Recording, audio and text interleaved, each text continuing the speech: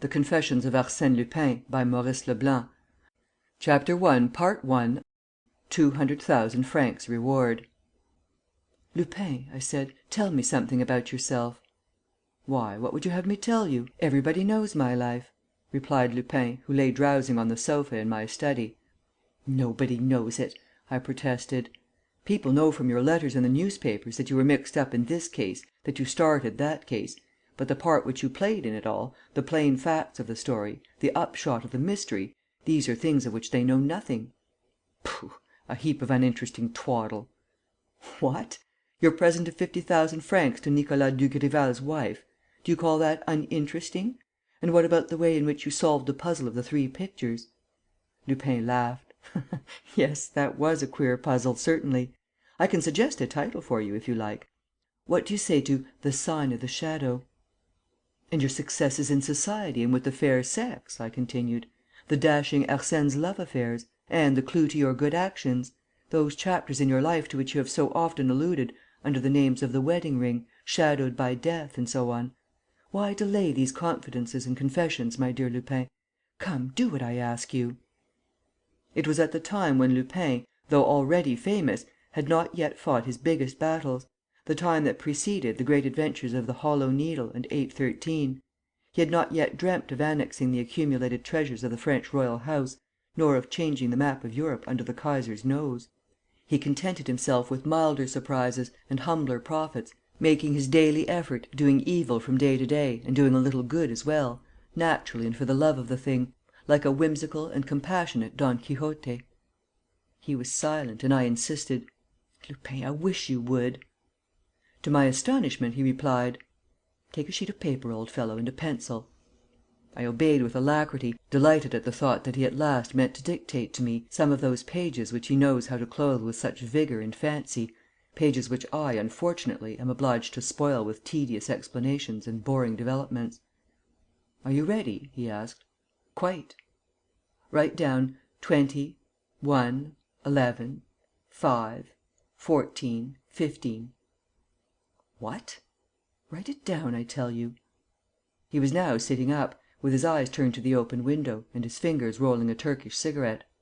He continued: "Write down 21, 14, 14, 5."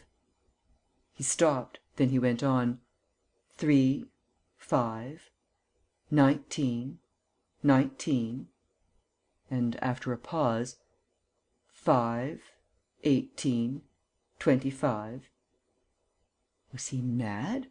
I looked at him hard, and presently I saw that his eyes were no longer listless, as they had been a little before, but keen and attentive, and that they seemed to be watching, somewhere in space, a sight that apparently captivated them.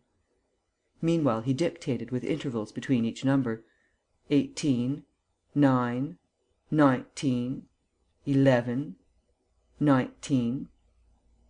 There was hardly anything to be seen through the window but a patch of blue sky on the right, and the front of the building opposite, an old private house, whose shutters were closed as usual. There was nothing particular about all this, no detail that struck me as new among those which I had had before my eyes for years. 1, 2... And suddenly I understood, or rather I thought I understood, for how could I admit that Lupin, a man so essentially level headed under his mask of frivolity, could waste his time upon such childish nonsense? What he was counting was the intermittent flashes of a ray of sunlight playing on the dingy front of the opposite house, at the height of the second floor. 15, 22, said Lupin. The flash disappeared for a few seconds and then struck the house again, successively, at regular intervals, and disappeared once more. I had instinctively counted the flashes and I said aloud: 5. "Caught the idea? I congratulate you," he replied sarcastically. He went to the window and leant out, as though to discover the exact direction followed by the ray of light. Then he came and lay on the sofa again, saying: "It's your turn now. Count away." The fellow seemed so positive that I did as he told me. Besides, I could not help confessing that there was something rather curious about the ordered frequency of those gleams on the front of the house opposite, those appearances and disappearances turn and turn about, like so many flash signals. They obviously came from a house on our side of the street, for the sun was entering my window slantwise. It was as though someone were alternately opening and shutting a casement, or, more likely, amusing himself by making sunlight flashes with a pocket mirror. "It's a child having a game," I cried, after a moment or two, feeling a little irritated by the trivial occupation that had been thrust upon me. "Never mind, go on." And I counted away, and I put down rows of figures, and the sun continued to play in front of me, with mathematical precision. "Well?" said Lupin, after a longer pause than usual. "Why, it seems finished. There's been nothing for some minutes."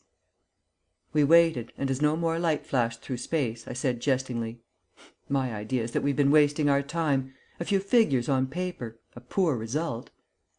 Lupin, without stirring from his sofa, rejoined: "Oblige me, old chap, by putting in the place of each of those numbers the corresponding letter of the alphabet. Count A as 1, B as 2, and so on. Do you follow me?" "But it's idiotic." "Absolutely idiotic, but we do such a lot of idiotic things in this life. One more or less, you know." I sat down to this silly work and wrote out the first letters. TAKENO. I broke off in surprise. "Words!" I exclaimed. "Two English words meaning—" "Go on, old chap." And I went on, and the next letters formed two more words, which I separated as they appeared. And to my great amazement a complete English sentence lay before my eyes. "Done?" asked Lupin after a time. "Done. By the way, there are mistakes in the spelling." "Never mind those, and read it out, please. Read slowly." Thereupon I read out the following unfinished communication, which I will set down as it appeared on the paper in front of me: "Take no unnecessary risks. Above all, avoid attacks. Approach enemy with great prudence, and—" I began to laugh. "And there you are! Fiat lux! We're simply dazed with light. But, after all, Lupin, confess that this advice, dribbled out by a kitchen maid, doesn't help you much." Lupin rose, without breaking his contemptuous silence, and took the sheet of paper. I remembered soon after that, at this moment, I happened to look at the clock. It was 18 minutes past 5. Lupin was standing with the paper in his hand, and I was able at my ease to watch, on his youthful features, that extraordinary mobility of expression which baffles all observers, and constitutes his great strength and his chief safeguard. By what signs can one hope to identify a face which changes at pleasure, even without the help of make up, and whose every transient expression seems to be the final, definite expression? By what signs? There was one which I knew well, an invariable sign: two little crossed wrinkles that marked his forehead whenever he made a powerful effort of concentration. And I saw it at that moment, saw the tiny tell tale cross, plainly and deeply scored. He put down the sheet of paper and muttered: "Child's play." The clock struck 5:30. "What?" I cried. "Have you succeeded? In 12 minutes?" He took a few steps up and down the room, lit a cigarette, and said: "You might ring up Baron Repstein, if you don't mind, and tell him I shall be with him at 10 o'clock this evening." "Baron Repstein?" I asked. "The husband of the famous baroness?" "Yes." "Are you serious?" "Quite serious." Feeling absolutely at a loss, but incapable of resisting him, I opened the telephone directory and unhooked the receiver. But at that moment Lupin stopped me with a peremptory gesture and said, with his eyes on the paper, which he had taken up again: "No, don't say anything. It's no use letting him know. There's something more urgent. A queer thing that puzzles me. Why on earth wasn't the last sentence finished? Why is the sentence—" He snatched up his hat and stick. "Let's be off. If I'm not mistaken, this is a business that requires immediate solution, and I don't believe I am mistaken." He put his arm through mine as we went down the stairs and said: "I know what everybody knows. Baron Repstein, the company promoter and racing man, whose colt Etna won the Derby and the Grand Prix this year, has been victimized by his wife. The wife, who was well known for her fair hair, her dress and her extravagance, ran away a fortnight ago, taking with her a sum of 3 million francs stolen from her husband, and quite a collection of diamonds, pearls, and jewellery which the Princesse de Berny had placed in her hands and which she was supposed to buy. For 2 weeks the police have been pursuing the baroness across France and the Continent. An easy job, as she scatters gold and jewels wherever she goes. They think they have her every moment. 2 days ago, our champion detective, the egregious Ganimard, arrested a visitor at a big hotel in Belgium, a woman against whom the most positive evidence seemed to be heaped up. On inquiry, the lady turned out to be a notorious chorus girl called Nelly Darbal. As for the baroness, she has vanished. The baron, on his side, has offered a reward of 200,000 francs to whosoever finds his wife. The money is in the hands of a solicitor. Moreover, he has sold his racing stud, his house on the Boulevard Haussmann and his country seat of Rocancourt in one lump, so that he may indemnify the Princesse de Berny for her loss." "And the proceeds of the sale," I added, "are to be paid over at once. The papers say that the princess will have her money to morrow. Only, frankly, I fail to see the connection between this story, which you have told very well, and the puzzling sentence." Lupin did not condescend to reply. We had been walking down the street in which I live and had passed some 4 or 5 houses, when he stopped off the pavement and began to examine a block of flats, not of the latest construction, which looked as if it contained a large number of tenants. "According to my calculations," he said, "this is where the signals came from, probably from that open window." "On the 3rd floor?" "Yes." He went to the portress and asked her: "Does one of your tenants happen to be acquainted with Baron Repstein?" "Why, of course," replied the woman. "We have M. Lavernoux here. Such a nice gentleman! He is the baron's secretary and agent. I look after his flat." "And can we see him?" "See him? The poor gentleman is very ill." "Ill?" "He's been ill a fortnight, ever since the trouble with the baroness. He came home the next day with a temperature and took to his bed." "But he gets up, surely?" "Ah, that I can't say." "How do you mean, you can't say?" "No, his doctor won't let any one into his room. He took my key from me." "Who did?" "The doctor. He comes and sees to his wants, 2 or 3 times a day. He left the house only 20 minutes ago. An old gentleman with a gray beard and spectacles. Walks quite bent." "But where are you going, sir?" "I'm going up. Show me the way," said Lupin, with his foot on the stairs. "It's the 3rd floor, isn't it, on the left?"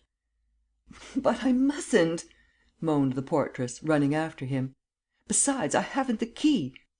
The doctor—" They climbed the 3 flights, one behind the other.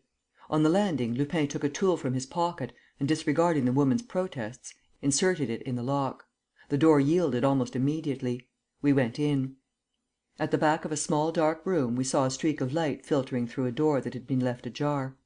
Lupin ran across the room and, on reaching the threshold, gave a cry: "Too late! Oh, hang it all!" The portress fell on her knees, as though fainting.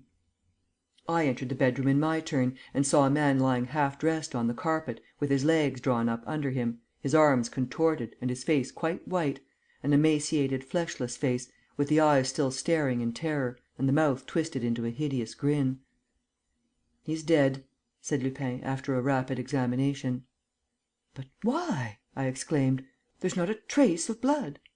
"Yes, yes, there is," replied Lupin, pointing to 2 or 3 drops that showed on the chest, through the open shirt. "Look, they must have taken him by the throat with one hand and pricked him to the heart with the other. I say pricked, because really the wound can't be seen. It suggests a hole made by a very long needle." Chapter 1, Part 2. 200,000 francs reward. He looked on the floor, all round the corpse. There was nothing to attract his attention, except a little pocket mirror, the little mirror with which M. Lavernoux had amused himself by making the sunbeams dance through space. But suddenly, as the portress was breaking into lamentations and calling for help, Lupin flung himself on her and shook her: "Stop that! Listen to me. You can call out later. Listen to me and answer me. It is most important. M. Lavernoux had a friend living on this street, had he not? On the same side, to the right? An intimate friend?" "Yes." "A friend whom he used to meet at the café in the evening and with whom he exchanged the illustrated papers?" "Yes." "Was the friend an Englishman?" "Yes." "What's his name?" "Mr. Hargrove." "Where does he live?" "At number 92 in this street." "One word more. Had that old doctor been attending him long?" "No, I did not know him. He came on the evening when M. Lavernoux was taken ill." Without another word, Lupin dragged me away once more, ran down the stairs and, once in the street, turned to the right, which took us past my flat again. 4 doors further, he stopped at number 92, a small, low storied house, of which the ground floor was occupied by the proprietor of a dram shop, who stood smoking in his doorway, next to the entrance passage. Lupin asked if Mr. Hargrove was at home. "Mr. Hargrove went out about half an hour ago," said the publican. "He seemed very much excited and took a taxi cab, a thing he doesn't often do." "And you don't know where he was going? Well, there's no secret about it. He shouted it loud enough. Prefecture of Police is what he said to the driver." Lupin was himself just hailing a taxi when he changed his mind, and I heard him mutter: "What's the good? He's got too much start of us." He asked if any one called after Mr. Hargrove had gone. "Yes, an old gentleman with a grey beard and spectacles. He went up to Mr. Hargrove's, rang the bell, and went away again." "I am much obliged," said Lupin, touching his hat. He walked away slowly without speaking to me, wearing a thoughtful air. There was no doubt that the problem struck him as very difficult, and that he saw none too clearly in the darkness through which he seemed to be moving with such certainty. He himself, for that matter, confessed to me: "These are cases that require much more intuition than reflection. But this one, I may tell you, is well worth taking pains about." We had now reached the boulevards. Lupin entered a public reading room and spent a long time consulting the last fortnight's newspapers. Now and again he mumbled: "Yes, of course. It's only a guess, but explains everything. Well, a guess that answers every question is not far from being the truth." It was now dark. We dined at a little restaurant and I noticed that Lupin's face became gradually more animated. His gestures were more decided. He recovered his spirits, his liveliness. When we left, during the walk which he made me take along the Boulevard Haussmann towards Baron Repstein's house, he was the real Lupin of the great occasions, the Lupin who had made up his mind to go in and win. We slackened our pace just short of the Rue de Courcelles. Baron Repstein lived on the left-hand side, between this street and the Faubourg Saint-Honoré, in a 3-storied private house of which we could see the front, decorated with columns and caryatids. "Stop!" said Lupin, suddenly. "What is it?" "Another proof to confirm my supposition." "What proof? I see nothing." "I do. That's enough." He turned up the collar of his coat, lowered the brim of his soft hat and said: "By Jove, it'll be a stiff fight! Go to bed, my friend. I'll tell you about my expedition to morrow, if it doesn't cost me my life." "What are you talking about?" "Oh, I know what I'm saying. I'm risking a lot. First of all, getting arrested, which isn't much. Next, getting killed, which is worse. But" he gripped my shoulder "but there's a third thing I'm risking, which is getting hold of 2 millions. And once I possess a capital of 2 millions, I'll show people what I can do. Good night, old chap, and if you never see me again." He spouted Musset's lines: "Plant a willow by my grave, the weeping willow that I love." I walked away. 3 minutes later I am continuing the narrative as he told it to me next day 3 minutes later, Lupin rang at the door of the Hôtel Repstein. "Is monsieur le baron at home?" "Yes," replied the butler, examining the intruder with an air of surprise, "but monsieur le baron does not see people as late as this." "Does monsieur le baron know of the murder of Monsieur Lavernoux, his land agent?" "Certainly." "Well, please tell monsieur le baron that I have come about the murder and that there is not a moment to lose." A voice called from above: "Show the gentleman up, Antoine." In obedience to this peremptory order, the butler led the way to the first floor. In an open doorway stood a gentleman whom Lupin recognized from his photograph in the papers as Baron Repstein, husband of the famous baroness and owner of Etna, the horse of the year. He was an exceedingly tall, square-shouldered man. His clean-shaven face wore a pleasant, almost smiling expression, which was not affected by the sadness of his eyes. He was dressed in a well-cut morning coat, with a tan waistcoat and a dark tie fastened with a pearl pin, the value of which struck Lupin as considerable. He took Lupin into his study, a large, 3-windowed room, lined with bookcases, sets of pigeonholes, an American desk and a safe. And he at once asked, with ill-concealed eagerness: "Do you know anything?" "Yes, monsieur le baron." "About the murder of that poor Lavernoux?" "Yes, monsieur le baron, and about madame la baronne also." "Do you really mean it? Quick, I entreat you." He pushed forward a chair. Lupin sat down and began: "Monsieur le baron, the circumstances are very serious. I will be brief." "Yes, do, please." "Well, monsieur le baron, in a few words, it amounts to this: 5 or 6 hours ago, Lavernoux, who for the last fortnight had been kept in a sort of enforced confinement by his doctor, Lavernoux, how shall I put it? telegraphed certain revelations by means of signals which were partly taken down by me and which put me on the track of this case. He himself was surprised in the act of making this communication and was murdered." "But by whom? By whom?" "By his doctor." "Who is this doctor?" "I don't know, but one of M. Lavernoux's friends, an Englishman called Hargrove, the friend, in fact, with whom he was communicating, is bound to know and is also bound to know the exact and complete meaning of the communication, because without waiting for the end he jumped into a motor cab and drove to the Prefecture of Police." "Why? Why? And what is the result of that step?" "The result, monsieur le baron, is that your house is surrounded. There are 12 detectives under your windows. The moment the sun rises, they will enter in the name of the law and arrest the criminal." "Then is Lavernoux's murderer concealed in my house? Who is he? One of the servants? But no, for you were speaking of a doctor."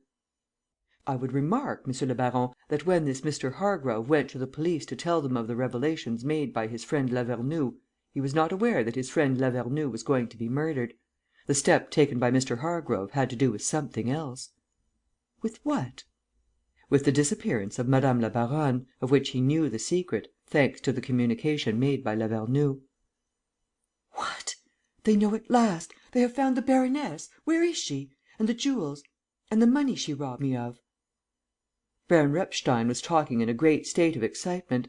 He rose and, almost shouting at Lupin, cried: "Finish your story, sir. I can't endure this suspense." Lupin continued, in a slow and hesitating voice: "The fact is, you see, it is rather difficult to explain, for you and I are looking at the thing from a totally different point of view. I don't understand. And yet you ought to understand, monsieur le baron. We begin by saying, I'm quoting the newspapers, by saying, do we not, that Baroness Repstein knew all the secrets of your business and that she was able to open not only that safe over there, but also the one at the Crédit Lyonnais, in which you kept your securities locked up?" "Yes." "Well, one evening, a fortnight ago, while you were at your club, Baroness Repstein, who, unknown to yourself, had converted all those securities into cash, left this house with a travelling bag containing your money and all the Princesse de Berny's jewels." "Yes." "And since then she has not been seen?" "No." "Well, there is an excellent reason why she has not been seen." "What reason?" "This: that Baroness Repstein has been murdered." "Murdered? The baroness? But you're mad!" "Murdered. And probably that same evening." "I tell you again, you are mad. How can the baroness have been murdered, when the police are following her tracks, so to speak, step by step?" "They are following the tracks of another woman." "What woman?" "The murderer's accomplice." "And who is the murderer?" "The same man who, for the last fortnight, knowing that Lavernoux, through the situation which he occupied in this house, had discovered the truth, kept him imprisoned, forced him to silence, threatened him, terrorized him. The same man who, finding Lavernoux in the act of communicating with a friend, made away with him in cold blood by stabbing him to the heart." "The doctor, therefore?" "Yes." "But who is this doctor? Who is this malevolent genius, this infernal being who appears and disappears, who slays in the dark and whom nobody suspects?" "Can't you guess?" "No." "And do you want to know?" "Do I want to know? Why, speak, man, speak! You know where he is hiding?" "Yes." "In this house?" "Yes." "And it is he whom the police are after?" "Yes." "And I know him?" "Yes." "Who is it?" "You." "I!" Lupin had not been more than 10 minutes with the baron and the duel was commencing. The accusation was hurled, definitely, violently, implacably. Lupin repeated: "You yourself, got up in a false beard and a pair of spectacles, bent in two, like an old man. In short, you, Baron Repstein. And it is you for a very good reason, of which nobody has thought, which is that, if it was not you who contrived the whole plot, the case becomes inexplicable. Whereas, taking you as the criminal, you as murdering the baroness in order to get rid of her and run through those millions with another woman, you as murdering Lavernoux, your agent, in order to suppress an unimpeachable witness, oh, then the whole case is explained! Well, is it pretty clear? And are not you yourself convinced?" The baron, who, throughout this conversation, had stood bending over his visitor, waiting for each of his words with feverish avidity, now drew himself up and looked at Lupin as though he undoubtedly had to do with a madman. When Lupin had finished speaking, the baron stepped back 2 or 3 paces, seemed on the point of uttering words, which he ended by not saying, and then, without taking his eyes from his strange visitor, went to the fireplace and rang the bell. Lupin did not make a movement. He waited, smiling. The butler entered. His master said: "You can go to bed, Antoine. I will let this gentleman out." "Shall I put out the lights, sir?" "Leave a light in the hall." Antoine left the room, and the baron, after taking a revolver from his desk, at once came back to Lupin, put the weapon in his pocket and said, very calmly: "You must excuse this little precaution, sir. I am obliged to take it in case you should be mad, though that does not seem likely. No, you are not mad, but you have come here with an object which I fail to grasp, and you have sprung upon me an accusation of so astounding a character that I am curious to know the reason. I have experienced so much disappointment and undergone so much suffering that an outrage of this kind leaves me indifferent. Continue, please." His voice shook with emotion and his sad eyes seemed moist with tears. Lupin shuddered. Had he made a mistake?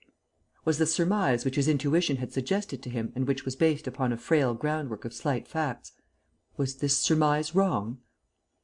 His attention was caught by a detail. Through the opening in the baron's waistcoat, he saw the point of the pin fixed in the tie and was thus able to realize the unusual length of the pin.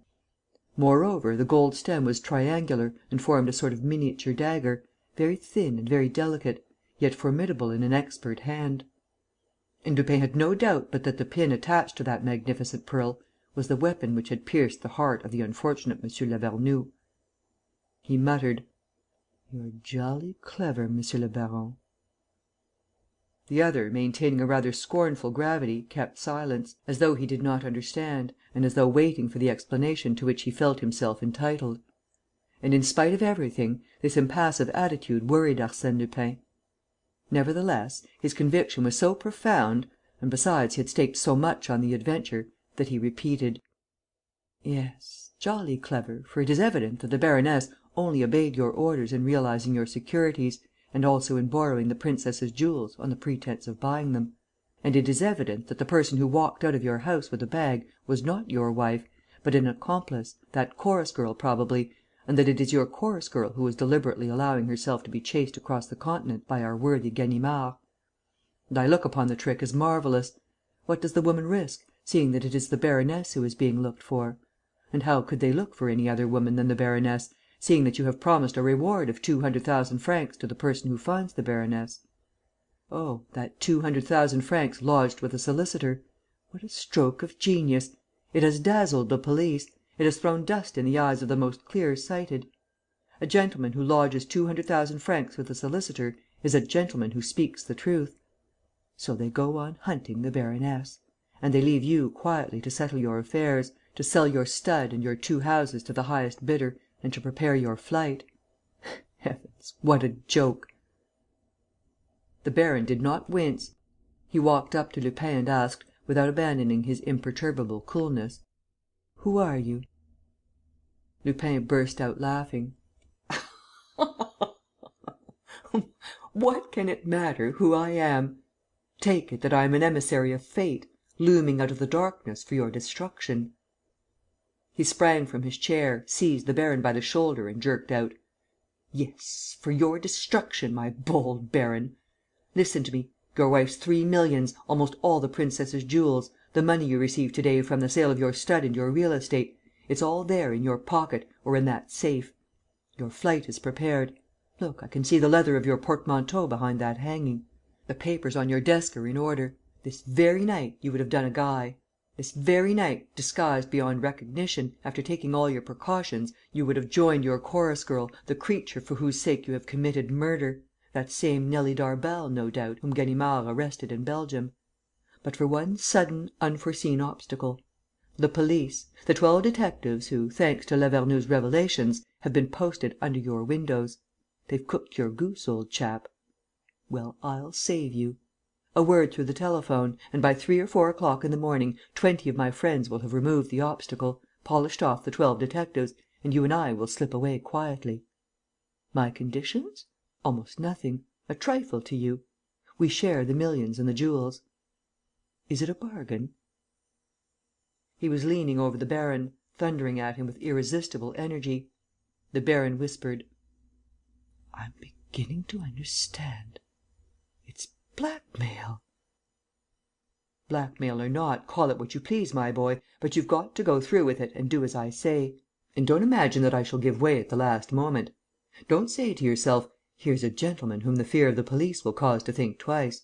If I run a big risk in refusing, he also will be risking the handcuffs, the cells and the rest of it, seeing that we are both being hunted down like wild beasts. That would be a mistake, monsieur le baron. I can always get out of it. It's a question of yourself alone. Your money or your life, my lord.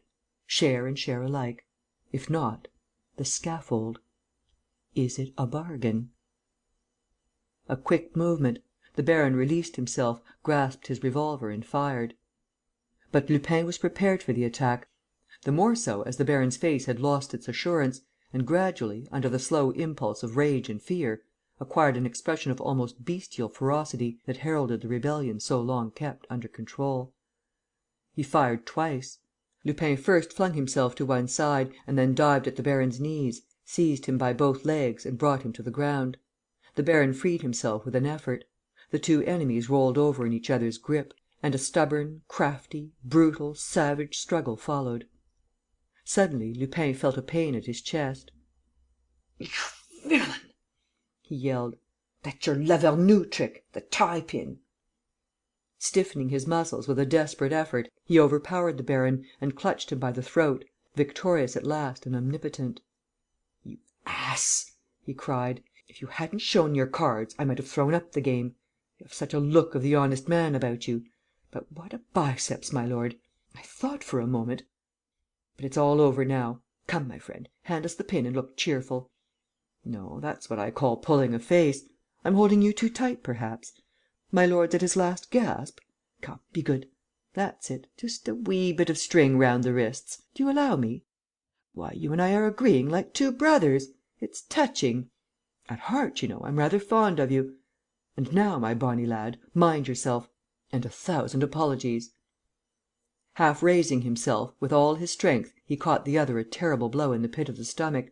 The baron gave a gurgle and lay stunned and unconscious. "That comes of having a deficient sense of logic, my friend," said Lupin. "I offered you half your money. Now I'll give you none at all, provided I know where to find any of it. For that's the main thing. Where has the beggar hidden his dust? In the safe? By George, it'll be a tough job! Luckily, I have all the night before me." He began to feel in the baron's pockets, came upon a bunch of keys, first made sure that the portmanteau behind the curtain held no papers or jewels, and then went to the safe. But at that moment he stopped short. He heard a noise somewhere. The servants? Impossible. Their attics were on the top floor. He listened. The noise came from below. And suddenly he understood. The detectives, who had heard the two shots, were banging at the front door, as was their duty, without waiting for daybreak. Then an electric bell rang, which Lupin recognized as that in the hall. "By Jupiter!" he said. "Pretty work! Here are these jokers coming. And just as we were about to gather the fruits of our laborious efforts. Tut, tut, Lupin, keep cool. What's expected of you? To open a safe, of which you don't know the secret, in 30 seconds? That's a mere trifle to lose your head about. Come, all you have to do is to discover the secret. How many letters are there in the word? 4?" He went on thinking, while talking and listening to the noise outside. He double locked the door of the outer room and then came back to the safe. 4 ciphers, 4 letters. 4 letters. Who can lend me a hand? Who can give me just a tiny hint? Who? Why, Lavernoux, of course. That good Lavernoux, seeing that he took the trouble to indulge in optical telegraphy at the risk of his life. Lord, what a fool I am! Why, of course! That's it!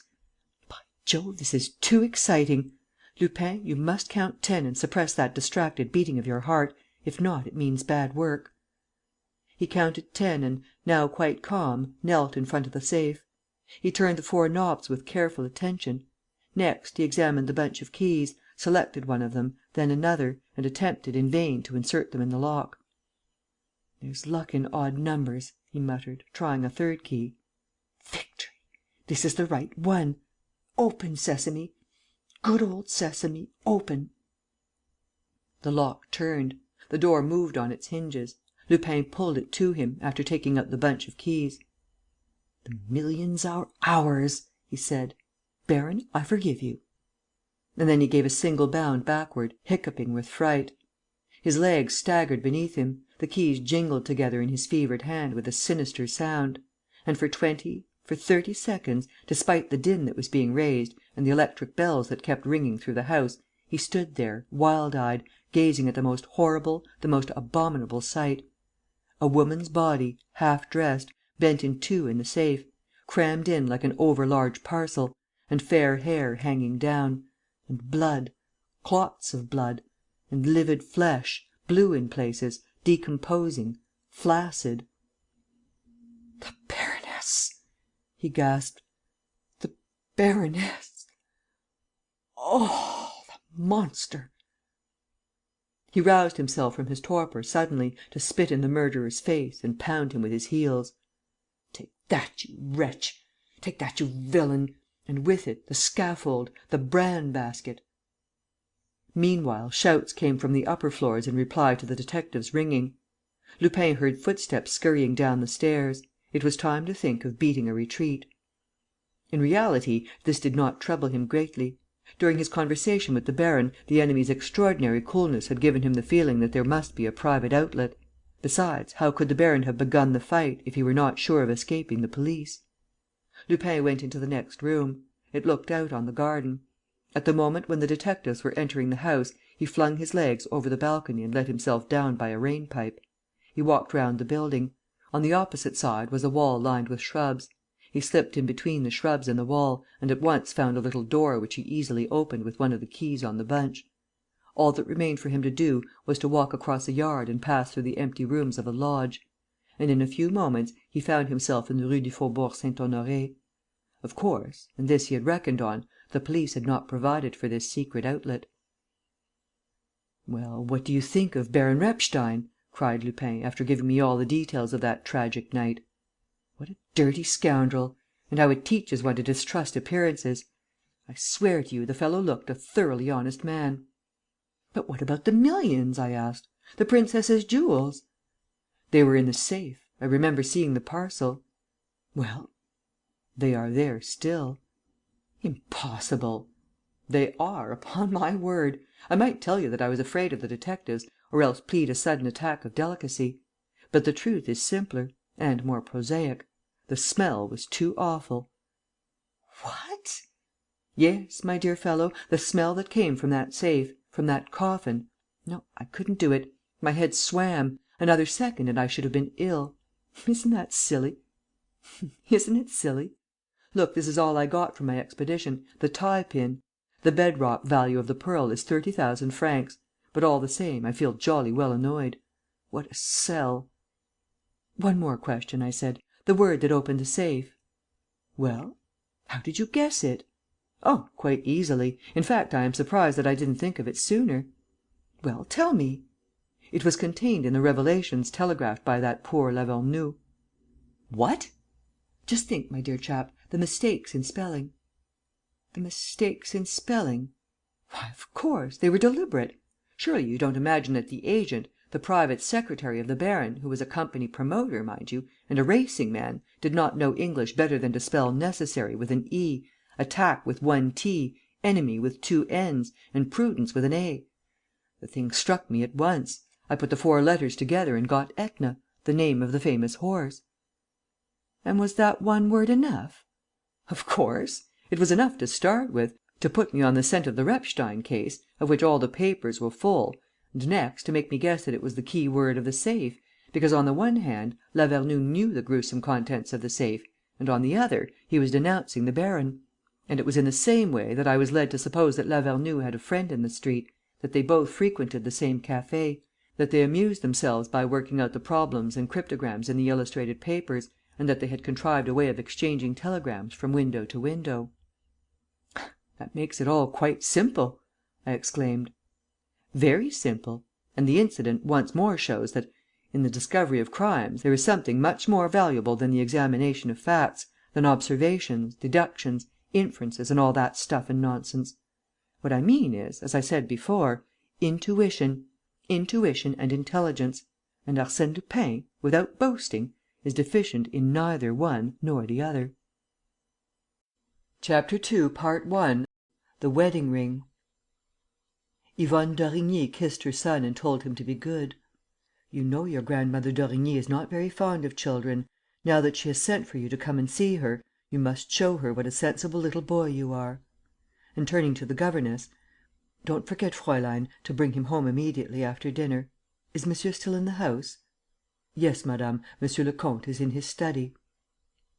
As soon as she was alone, Yvonne d'Origny walked to the window to catch a glimpse of her son as he left the house. He was out in the street in a moment, raised his head and blew her a kiss, as was his custom every day. Then the governess took his hand with, as Yvonne remarked to her surprise, a movement of unusual violence. Yvonne leant further out of the window and, when the boy reached the corner of the boulevard, she suddenly saw a man step out of a motor car and go up to him. The man, in whom she recognized Bernard, her husband's confidential servant, took the child by the arm, made both him and the governess get into the car and ordered the chauffeur to drive off. The whole incident did not take 10 seconds. Yvonne, in her trepidation, ran to her bedroom, seized a wrap and went to the door. The door was locked; and there was no key in the lock. She hurried back to the boudoir. The door of the boudoir also was locked. Then, suddenly, the image of her husband appeared before her, that gloomy face which no smile ever lit up, those pitiless eyes in which, for years, she had felt so much hatred and malice. "It's he! It's he!" she said to herself. "He has taken the child. Oh, it's horrible!" She beat against the door with her fists, with her feet, then flew to the mantelpiece and pressed the bell fiercely. The shrill sound rang through the house from top to bottom. The servants would be sure to come. Perhaps a crowd would gather in the street. And, impelled by a sort of despairing hope, she kept her finger on the button. A key turned in the lock. The door was flung wide open.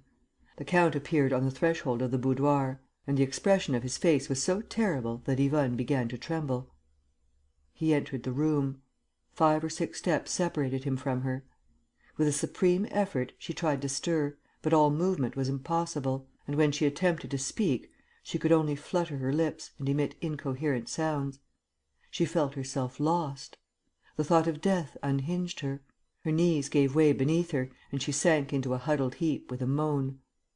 The count rushed at her and seized her by the throat. "Hold your tongue! Don't call out!" he said, in a low voice. "That will be best for you." Seeing that she was not attempting to defend herself, he loosened his hold of her and took from his pocket some strips of canvas ready rolled and of different lengths.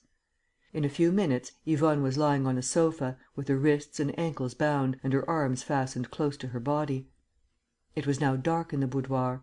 The count switched on the electric light and went to a little writing desk where Yvonne was accustomed to keep her letters.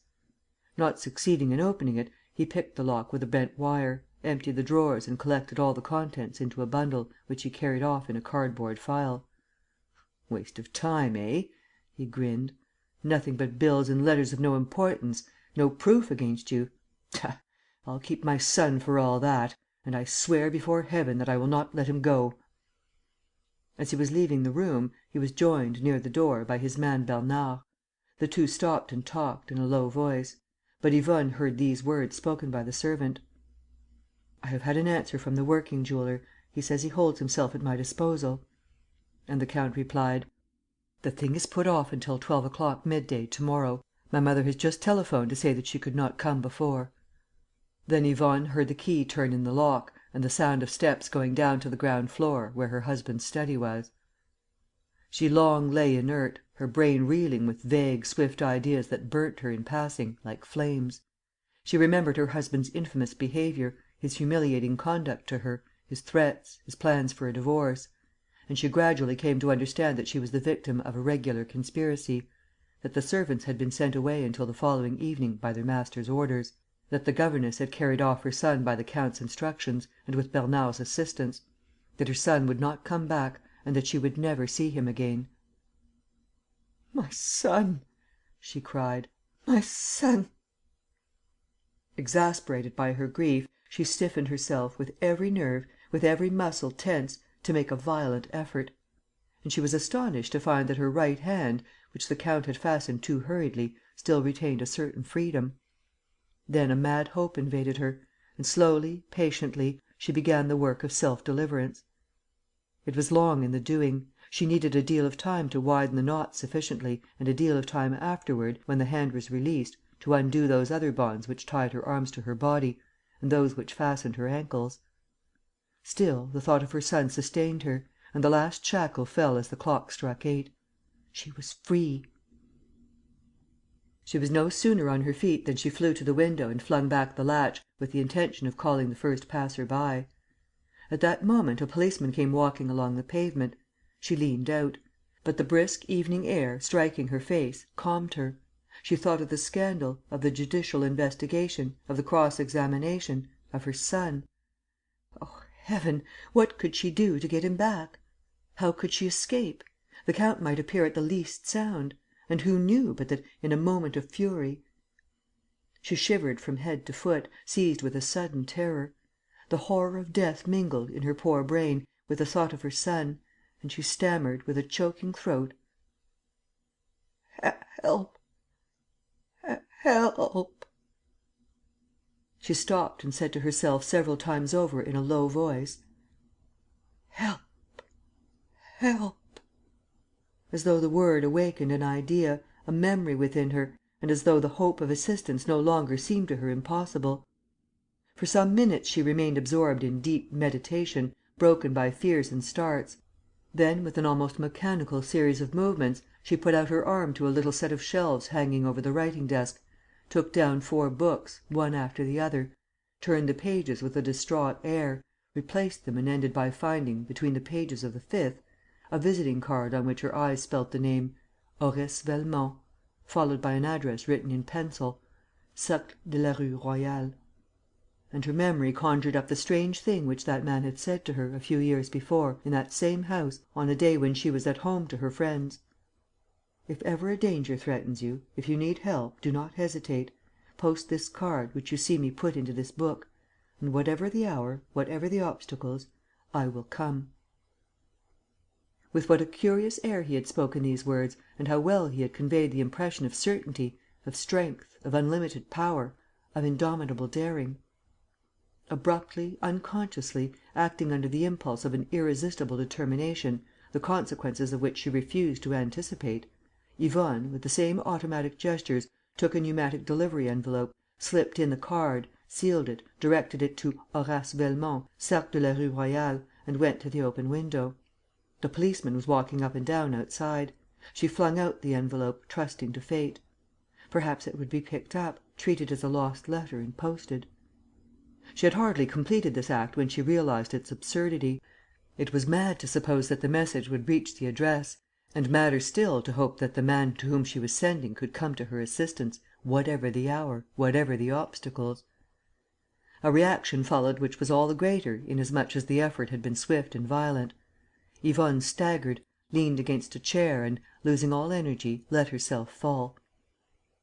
The hours passed, the dreary hours of winter evenings, when nothing but the sound of carriages interrupts the silence of the street. The clock struck, pitilessly. In the half sleep that numbed her limbs, Yvonne counted the strokes. She also heard certain noises, on different floors of the house, which told her that her husband had dined, that he was going up to his room, that he was going down again to his study. But all this seemed very shadowy to her, and her torpor was such that she did not even think of lying down on the sofa, in case he should come in. The 12 strokes of midnight, then 12:30, then 1. Yvonne thought of nothing, awaiting the events which were preparing and against which rebellion was useless. She pictured her son and herself as one pictures those beings who have suffered much and who suffer no more, and who take each other in their loving arms. But a nightmare shattered this dream, for now those two beings were to be torn asunder; and she had the awful feeling, in her delirium, that she was crying and choking. She leapt from her seat. The key had turned in the lock. The count was coming, attracted by her cries. Yvonne glanced round for a weapon with which to defend herself. But the door was pushed back quickly and, astounded, as though the sight that presented itself before her eyes seemed to her the most inexplicable prodigy, she stammered: "You. A man was walking up to her, in dress clothes, with his opera hat and cape under his arm; and this man, young, slender and elegant, she had recognized as Horace Velmont. "You!" she repeated. He said, with a bow: "I beg your pardon, madame, but I did not receive your letter until very late." Is it possible that this is you? That you were able to...." He seemed greatly surprised. "Did I not promise to come in answer to your call?" "Yes, but...." "Well, here I am," he said, with a smile. He examined the strips of canvas from which Yvonne had succeeded in freeing herself and nodded his head, while continuing his inspection. "So those are the means employed? The Comte d'Origny, I presume? I also saw that he locked you in. But then the pneumatic letter? Ah, through the window! How careless of you not to close it!" He pushed both sides to. Yvonne took fright: "Suppose they hear?" "There is no one in the house. I have been over it." "Still...." "Your husband went out 10 minutes ago." "Where is he?" "With his mother, the Comtesse d'Origny." "How do you know?" "Oh, it's very simple. He was rung up by telephone and I awaited the result at the corner of this street and the boulevard. As I expected, the count came out hurriedly, followed by his man. I at once entered, with the aid of special keys." He told this in the most natural way, just as one tells a meaningless anecdote in a drawing room. But Yvonne, suddenly seized with fresh alarm, asked: "Then it's not true? His mother is not ill? In that case, my husband will be coming back." "Certainly, the count will see that a trick has been played on him and, in 3/4 of an hour at the latest...." "Let us go. I don't want him to find me here. I must go to my son." "One moment." "One moment? But don't you know that they have taken him from me? That they are hurting him perhaps?" With set face and feverish gestures, she tried to push Velmont back. He, with great gentleness, compelled her to sit down and, leaning over her in a respectful attitude, said, in a serious voice: "Listen, madame, and let us not waste time, when every minute is valuable. First of all, remember this: we met 4 times 6 years ago; and, on the 4th occasion, when I was speaking to you, in the drawing room of this house, with too much what shall I say? With too much feeling, you gave me to understand that my visits were no longer welcome. Since that day, I have not seen you. And, nevertheless, in spite of all, your faith in me was such that you kept the card which I put between the pages of that book; and, 6 years later, you send for me and none other. That faith in me I ask you to continue. You must obey me blindly. Just as I surmounted every obstacle to come to you, so I will save you, whatever the position may be." Horace Velmont's calmness, his masterful voice, with the friendly intonation, gradually quieted the countess. Though still very weak, she gained a fresh sense of ease and security in that man's presence. "Have no fear," he went on. "The Comtesse d'Origny lives at the other end of the Bois de Vincennes. Allowing that your husband finds a motor cab, it is impossible for him to be back before 3:15. Well, it is 3:25 now. I swear to take you away at 3 o'clock exactly and to take you to your son, but I will not go before I know everything." "What am I to do?" she asked. "Answer me and very plainly. We have 20 minutes. It is enough, but it is not too much." "Ask me what you want to know." "Do you think that the count had any murderous intentions?" "No." "Then it concerns your son?" "Yes." "He is taking him away, I suppose, because he wants to divorce you and marry another woman, a former friend of yours, whom you have turned out of your house. Is that it? Oh, I entreat you, answer me frankly. These are facts of public notoriety; and your hesitation, your scruples must all cease, now that the matter concerns your son. So your husband wished to marry another woman?" "Yes." "The woman has no money. Your husband, on his side, has gambled away all his property and has no means beyond the allowance which he receives from his mother, the Comtesse d'Origny. and the income of a large fortune which your son inherited from two of your uncles. It is this fortune which your husband covets and which he would appropriate more easily if the child were placed in his hands.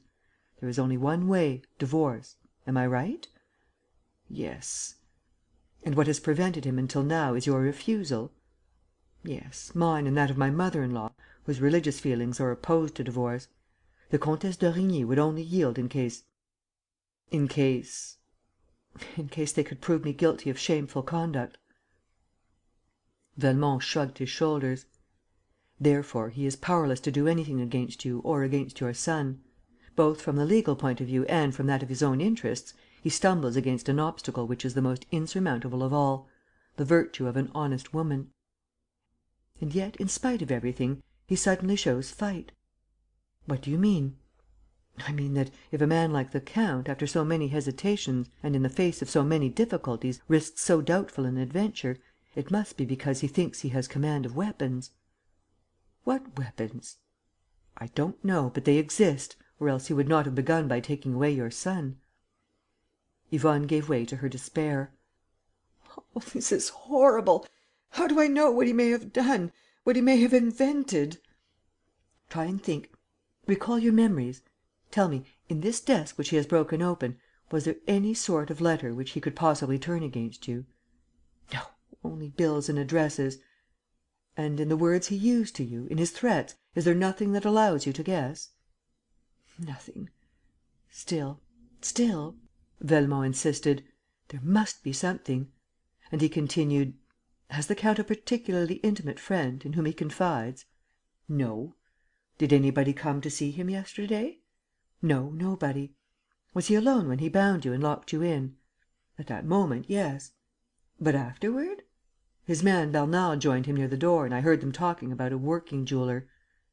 "Is that all?" "And about something that was to happen the next day, that is to day, at 12 o'clock, because the Comtesse d'Origny could not come earlier."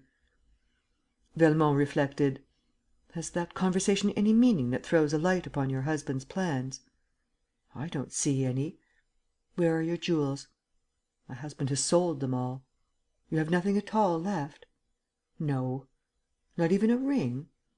"No," she said, showing her hands, "none except this." "Which is your wedding ring?" "Which is my wedding...." She stopped, nonplussed. Velmont saw her flush, as she stammered: "Could it be possible?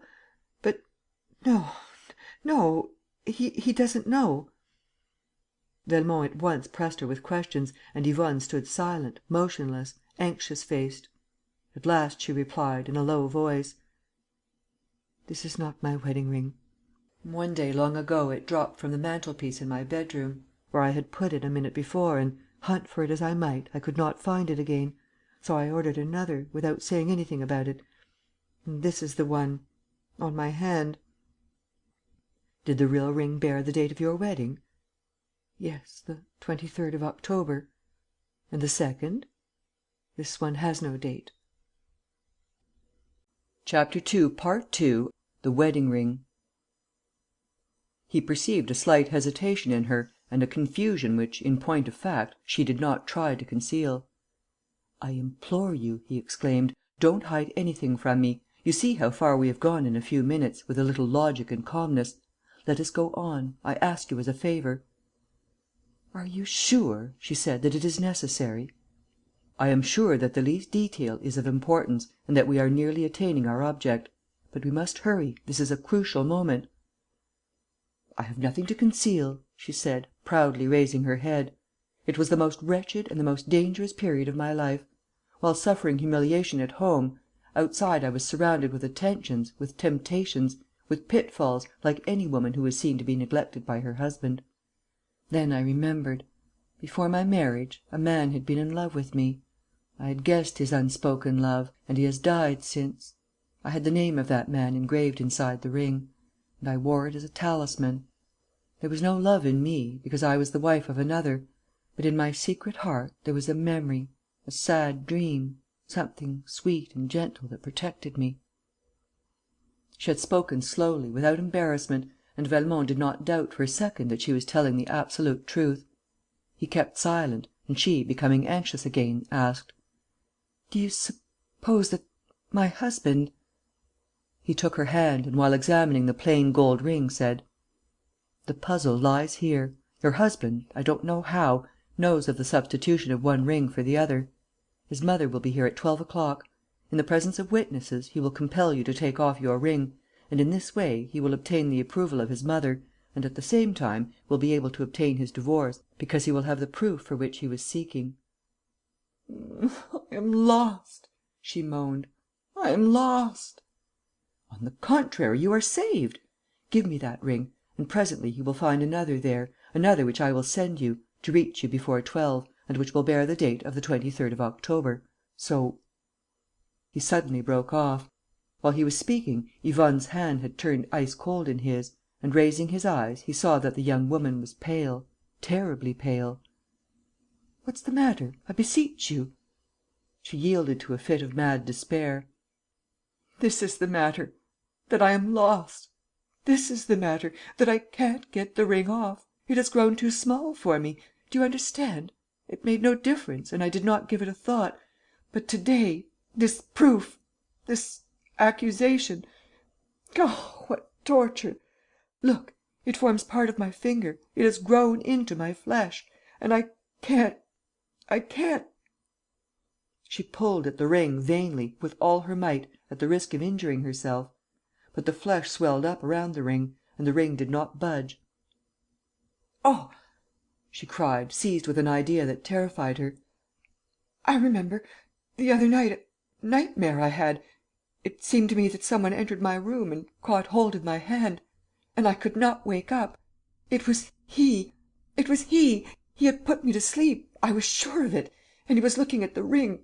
And presently he will pull it off before his mother's eyes. Oh, I understand everything. That working jeweler. He will cut it from my hand to morrow. You see, I am lost." She hid her face in her hands and began to weep. But, amid the silence, the clock struck once, and twice, and yet once more. And Yvonne drew herself up with a jerk: "There he is!" she cried. "He is coming! It is 3 o'clock! Let us go!" She grabbed at her cloak and ran to the door. Velmont barred the way and, in a masterful tone: "You shall not go." "My son, I want to see him, to take him back." "You don't even know where he is." "I want to go." "You shall not go. It would be madness." He took her by the wrists. She tried to release herself; and Velmont had to employ a little force to overcome her resistance. In the end, he succeeded in getting her back to the sofa, then in laying her at full length; and, at once, without heeding her lamentations, he took the canvas strips and fastened her wrists and ankles. "Yes," he said, "it would be madness. Who would have set you free? Who would have opened that door for you? An accomplice? What an argument against you and what a pretty use your husband would make of it with his mother! And, besides, what's the good? To run away means accepting divorce. And what might that not lead to? You must stay here." She sobbed: "No, I'm frightened. This ring burns me. Break it, take it away. Don't let him find it." "And if it is not found on your finger, who will have broken it? Again an accomplice. No, you must face the music, and face it boldly, for I answer for everything. Believe me, I answer for everything. If I have to tackle the Comtesse d'Origny bodily and thus delay the interview, if I had to come myself before noon, it is the real wedding ring that shall be taken from your finger, that I swear, and your son shall be restored to you." Swayed and subdued, Yvonne instinctively held out her hands to the bonds. When he stood up, she was bound as she had been before. He looked round the room to make sure that no trace of his visit remained. Then he stooped over the countess again and whispered: "Think of your son. And, whatever happens, fear nothing. I am watching over you." She heard him open and shut the door of the boudoir and, a few minutes later, the hall door. At 3:30, a motor cab drew up. The door downstairs was slammed again; and, almost immediately after, Yvonne saw her husband hurry in, with a furious look in his eyes. He ran up to her, felt to see if she was still fastened and, snatching her hand, examined the ring. Yvonne fainted. She could not tell, when she woke, how long she had slept.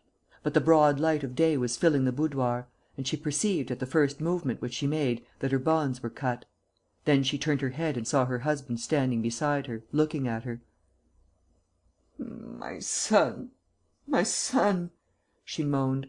"I want my son."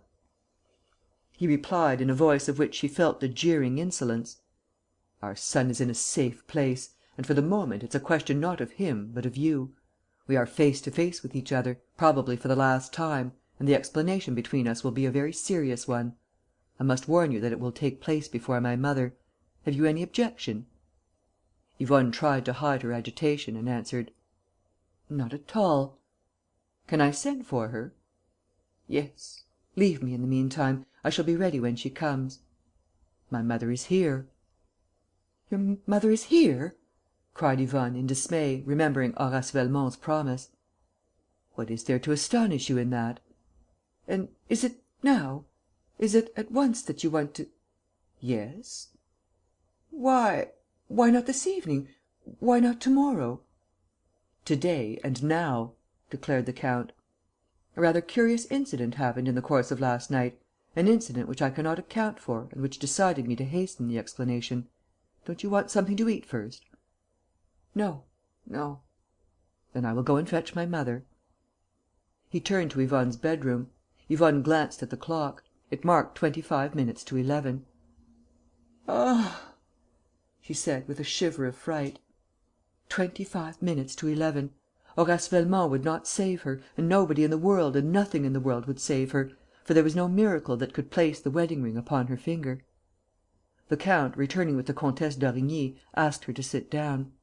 She was a tall, lank, angular woman, who had always displayed a hostile feeling to Yvonne.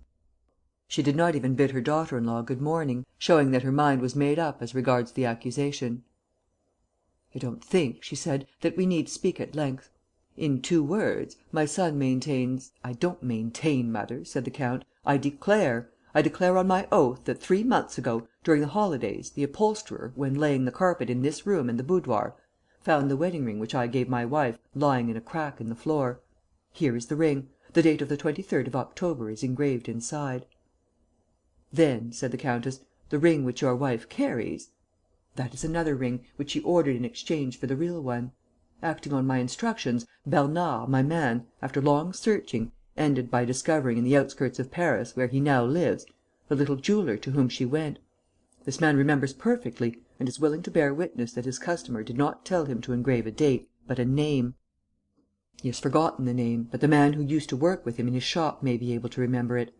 This working jeweller has been informed by letter that I required his services, and he replied yesterday, placing himself at my disposal. Bernard went to fetch him at 9 o'clock this morning. They are both waiting in my study." He turned to his wife: "Will you give me that ring of your own free will?" "You know," she said, "from the other night, that it won't come off my finger." "In that case, can I have the man up? He has the necessary implements with him." "Yes," she said, in a voice faint as a whisper.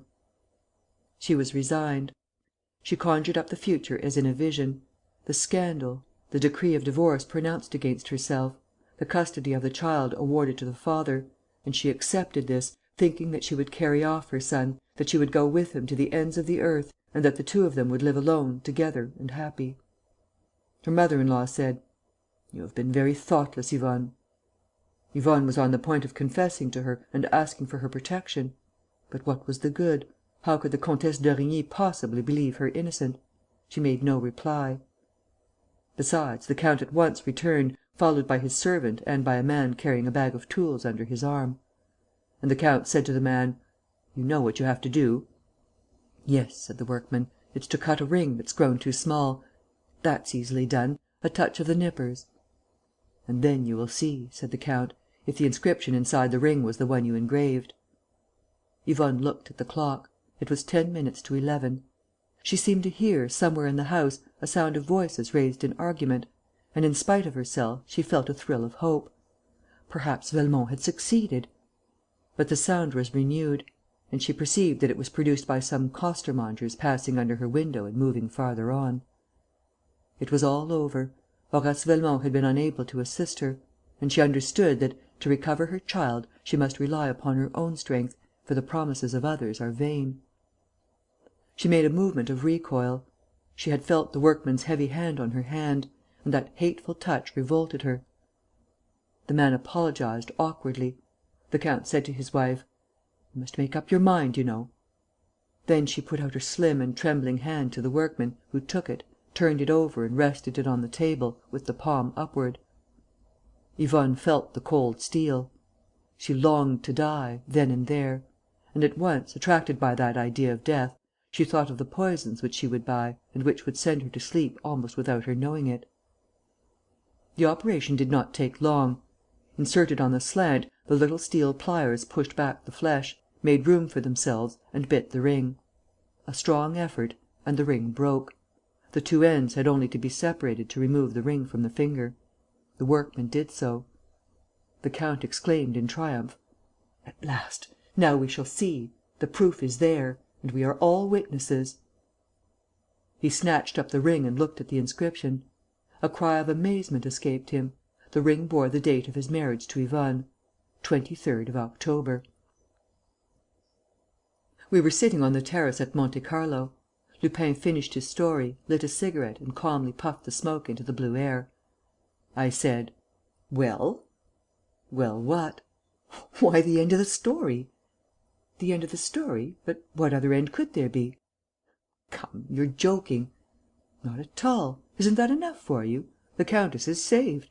The count, not possessing the least proof against her, is compelled by his mother to forego the divorce and to give up the child. That is all. Since then he has left his wife, who is living happily with her son, a fine lad of 16.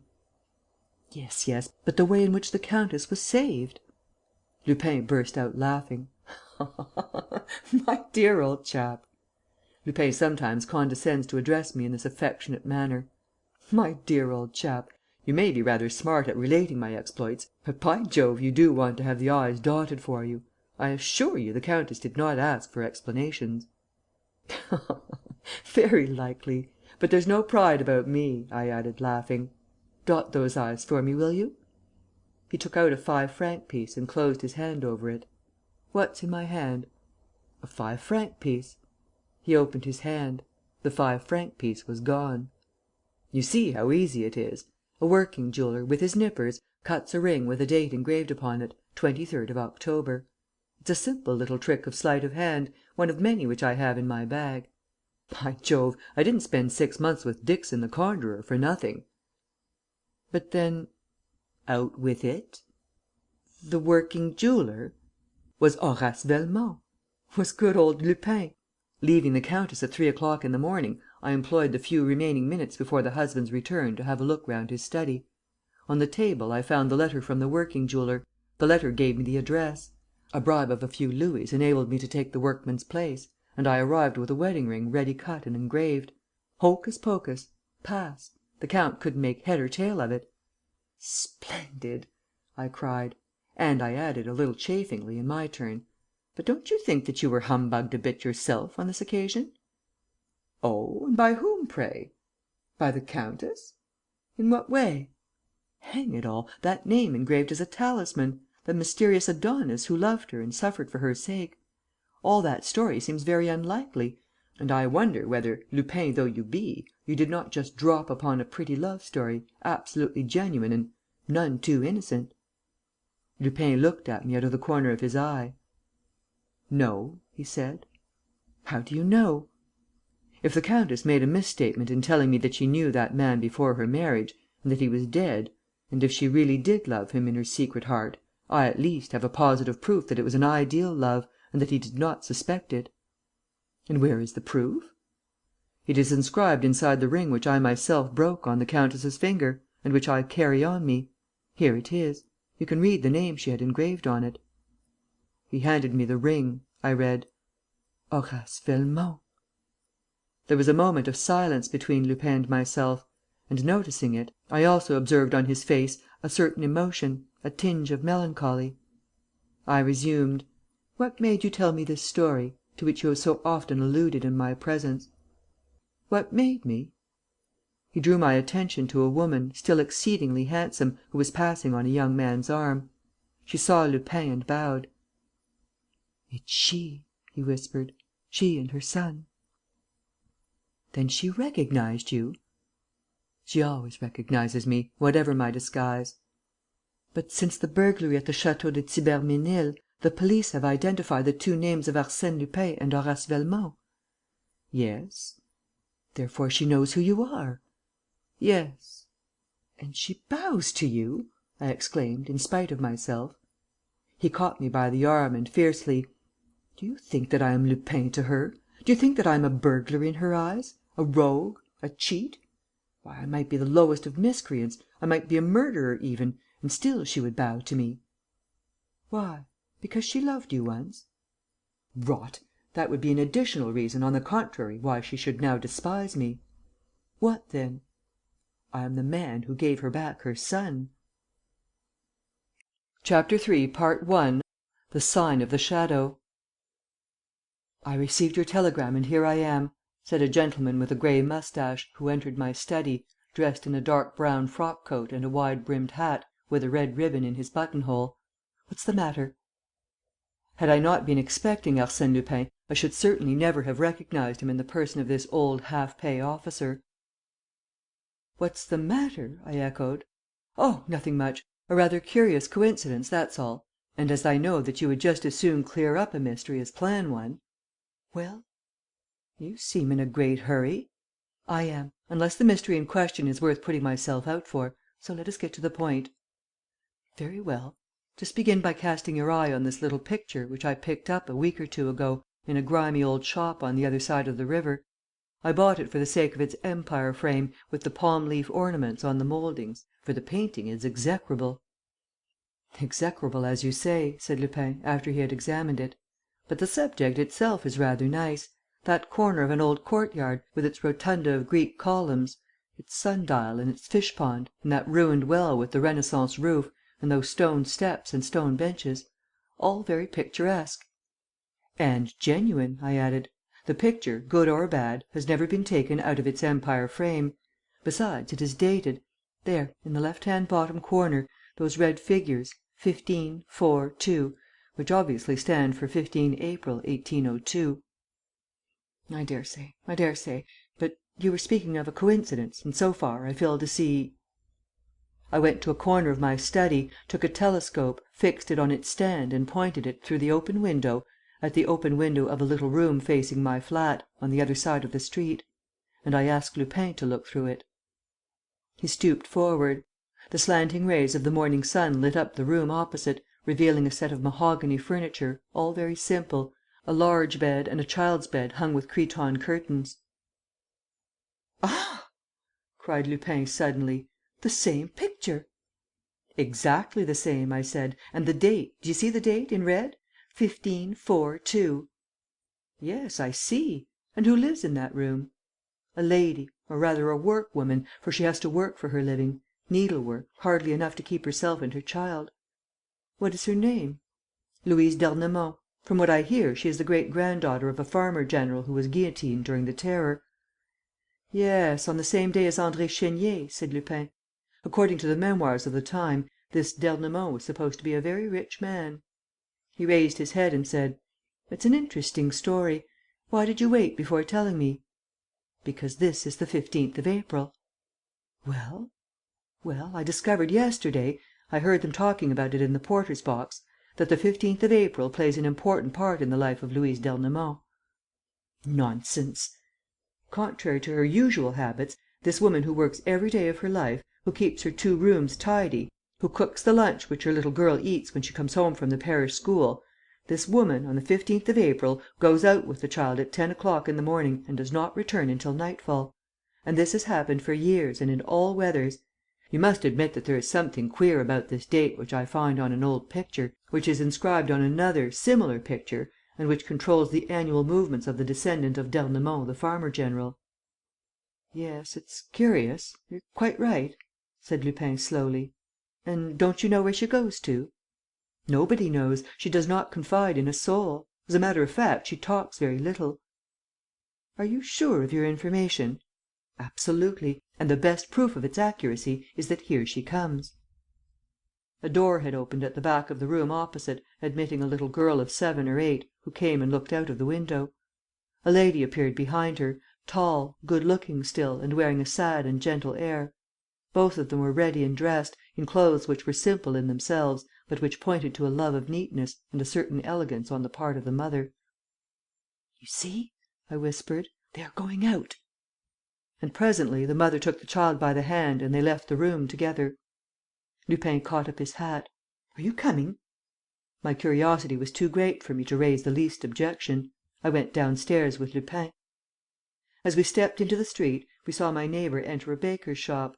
She bought 2 rolls and placed them in a little basket which her daughter was carrying and which seemed already to contain some other provisions. Then they went in the direction of the outer boulevards and followed them as far as the Place de l'Étoile, where they turned down the Avenue Kléber to walk toward Passy. Lupin strolled silently along, evidently obsessed by a train of thought which I was glad to have provoked.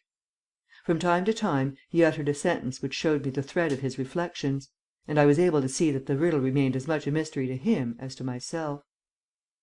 Louise d'Ernemont, meanwhile, had branched off to the left, along the Rue Raynouard, a quiet old street in which Franklin and Balzac once lived, one of those streets which, lined with old fashioned houses and walled gardens, give you the impression of being in a country town.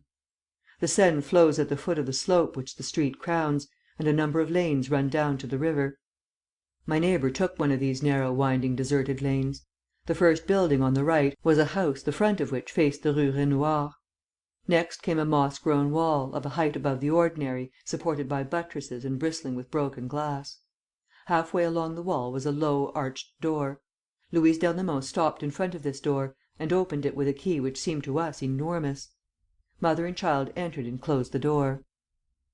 "In any case," said Lupin, "she has nothing to conceal, for she has not looked round once." He had hardly finished his sentence when we heard the sound of footsteps behind us.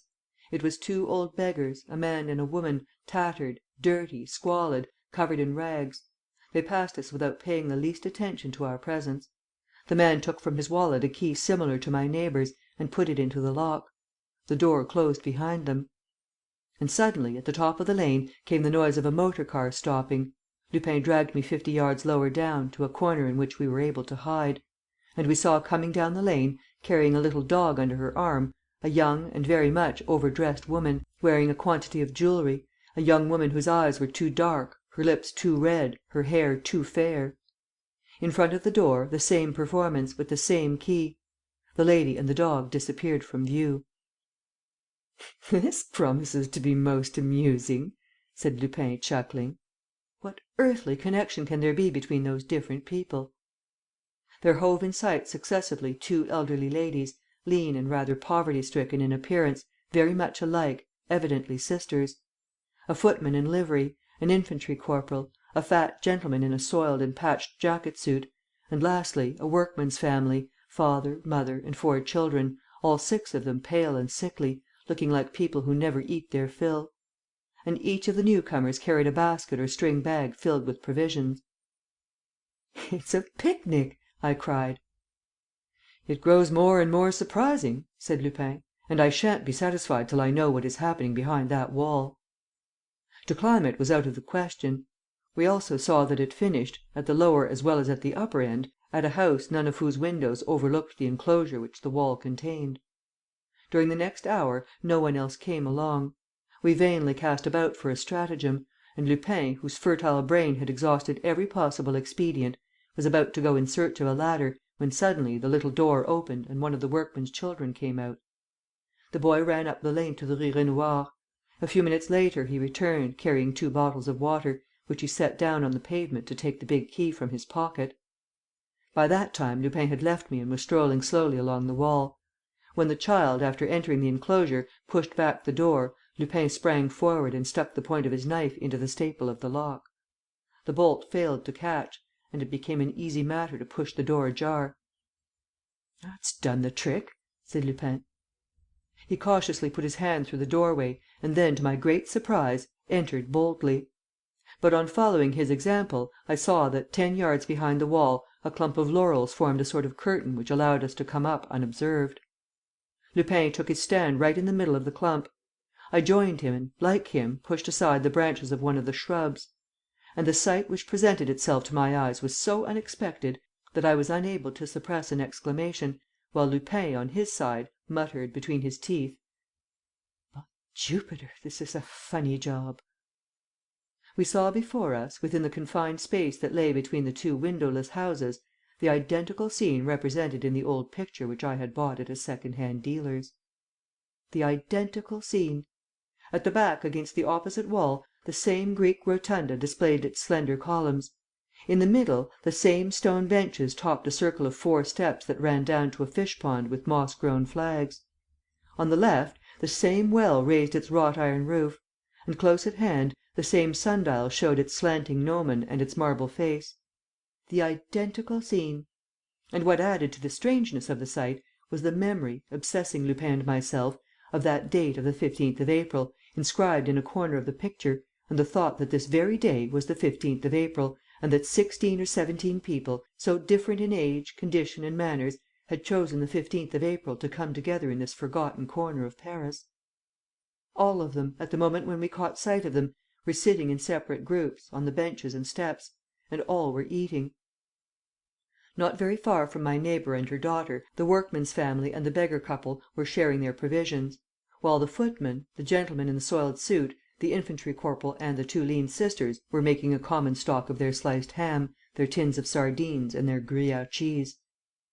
The lady with the little dog alone, who had brought no food with her, sat apart from the others, who made a show of turning their backs upon her. But Louise d'Ernemont offered her a sandwich, whereupon her example was followed by the 2 sisters; and the corporal at once began to make himself as agreeable to the young person as he could. It was now 1:30. The beggarman took out his pipe, as did the fat gentleman; and when they found that one had no tobacco and the other no matches, their needs soon brought them together. The men went and smoked by the rotunda, and the women joined them. For that matter, all these people seemed to know one another quite well. They were at some distance from where we were standing, so that we could not hear what they said. However, we gradually perceived that the conversation was becoming animated. The young person with the dog, in particular, who by this time appeared to be in great request, indulged in much voluble talk, accompanying her words with many gestures, which set the little dog barking furiously. But suddenly there was an outcry, promptly followed by shouts of rage; and one and all, men and women alike, rushed in disorder toward the well. One of the workman's brats was at that moment coming out of it, fastened by his belt to the hook at the end of the rope; and the 3 other urchins were drawing him up by turning the handle. More active than the rest, the corporal flung himself upon him, and forthwith the footman and the fat gentleman seized hold of him also, while the beggars and the lean sisters came to blows with the workman and his family. In a few seconds the little boy had not a stitch left on him beyond his shirt. The footman, who had taken possession of the rest of the clothes, ran away, pursued by the corporal, who snatched away the boy's breeches, which were next torn from the corporal by one of the lean sisters. "They are mad!" I muttered, feeling absolutely at sea. "Not at all, not at all," said Lupin.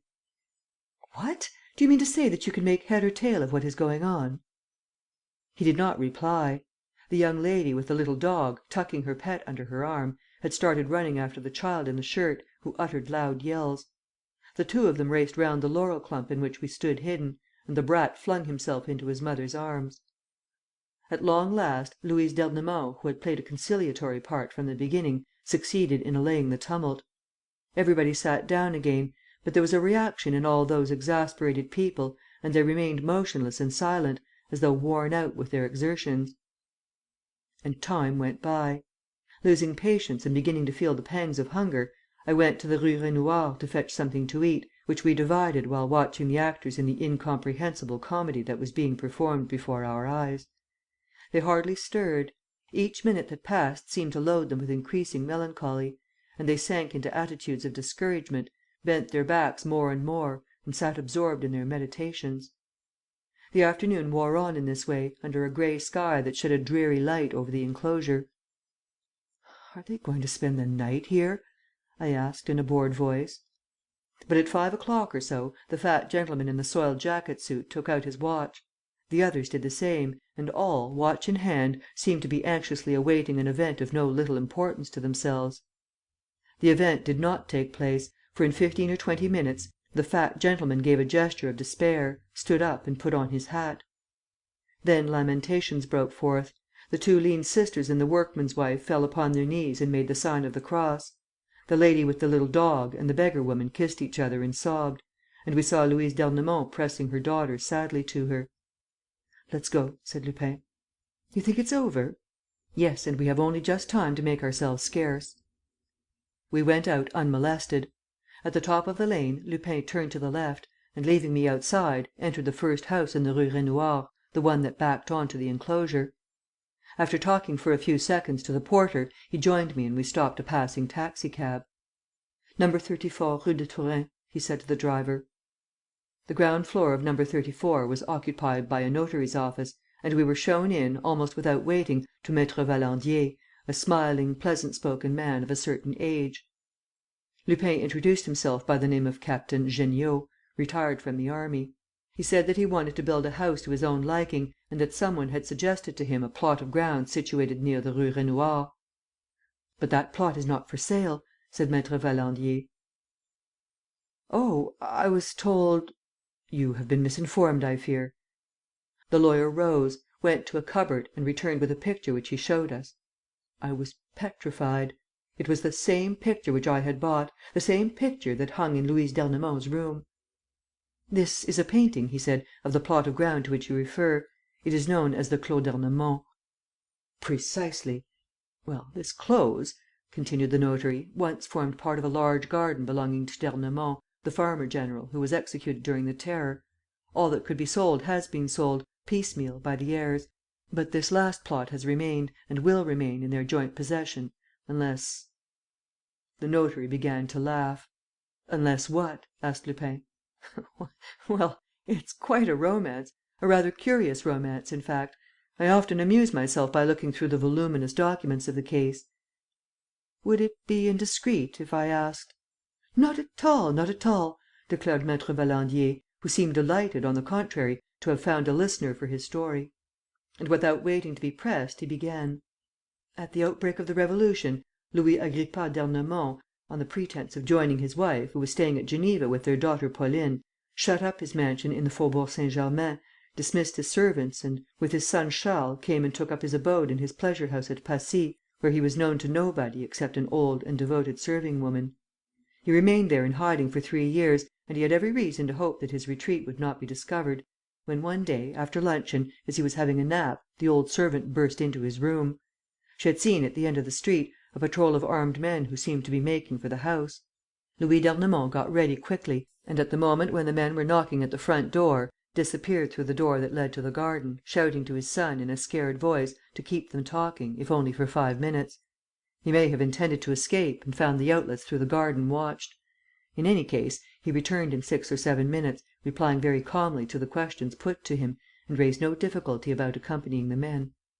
His son Charles, although only 18 years of age, was arrested also." "When did this happen?" asked Lupin. "It happened on the 26th day of Germinal, year II, that is to say, on the..." Maître Valandier stopped, with his eyes fixed on a calendar that hung on the wall, and exclaimed: "Why, it was on this very day! This is the 15th of April, the anniversary of the farmer general's arrest." "What an odd coincidence!" said Lupin. "And, considering the period at which it took place, the arrest, no doubt, had serious consequences." "Most serious," said the notary, laughing. "3 months later, at the beginning of the Thermidor, the farmer general mounted the scaffold. His son Charles was forgotten in prison and their property was confiscated." "The property was immense, I suppose?" said Lupin. "Well, there you are, that's just where the thing becomes complicated. The property, which was, in fact, immense, could never be traced. It was discovered that the Faubourg Saint-Germain mansion had been sold, before the Revolution, to an Englishman, together with all the country seats and estates, and all the jewels, securities and collections belonging to the farmer general. The Convention instituted minute inquiries, as did the Directory afterward.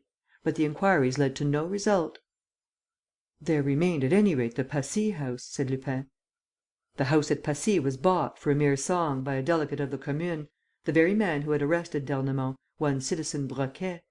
Citizen Broquet shut himself up in the house, barricaded the doors, fortified the walls, and, when Charles d'Ernemont was at last set free and appeared outside, received him by firing a musket at him.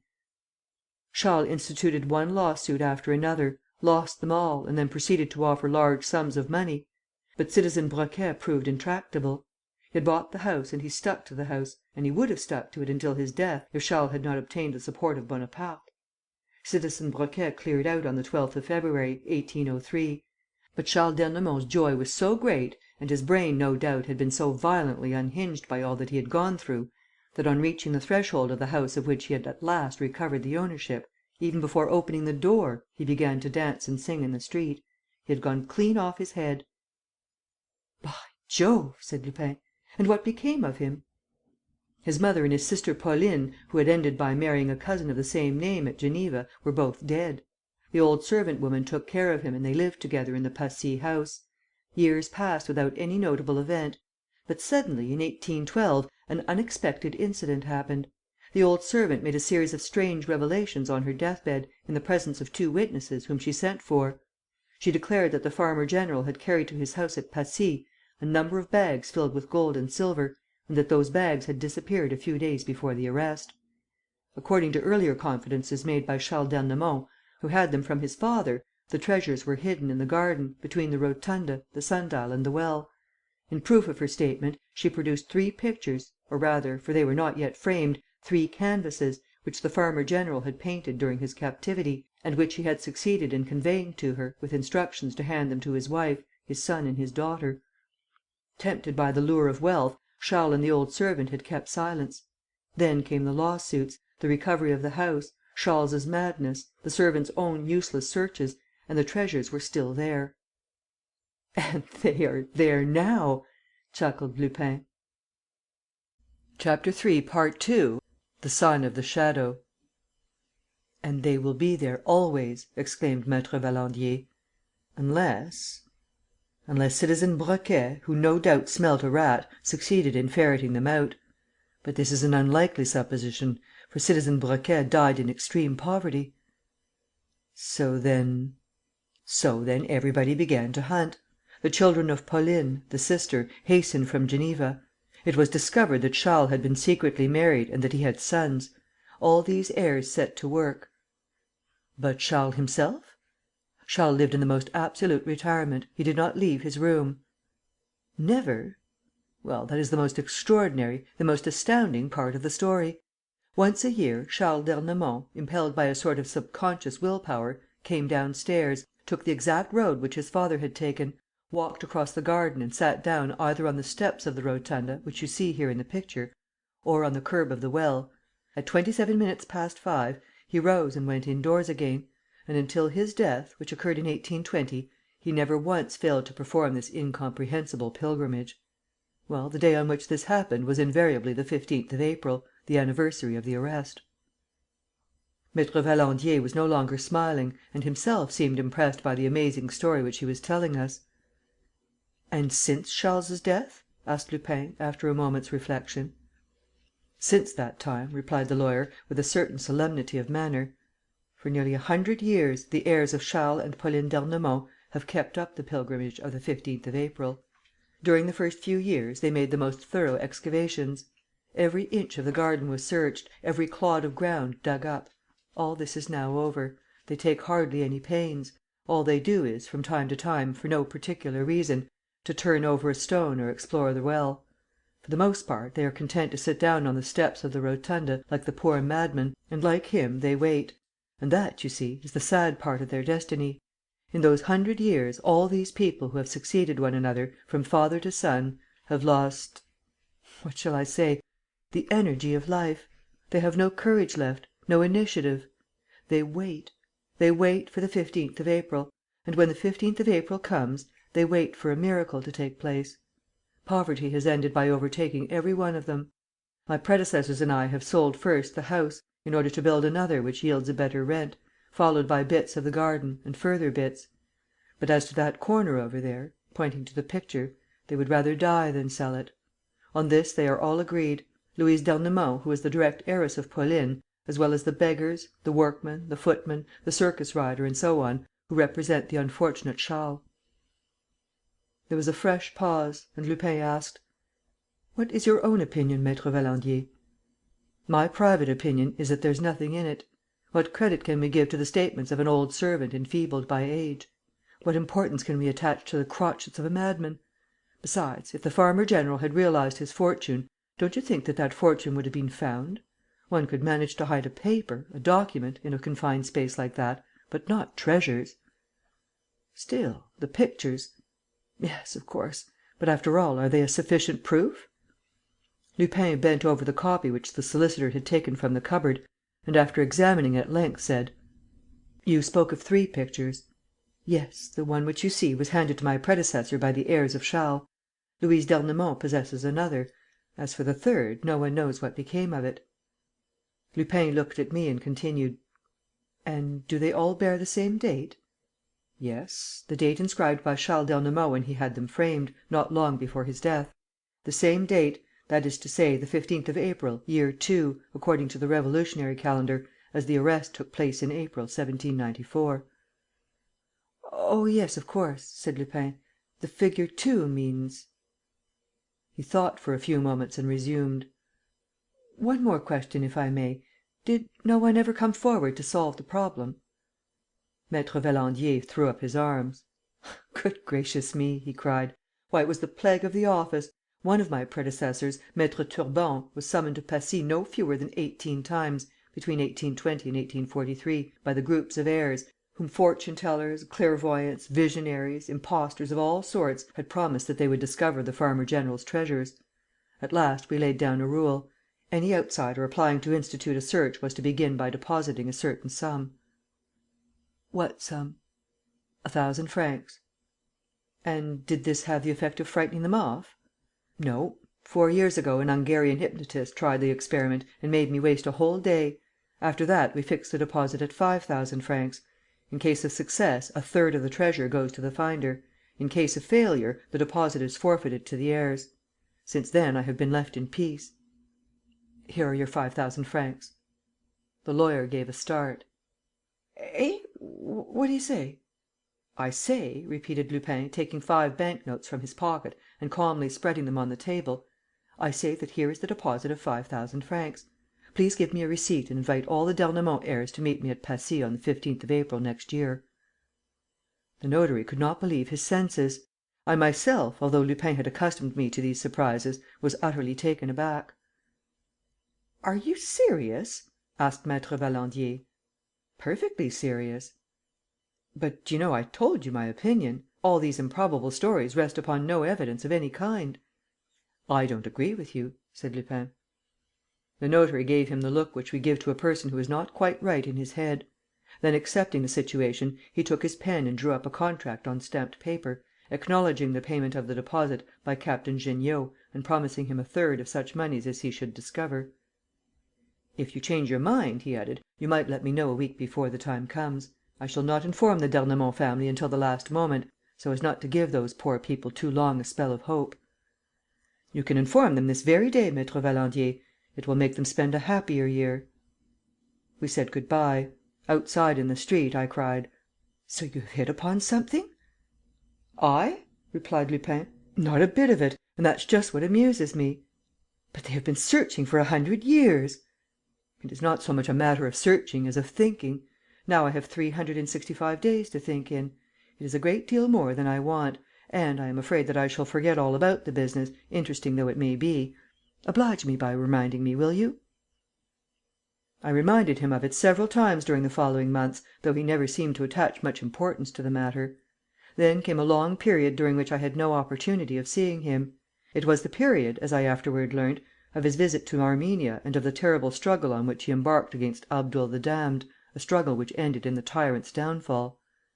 I used to write to him, however, at the address which he gave me, and I was thus able to send him certain particulars which I had succeeded in gathering, here and there, about my neighbour Louise d'Ernemont, such as the love which she had conceived, a few years earlier, for a very rich young man, who still loved her, but who had been compelled by his family to throw her over; the young widow's despair, and the plucky life which she led with her little daughter. Lupin replied to none of my letters. I did not know whether they reached him; and, meantime, the date was drawing near and I could not help wondering whether his numerous undertakings would not prevent him from keeping the appointment which he himself had fixed. As a matter of fact, the morning of the 15th of April arrived and Lupin was not with me by the time I had finished lunch. It was 12:15. I left my flat and took a cab to Passy. I had no sooner entered the lane than I saw the workmen's 4 brats standing outside the door in the wall. Maître Valandier, informed by them of my arrival, hastened in my direction. "Well?" he cried. "Where's Captain Jeanniot?" "Hasn't he come?" "No, and I can assure you that everybody is very impatient to see him."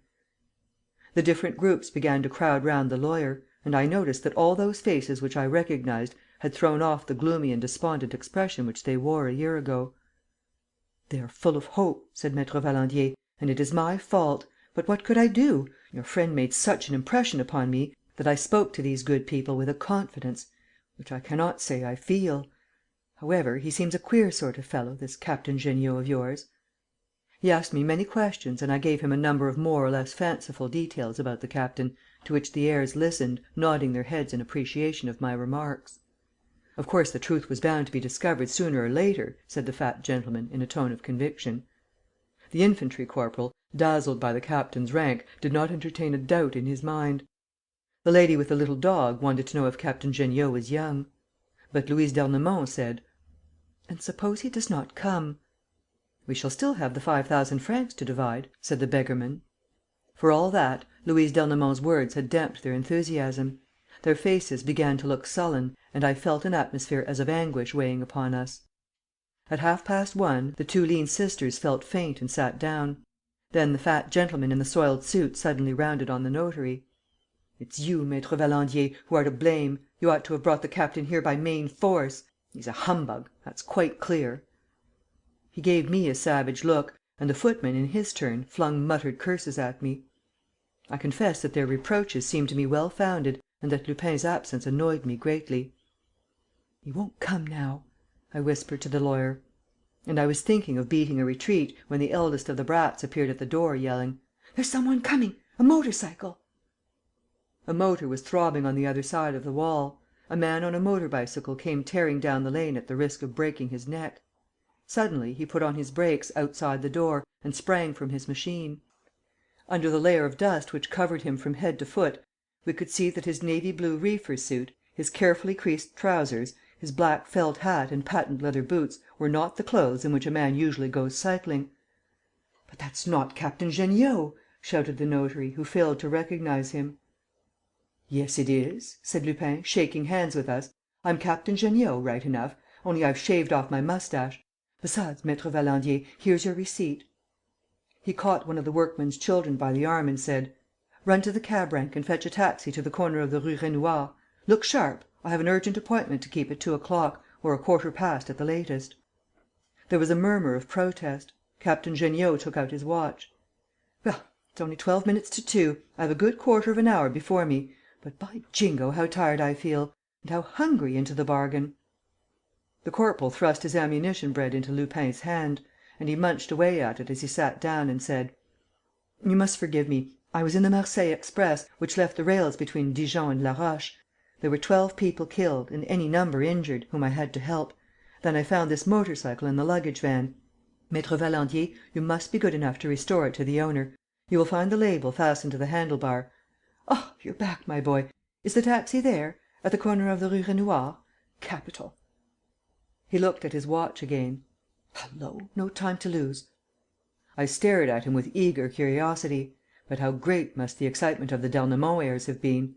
True, they had not the same faith in Captain Jeanniot that I had in Lupin. Nevertheless, their faces were pale and drawn. Captain Jeanniot turned slowly to the left and walked up to the sundial. The pedestal represented the figure of a man with a powerful torso, who bore on his shoulders a marble slab, the surface of which had been so much worn by time that we could hardly distinguish the engraved lines that marked the hours. Above the slab, a Cupid, with outspread wings, held an arrow that served as an omen. The captain stood leaning forward for a minute, with attentive eyes. Then he said: "Somebody lend me a knife, please." A clock in the neighbourhood struck 2.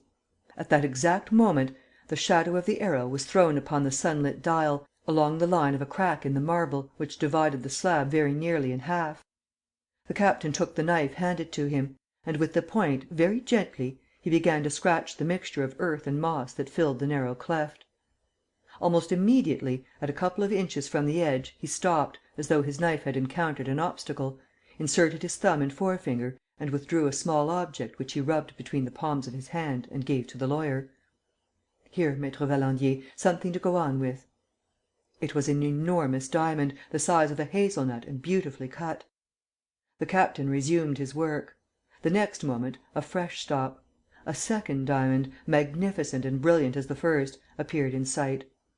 And then came a third and a fourth. In a minute's time, following the crack from one edge to the other and certainly without digging deeper than half an inch, the captain had taken out 18 diamonds of the same size. During this minute there was not a cry, not a movement around the sun-dial. The air seemed paralyzed with a sort of stupor. Then the fat gentleman muttered: "Jiminy!" And the corporal moaned: "Oh, Captain! Oh, Captain!" The two sisters fell in a dead faint. The lady with the little dog dropped on her knees and prayed, while the footman, staggering like a drunken man, held his head in his two hands, and Louise d'Ernemont wept. When calm was restored and all became eager to thank Captain Jeanniot, they saw that he was gone. Some years passed before I had an opportunity of talking to Lupin about this business. He was in a confidential vein and answered: "The business of the 18 diamonds? By Jove, when I think that 3 or 4 generations of my fellow men had been hunting for the solution, and the 18 diamonds were there all the time, under a little mud and dust!" "But how did you guess?" "I did not guess, I reflected. I doubt if I need even have reflected. I was struck, from the beginning, by the fact that the whole circumstance was governed by one primary question: the question of time. When Charles d'Ernemont was still in possession of his wits, he wrote a date upon the 3 pictures. Later, in the gloom in which he was struggling, a faint glimmer of intelligence led him every year to the centre of the old garden, and the same faint glimmer led him away from it every year at the same moment, that is to say, at 27 minutes past 5. Something must have acted on the disordered machinery of his brain in this way. What was the superior force that controlled the poor madman's movements? Obviously, the instinctive notion of time represented by the sun-dial in the farmer general's pictures. It was the annual revolution of the earth around the sun that brought Charles d'Ernemont back to the garden at a fixed date. And it was the earth's daily revolution upon its own axis that took him from it at a fixed hour, that is to say, at the hour most likely when the sun, concealed by objects different from those of to day, ceased to light the Passy garden. Now, of all this, the sun-dial was the symbol; and that is why I at once knew where to look. "But how did you settle the hour at which to begin looking?" "Simply by the pictures. A man living at that time, such as Charles d'Ernemont, would have written either 26 Germinal, year 2, or else 15 April, 1794, but not 15 April, year 2. I was astounded that no one had thought of that." "Then the figure 2 stood for 2 o'clock?" "Evidently. And what must have happened was this: the farmer general began by turning his fortune into solid gold and silver money. Then, by way of additional precaution, with this gold and silver he bought 18 wonderful diamonds. When he was surprised by the arrival of the patrol, he fled into his garden. Which was the best place to hide the diamonds? Chance caused his eyes to light upon the sun-dial. It was 2 o'clock. The shadow of the arrow was then falling along the crack in the marble. He obeyed this sign of the shadow, rammed his 18 diamonds into the dust and calmly went back and surrendered to the soldiers." "But the shadow of the arrow coincides with the crack in the marble every day of the year and not only on the 15th of April."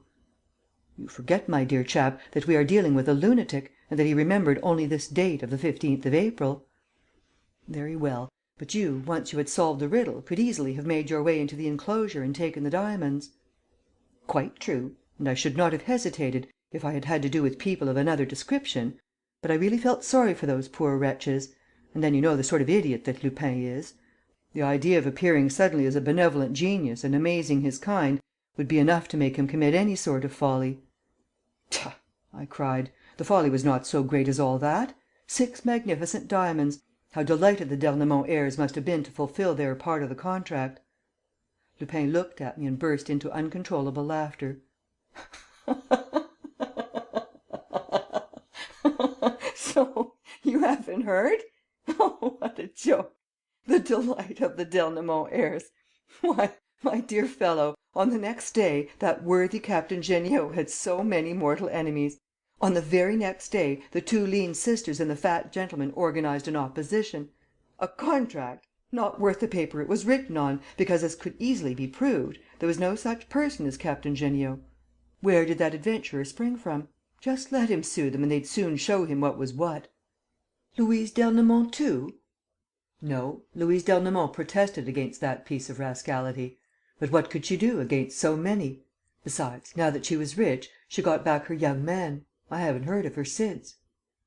"So, my dear fellow, I was caught in a trap, with not a leg to stand on, and I had to compromise and accept one modest diamond as my share, the smallest and the least handsome of the lot. That comes of doing one's best to help people." And Lupin grumbled between his teeth: "Gratitude! All humbug! Where should we honest men be if we had not our conscience and the satisfaction of duty performed to reward us?" Chapter 4, Part 1. The Infernal Trap. When the race was over, a crowd of people, streaming toward the exit from the grand stand, pushed against Nicolas Dugrival. He brought his hand smartly to the inside pocket of his jacket. "What's the matter?" asked his wife. "I still feel nervous. With that money on me, I'm afraid of some nasty accident." She muttered: "And I can't understand you. How can you think of carrying such a sum about with you? Every farthing we possess. Lord knows it cost us trouble enough to earn." "Pooh!" he said. "No one would guess that it is here, in my pocket book." "Yes, yes," she grumbled. "That young manservant whom we discharged last week knew all about it, didn't he, Gabriel?" "Yes, aunt," said a youth standing beside her.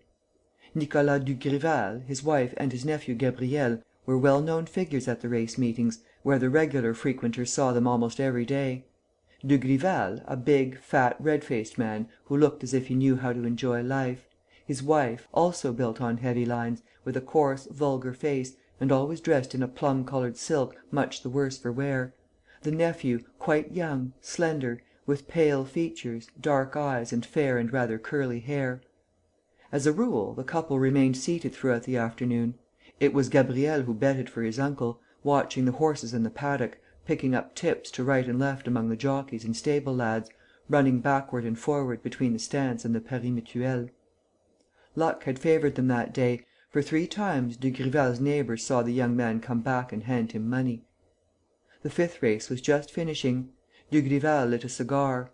At that moment, a gentleman in a tight-fitting brown suit, with a face ending in a peaked grey beard, came up to him and asked, in a confidential whisper: "Does this happen to belong to you, sir?" And he displayed a gold watch and chain. Dugrival gave a start: "Why, yes, it's mine. Look, here are my initials, N.G., Nicolas Dugrival." And he at once, with a movement of terror, clapped his hand to his jacket pocket. The note case was still there. "Ah!" he said, greatly relieved. "That's a piece of luck. But, all the same, how on earth was it done? Do you know the scoundrel?" "Yes, we've got him locked up. Pray come with me and we'll soon look into the matter." "Whom have I the honour?" "M. Delangle, detective-inspector. I have sent to let M. Marquenne, the magistrate, know." Nicolas Dugrival went out with the inspector, and the two of them started for the commissary's office, some distance behind the grand stand. They were within 50 yards of it, when the inspector was accosted by a man who said to him, hurriedly: "The fellow with the watch has blabbed. We're on the tracks of a whole gang. M. Marquenne wants you to wait for him at the Pari Mutuel and to keep a look out near the 4th booth." There was a crowd outside the betting booths, and Inspector Delangle muttered: "It's an absurd arrangement. Whom am I to look out for? That's just like M. Marquenne." He pushed aside a group of people who were crowding too close upon him. "By Jove, one has to use one's elbows here and keep a tight hold on one's purse. That's the way you got your watch pinched, M. Dugrival." "I can't understand." "Oh, if you knew how those gentry go to work! One never guesses what they're up to next. One of them treads on your foot, another gives you a poke in the eye with his stick, and the third picks your pocket before you know where you are. I've been had that way myself." He stopped and then continued angrily: "But, bother it, what's the use of hanging about here? What a mob! It's unbearable! Ah, there's M. Marquenne making signs to us. One moment, please, and be sure and wait for me here." He shouldered his way through the crowd. Nicolas Dugrival followed him for a moment with his eyes. Once the inspector was out of sight, he stood a little to one side, to avoid being hustled. A few minutes passed. The 6th race was about to start, when Dugrival saw his wife and nephew looking for him. He explained to them that Inspector Delangle was arranging matters with the magistrate. "Have you your money still?" asked his wife. "Why, of course I have," he replied. "The inspector and I took good care, I assure you, not to let the crowd jostle us." He felt his jacket, gave a stifled cry, thrust his hand into his pocket and began to stammer inarticulate syllables, while Mme. Dugrival gasped in dismay: "What is it? What's the matter?" "Stolen," he moaned. "The pocket book, the 50 notes." "It's not true!" she screamed. "It's not true!" "Yes, the inspector, a common sharper, he's the man." She uttered absolute yells: "Thief! Thief! Stop thief! My husband's been robbed! 50,000 francs! We are ruined! Thief! Thief!" In a moment they were surrounded by policemen and taken to the commissary's office. Dugrival went like a lamb, absolutely bewildered. His wife continued to shriek at the top of her voice, piling up explanations, railing against the inspector: "Have him looked for! Have him found! A brown suit, a pointed beard! Oh, the villain, to think what he's robbed us of! 50,000 francs!" "Why, Dugrival, what are you doing?" With one bound, she flung herself upon her husband. Too late, he had pressed the barrel of a revolver against his temple. A shot rang out. Dugrival fell. He was dead. The reader cannot have forgotten the commotion made by the newspapers in connection with this case, nor how they jumped at the opportunity once more to accuse the police of carelessness and blundering. Was it conceivable that a pickpocket could play the part of an inspector like that, in broad daylight and in a public place, and rob a respectable man with impunity? Nicolas Dugrival's widow kept the controversy alive, thanks to her jeremiads and to the interviews which she granted on every hand. A reporter had secured a snapshot of her in front of her husband's body, holding up her hand and swearing to revenge his death. Her nephew Gabriel was standing beside her, with hatred pictured in his face. He too, it appeared, in a few words uttered in a whisper but in a tone of fierce determination, had taken an oath to pursue and catch the murderer. The accounts described the humble apartment which they occupied at the Batignolles, and as they had been robbed of all their means, a sporting paper opened a subscription on their behalf. As for the mysterious Delangle, he remained undiscovered. 2 men were arrested, but had to be released forthwith. The police took up a number of clues, which were at once abandoned. More than one name was mentioned, and lastly they accused Arsène Lupin, an action which provoked the famous burglar's celebrated cable, dispatched from New York 6 days after the incident: "Protest indignantly against calumny invented by baffled police. Send my condolences to unhappy victims, instructing my bankers to remit them 50,000 francs." True enough, on the day after the publication of the cable, a stranger rang at Mme. Dugrival's door and handed her an envelope. The envelope contained 50,000 franc notes. This theatrical stroke was not at all calculated to allay the universal comment. But an event soon occurred which provided any amount of additional excitement. 2 days later, the people living in the same house as Mme. Dugrival and her nephew were awakened, at 4 o'clock in the morning, by horrible cries and shrill calls for help. They rushed to the flat. The porter succeeded in opening the door. By the light of a lantern carried by one of the neighbours, he found Gabriel stretched at full length in his bedroom, with his wrists and ankles bound, and a gag forced into his mouth, while in the next room Mme. Dugrival lay with her life's blood ebbing away, through a great gash in her breast. She whispered: "The money! I've been robbed! All the notes gone!" And she fainted away. What had happened? Gabriel said, and as soon as she was able to speak, Mme. Dugrival completed her nephew's story, that he was startled from his sleep by finding himself attacked by 2 men, one of whom gagged him, while the other fastened him down. He was unable to see the men in the dark, but he heard the noise of the struggle between them and his aunt. It was a terrible struggle, Mme. Dugrival declared. The ruffians, who obviously knew their way about, guided by some intuition, made straight for the little cupboard containing the money and, in spite of her resistance and outcries, laid hands upon the bundle of bank notes. As they left, one of them, whom she had bitten in the arm, stabbed her with a knife, whereupon the men had both fled. "Which way?" she was asked. "Through the door of my bedroom and afterward, I suppose, through the hall door." Impossible! The porter would have noticed them. For the whole mystery lay in this: How had the ruffians entered the house and how did they manage to leave it? There was no outlet open to them. Was it one of the tenants? A careful inquiry proved the absurdity of such a supposition. What then? Chief Inspector Ganimard, who was placed in special charge of the case, confessed that he had never known anything more bewildering. "It's very like Lupin," he said, "and yet it's not Lupin. No, there's more in it than meets the eye, something very doubtful and suspicious. Besides, if it were Lupin, why should he take back the 50,000 francs which he sent? There's another question that puzzles me. What is the connection between the second robbery and the first, the one on the race course? The whole thing is incomprehensible and I have a sort of feeling, which is very rare with me, that it is no use hunting. For my part, I give it up." The examining magistrate threw himself into the case with heart and soul. The reporters united their efforts with those of the police. A famous English sleuth hound crossed the Channel. A wealthy American, whose head had been turned by detective stories, offered a big reward to whosoever should supply the first information leading to the discovery of the truth. 6 weeks later, no one was any the wiser. The public adopted Ganimard's view; and the examining magistrate himself grew tired of struggling in a darkness which only became denser as time went on. And life continued as usual with Dugrival's widow. Nursed by her nephew, she soon recovered from her wound.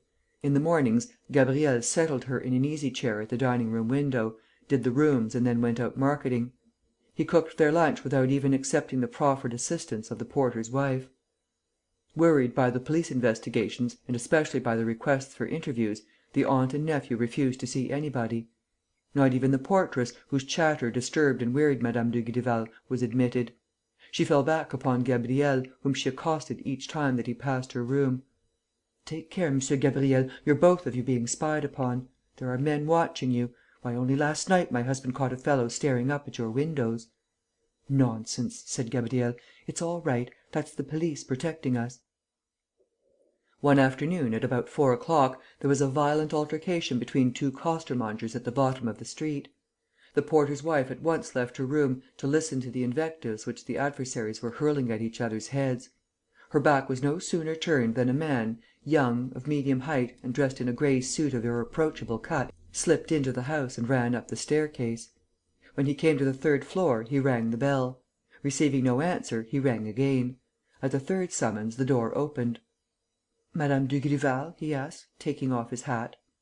"Madame Dugrival is still an invalid and unable to see any one," said Gabriel, who stood in the hall. "It's most important that I should speak to her." "I am her nephew and perhaps I could take her a message." "Very well," said the man. "Please tell Madame Dugrival that an accident has supplied me with valuable information concerning the robbery from which she has suffered and that I should like to go over the flat and ascertain certain particulars for myself. I am accustomed to this sort of inquiry; and my call is sure to be of use to her." Gabriel examined the visitor for a moment, reflected and said: "In that case, I suppose my aunt will consent. Pray come in." He opened the door of the dining room and stepped back to allow the other to pass. The stranger walked to the threshold, but, at the moment when he was crossing it, Gabriel raised his arm and, with a swift movement, struck him with a dagger over the right shoulder. A burst of laughter rang through the room. "Got him!" cried Mme. Dugrival, darting up from her chair. "Well done, Gabriel! But, I say, you haven't killed the scoundrel, have you?" "I don't think so, aunt. It's a small blade and I didn't strike him too hard." The man was staggering, with his hands stretched in front of him and his face deathly pale. "You fool!" sneered the widow. "So you've fallen into the trap! And a good job too! We've been looking out for you a long time. Come, my fine fellow, down with you! You don't care about it, do you? But you can't help yourself, you see. That's right, one knee on the ground, before the missus. Now the other knee. How well we've been brought up!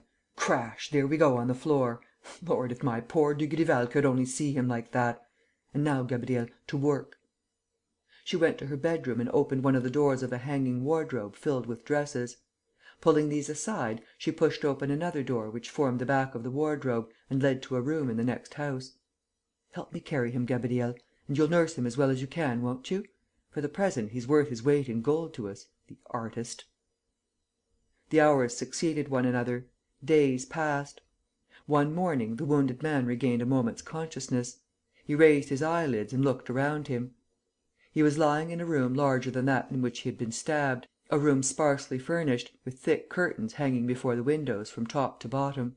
There was light enough, however, to enable him to see young Gabriel Dugrival seated on a chair beside him and watching him. "Ah, it's you, youngster," he muttered. "I congratulate you, my lad. You have a sure and pretty touch with the dagger." And he fell asleep again. That day and the following days he woke up several times, and each time he saw the stripling's pale face, his thin lips and his dark eyes, with the hard look in them. "You frighten me," he said. "If you have sworn to do for me, don't stand on ceremony. But cheer up, for goodness' sake. The thought of death has always struck me as the most humorous thing in the world. Whereas with you, old chap, it simply becomes lugubrious. I prefer to go to sleep. Good night." Still Gabriel, in obedience to Mme. Dugrival's orders, continued to nurse him with the utmost care and attention. The patient was almost free from fever and was beginning to take beef tea and milk. He gained a little strength and jested: "When will the convalescent be allowed his first drive? Is the bath chair there? Why, cheer up, stupid. You look like a weeping willow contemplating a crime. Come, just one little smile for daddy." One day, on waking, he had a very unpleasant feeling of constraint. After a few efforts, he perceived that, during his sleep, his legs, chest and arms had been fastened to the bedstead with thin wire strands that cut into his flesh at the least movements. "Ah," he said to his keeper, "this time it's the great performance. The chicken's going to be bled. Are you operating, Angel Gabriel? If so, see that your razor's nice and clean, old chap. The antiseptic treatment, if you please." But he was interrupted by the sound of a key grating in the lock. The door opposite opened, and Mme. Dugrival appeared. She approached slowly, took a chair and, producing a revolver from her pocket, cocked it and laid it on the table by the bedside. "Brrr!" said the prisoner. "We might be at the ambigu. Fourth act, the traitor's doom, and the fair sex to do the deed. The hand of the Graces. What an honour! Mme. Dugrival, I rely on you not to disfigure me." "Hold your tongue, Lupin." "Ah, so you know? By Jove, how clever we are!" "Hold your tongue, Lupin." There was a solemn note in her voice that impressed the captive and compelled him to silence. He watched his two gaolers in turns. The bloated features and red complexion of Mme. Dugrival formed a striking contrast with her nephew's refined face. But they both wore the same air of implacable resolve.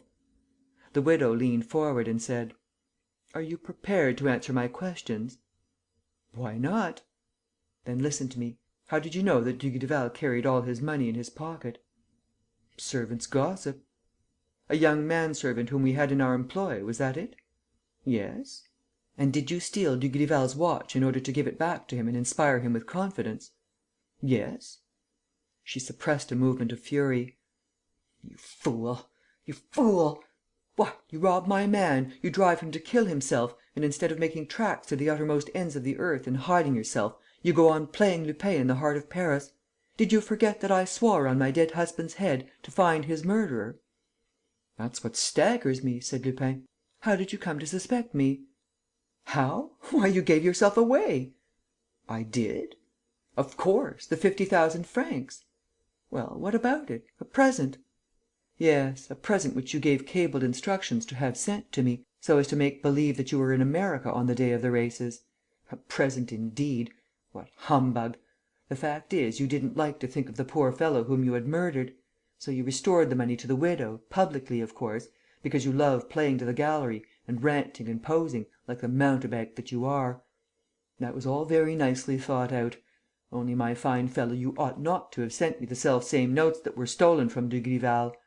Yes, you silly fool, the self-same notes and no others. We knew the numbers, Dugrival and I did. And you were stupid enough to send the bundle to me. Now do you understand your folly?" Lupin began to laugh: "It was a pretty blunder, I confess. I'm not responsible. I gave different orders. But, all the same, I can't blame any one except myself."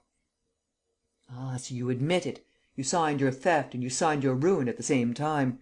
There was nothing left to be done but to find you. Find you? No, better than that. Sensible people don't find Lupin, they make him come to them. That was a masterly notion. It belongs to my young nephew, who loathes you as much as I do, if possible, and who knows you thoroughly, through reading all the books that have been written about you. He knows your prying nature, your need to be always plotting, your mania for hunting in the dark and unravelling what others have failed to unravel. He also knows that sort of sham kindness of yours, the drivelling sentimentality that makes you shed crocodile tears over the people you victimize. And he planned the whole farce. He invented the story of the two burglars, the second theft of 50,000 francs. Oh, I swear to you, before Heaven, that the stab which I gave myself with my own hands never hurt me. And I swear to you, before Heaven, that we spent a glorious time waiting for you, the boy and I, peeping out at your confederates, who prowled under our windows, taking their bearings. And there was no mistake about it, you were bound to come. Seeing that you had restored the Widow Dugrival's 50,000 francs, it was out of the question that you should allow the Widow Dugrival to be robbed of her 50,000 francs. You were bound to come, attracted by the scent of the mystery. You were bound to come, for swagger, out of vanity. And you come." The widow gave a strident laugh. "Well played, wasn't it? The Lupin of Lupins, the master of masters, inaccessible and invisible, caught in a trap by a woman and a boy.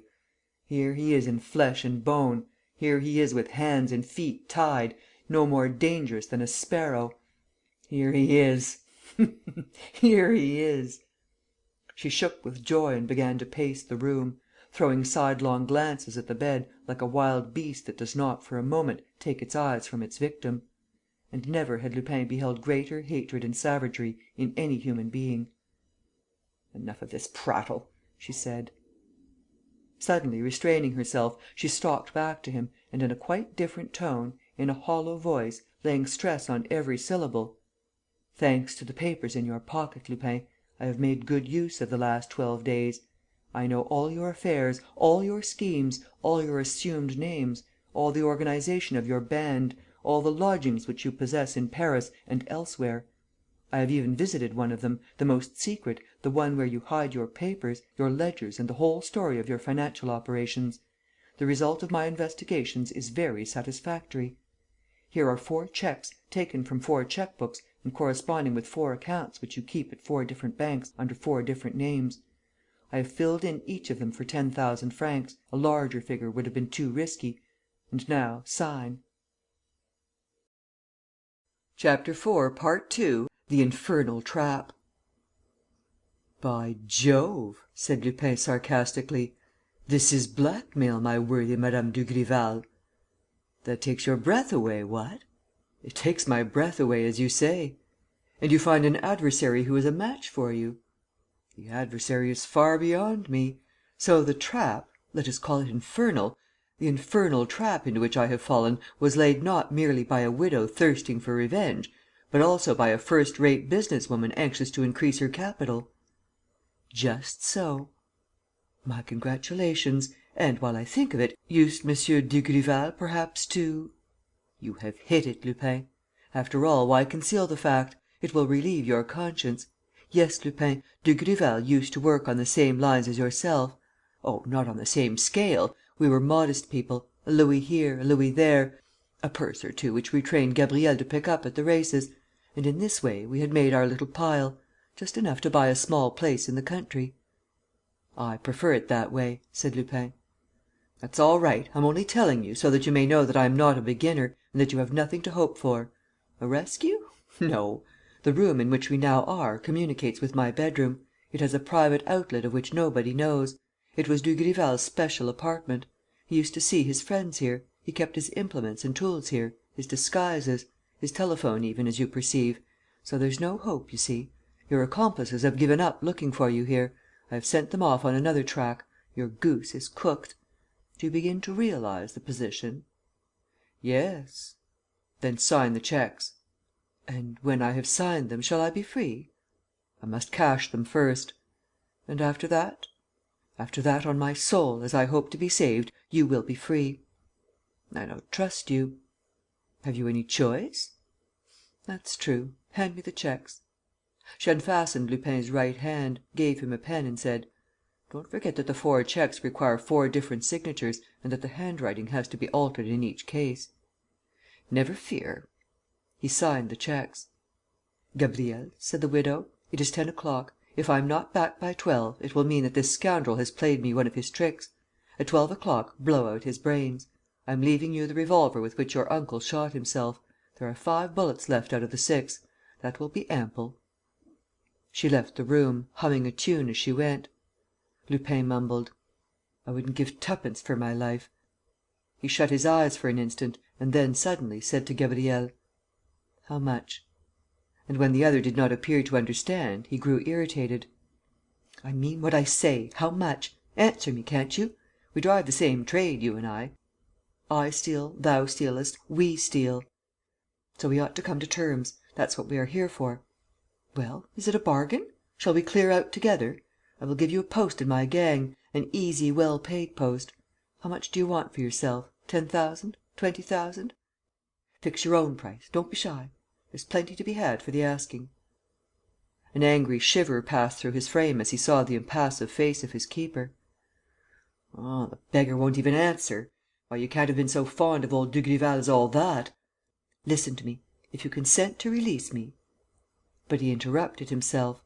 The young man's eyes wore the cruel expression which he knew so well. What was the use of trying to move him? "Hang it all!" he snarled. "I'm not going to croak here like a dog. Oh, if I could only..." Stiffening all his muscles, he tried to burst his bonds, making a violent effort that drew a cry of pain from him; and he fell back upon his bed exhausted. "Well, well," he muttered, after a moment, "it's as the widow said, my goose is cooked. Nothing to be done. De profundis, Lupin." A quarter of an hour passed, half an hour. Gabriel, moving closer to Lupin, saw that his eyes were shut and that his breath came evenly, like that of a man sleeping. But Lupin said: "Don't imagine that I'm asleep, youngster. No, people don't sleep at a moment like this. Only I am consoling myself. Needs must, eh? And then I am thinking of what is to come after. Exactly. I have a little theory of my own about that. You wouldn't think it, to look at me, but I believe in metempsychosis, in the transmigration of souls. It would take too long to explain, however. I say, boy, suppose we shook hands before we part? You won't? Then good bye. Good health and a long life to you, Gabriel." He closed his eyelids and did not stir again before Mme. Dugrival's return. The widow entered with a lively step, at a few minutes before 12. She seemed greatly excited: "I have the money," she said to her nephew. "Run away. I'll join you in the motor down below. But I don't want your help to finish him off. I can do that alone. Still, if you feel like seeing the sort of a face a rogue can pull, pass me the weapon." Gabriel handed her the revolver and the widow continued: "Have you burnt our papers?" "Yes." "Then to work. And, as soon as he's done for, be off. The shots may bring the neighbours. They must find both the flats empty." She went up to the bed: "Are you ready, Lupin?" "Ready's not the word. I'm burning with impatience." "Have you any request to make of me?" "None." "Then...." "One word, though." "What is it?" "If I meet Dugrival in the next world, what message am I to give him from you?" She shrugged her shoulders and put the barrel of the revolver to Lupin's temple. "That's it," he said. "And be sure your hand doesn't shake, my dear lady. It won't hurt you, I swear. Are you ready? At the word of command, eh? 1, 2, 3." The widow pulled the trigger. A shot rang out. "Is this death?" said Lupin. "That's funny. I should have thought it was something much more different from life."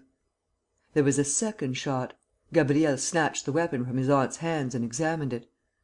"Ah!" he exclaimed. "The bullets have been removed. There are only the percussion caps left." His aunt and he stood motionless, for a moment, and confused.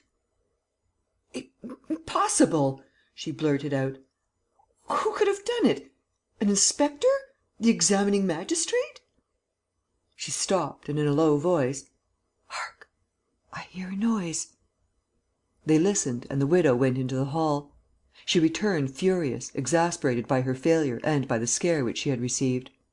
"There's nobody there. It must have been the neighbours going out. We have plenty of time. Ah, Lupin, you were beginning to make merry. The knife, Gabriel." "It's in my room." "Go and fetch it." Gabriel hurried away. The widow stamped with rage: "I've sworn to do it. You've got to suffer, my fine fellow.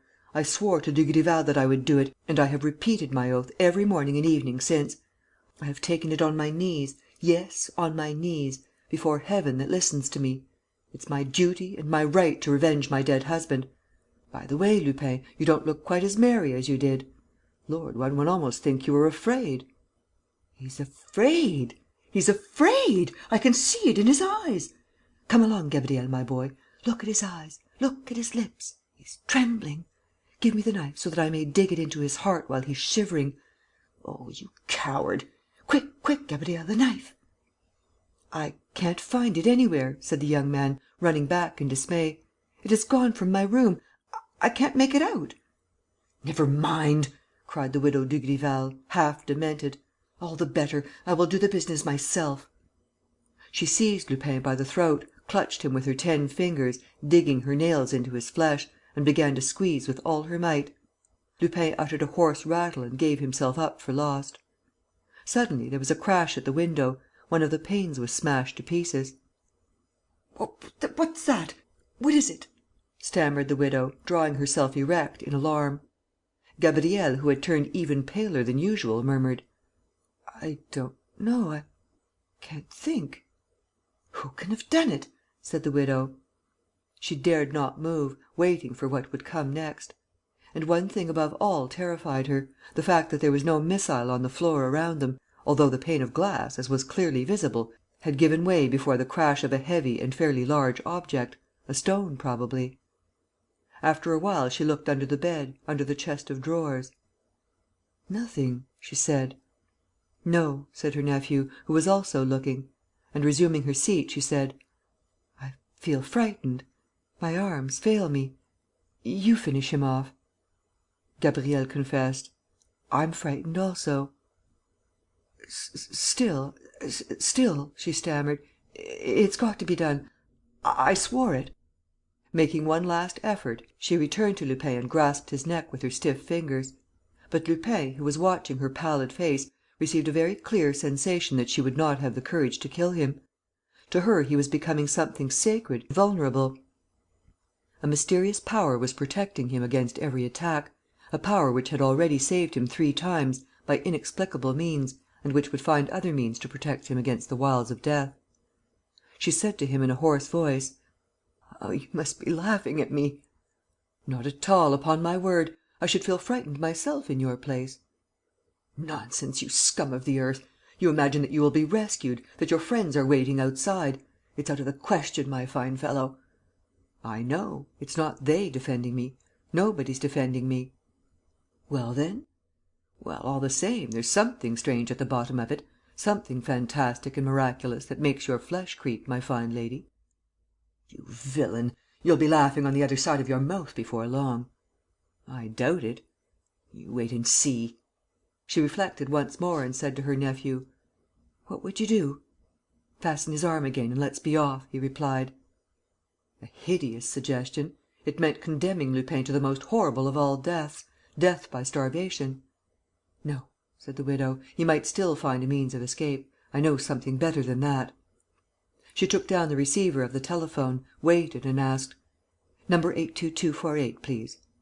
And, after a second or two: "Hullo, is that the Criminal Investigation Department? Is Chief Inspector Ganimard there?" "In 20 minutes, you say? I'm sorry. However, when he comes, give him this message from Mme. Dugrival. Yes, Mme. Nicolas Dugrival.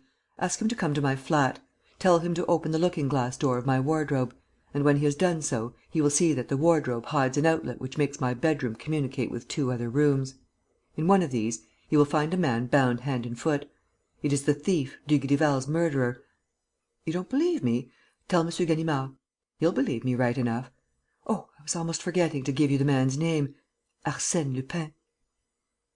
And, without another word, she replaced the receiver. "There, Lupin, that's done. After all, I would just as soon have my revenge this way. How I shall hold my sides when I read the reports of the Lupin trial! Are you coming, Gabriel?" "Yes, aunt." "Good bye, Lupin. You and I shan't see each other again, I expect, for we are going abroad. But I promise to send you some sweets while you're in prison." "Chocolates, mother. We'll eat them together." "Good bye." "Au revoir." The widow went out with her nephew, leaving Lupin fastened down to the bed. He at once moved his free arm and tried to release himself. But he realized, at the first attempt, that he would never have the strength to break the wire strands that bound him.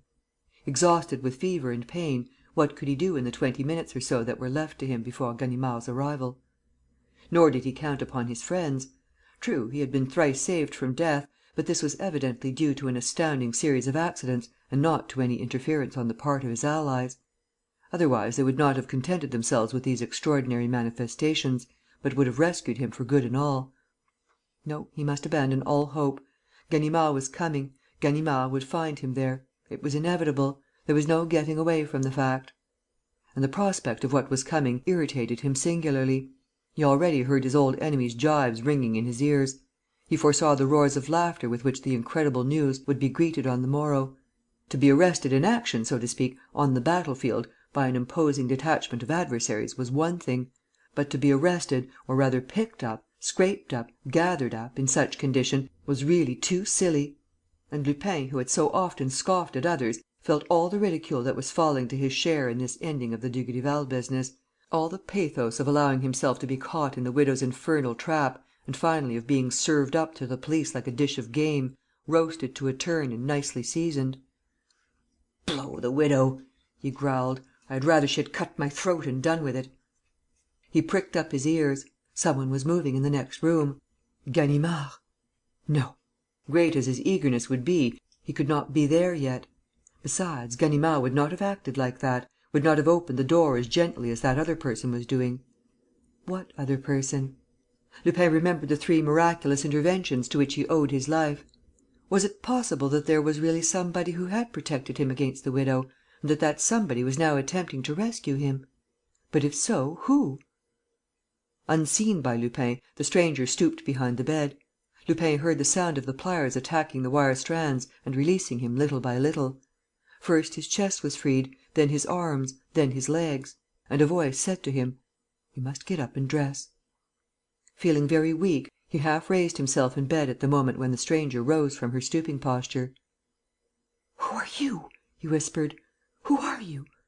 And a great surprise overcame him. By his side stood a woman dressed in black, with a lace shawl over her head, covering part of her face. And the woman, as far as he could judge, was young and of a graceful and slender stature. "Who are you?" he repeated. "You must come now," said the woman. "There's no time to lose." "Can I?" asked Lupin, making a desperate effort. "I doubt if I have the strength." "Drink this." She poured some milk into a cup; and, as she handed it to him, her lace opened, leaving the face uncovered. "You!" he stammered. "It's you! It's you who... It was you who were...." He stared in amazement at this woman whose features presented so striking a resemblance to Gabriel's, whose delicate, regular face had the same pallor, whose mouth wore the same hard and forbidding expression. No sister could have borne so great a likeness to her brother. There was not a doubt possible: it was the identical person. And, without believing for a moment that Gabriel had concealed himself in a woman's clothes, Lupin, on the contrary, received the distinct impression that it was a woman standing beside him and that the stripling who had pursued him with his hatred and struck him with the dagger was in very deed a woman. In order to follow their trade with greater ease, the Dugrival pair had accustomed her to disguise herself as a boy. "You! You!" he repeated. "Who would have suspected?" She emptied the contents of a phial into the cup. "Drink this cordial," she said. He hesitated, thinking of poison. She added: "It was I who saved you." Of course," he said. "It was you who removed the bullets from the revolver?" "Yes." "And you who hid the knife?" "Here it is, in my pocket." "And you who smashed the window pane while your aunt was throttling me?" "Yes, it was I, with the paper weight on the table. I threw it into the street." "But why? Why?" he asked, in utter amazement. "Drink the cordial." "Didn't you want me to die? But then why did you stab me to begin with?" "Drink the cordial." He emptied the cup at a draught, without quite knowing the reason of his sudden confidence. "Dress yourself, quickly," she commanded, retiring to the window. He obeyed and she came back to him, for he had dropped into a chair, exhausted.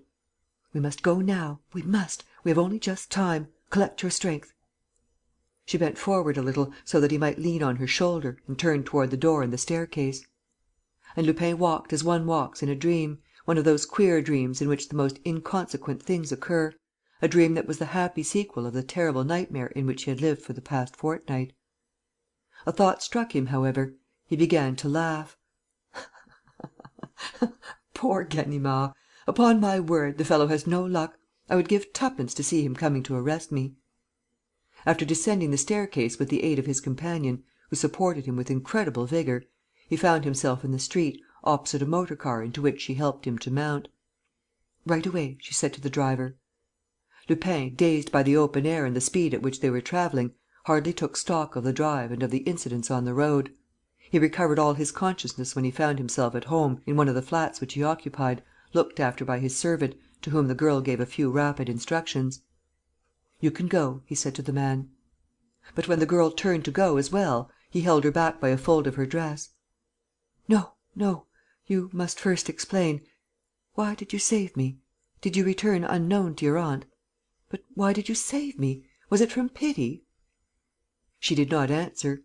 With her figure drawn up and her head flung back a little, she retained her hard and impenetrable air. Nevertheless, he thought he noticed that the lines of her mouth showed not so much cruelty as bitterness. Her eyes, her beautiful dark eyes, revealed melancholy. And Lupin, without as yet understanding, received a vague intuition of what was passing within her. He seized her hand. She pushed him away, with a start of revolt in which he felt hatred, almost repulsion. And, when he insisted, she cried: "Let me be, will you? Let me be! Can't you see that I detest you?" They looked at each other for a moment, Lupin disconcerted, she quivering and full of uneasiness, her pale face all flushed with unwonted colour. He said to her gently: "If you detested me, you should have let me die. It was simple enough. Why didn't you?" "Why? Why? How do I know?" Her face contracted. With a sudden movement, she hid it in her two hands; and he saw tears trickle between her fingers. Greatly touched, he thought of addressing her in fond words, such as one would use to a little girl whom one wished to console, and of giving her good advice, and saving her in his turn, and snatching her from the bad life which he was leading, perhaps against her better nature. But such words would have sounded ridiculous, coming from his lips, and he did not know what to say, now that he understood the whole story and was able to picture the young woman sitting beside his sick bed, nursing the man whom she had wounded, admiring his pluck and gaiety, becoming attached to him, falling in love with him, and thrice over, probably in spite of herself, under a sort of instinctive impulse, amid fits of spite and rage, saving him from death. And all this was so strange, so unforeseen. Lupin was so much unmanned by his astonishment that, this time, he did not try to retain her when she made for the door, backward, without taking her eyes from him. She lowered her head, smiled for an instant and disappeared. He rang the bell quickly. "Follow that woman," he said to his man. "Or no, stay where you are. After all, it is better so." He sat brooding for a while, possessed by the girl's image. Then he revolved in his mind all that curious, stirring and tragic adventure in which he had been so very near succumbing, and, taking a hand glass from the table, he gazed for a long time and with a certain self-complacency at his features, which illness and pain had not succeeded in impairing to any great extent. "Good looks count for something, after all," he muttered. Chapter 5, Part 1. The Red Silk Scarf. On leaving his house one morning, at his usual early hour for going to the law courts, Chief inspector Ganimard noticed the curious behaviour of an individual who was walking along the Rue Pergolèse in front of him.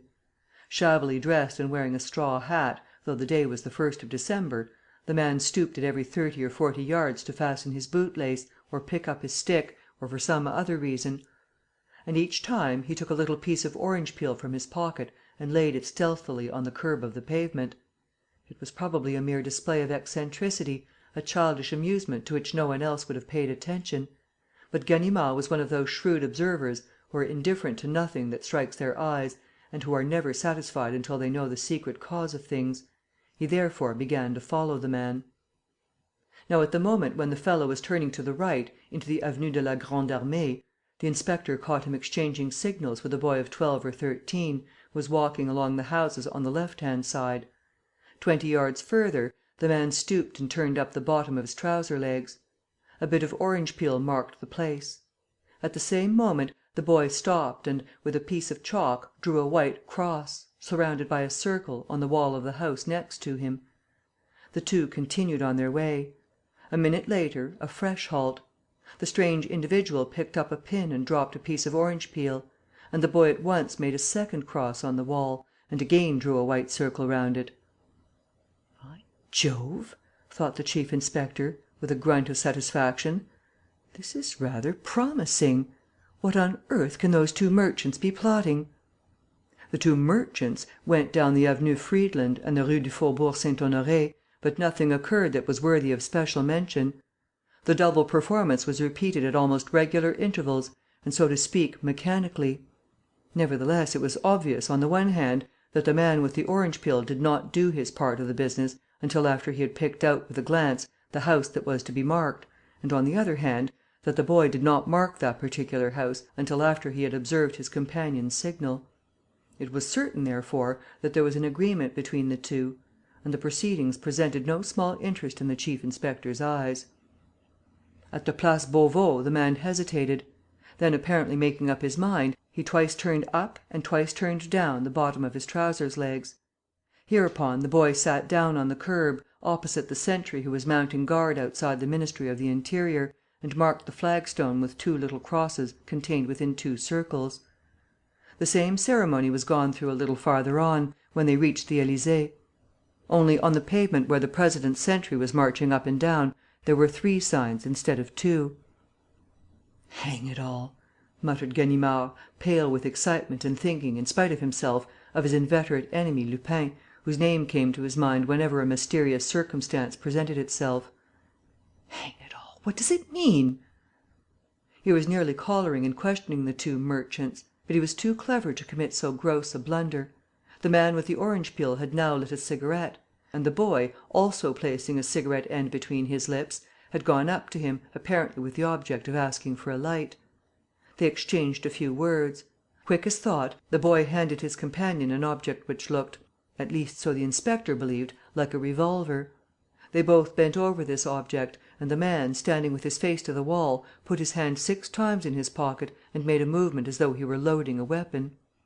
As soon as this was done, they walked briskly to the Rue de Surène; and the inspector, who followed them as closely as he was able to do without attracting their attention, saw them enter the gateway of an old house of which all the shutters were closed, with the exception of those on the 3rd or top floor.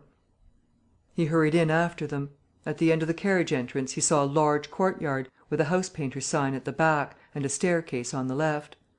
He went up the stairs and, as soon as he reached the 1st floor, ran still faster, because he heard, right up at the top, a din as of a free fight. When he came to the last landing he found the door open. He entered, listened for a second, caught the sound of a struggle, rushed to the room from which the sound appeared to proceed and remained standing on the threshold, very much out of breath and greatly surprised to see the man of the orange peel and the boy banging the floor with chairs. At that moment a third person walked out of an adjoining room. It was a young man of 28 or 30, wearing a pair of short whiskers in addition to his moustache, spectacles and a smoking jacket, with an astrakhan collar and looking like a foreigner, a Russian. "Good morning, Ganimard," he said. And turning to the two companions: "Thank you, my friends, and all my congratulations on the successful result. Here's the reward I promised you." He gave them a 100-franc note, pushed them outside and shut both doors. "I'm sorry, old chap," he said to Ganimard. "I wanted to talk to you badly." He offered him his hat and, seeing that the inspector remained flabbergasted and that his face was still distorted with anger, he exclaimed: "Why, you don't seem to understand! And yet it's clear enough. I wanted to see you particularly. So what could I do?" And, pretending to reply to an objection: "No, no, old chap," he continued, "you're quite wrong. If I had written or telephoned, you would not have come. Or else you would have come with a regiment. Now, I wanted to see you all alone; and I thought the best thing was to send those 2 decent fellows to meet you, with orders to scatter bits of orange peel and draw crosses and circles: in short, to mark out your road to this place. Why, you look quite bewildered! What is it? Perhaps you don't recognize me? Lupin! Arsène Lupin! Ransack your memory. Doesn't the name remind you of anything?" "You dirty scoundrel!" Ganimard snarled between his teeth. Lupin seemed greatly distressed and, in an affectionate voice: "Are you vexed? Yes, I can see it in your eyes. The Dugrival business, I suppose? I ought to have waited for you to come and take me in charge. There now, the thought never occurred to me. I promise you, next time. You scum of the earth! Growled Ganimard. And I thinking I was giving you a treat! Upon my word, I did. I said to myself, that dear old Ganimard, we haven't met for an age. He'll simply rush at me when he sees me. Ganimard, who had not yet stirred a limb, seemed to be waking from his stupor. He looked around him, looked at Lupin, visibly asked himself whether he would not do well to rush at him in reality, and then, controlling himself, took hold of a chair and settled himself in it, as though he had suddenly made up his mind to listen to his enemy. "Speak," he said, "and don't waste my time with any nonsense. I'm in a hurry." "That's it," said Lupin. "Let's talk. You can't imagine a quieter place than this. It's an old manor house, which once stood in the open country, and it belongs to the Duc de Rochelaure. The duke, who has never lived in it, lets this floor to me, and the outhouses to a painter and decorator. I always keep up a few establishments of this kind. It's a sound, practical plan. Here, in spite of my looking like a Russian nobleman, I'm M. d'Aubreuil, an ex-cabinet minister. You understand, I had to select a rather overstocked profession, so as not to attract attention." "Do you think I care a hang about all this?" said Ganimard, interrupting him. "Quite right. I'm wasting words and you're in a hurry. Forgive me. I shan't be long now. 5 minutes, that's all. I'll start at once. Have a cigar? No? Very well, no more will I." He sat down also, drummed his fingers on the table, while thinking, and began in this fashion: "On the 17th of October, 1599, on a warm and sunny autumn day. Do you follow me? But, now that I come to think of it, is it really necessary to go back to the reign of Henry IV and tell you all about the building of the Pont Neuf? No, I don't suppose you are very well up in French history, and I should only end by muddling you. Suffice it, then, for you to know that, last night, at 1 o'clock in the morning, a boatman passing under the last arch of the Pont Neuf aforesaid, along the left bank of the river, heard something drop into the front part of his barge.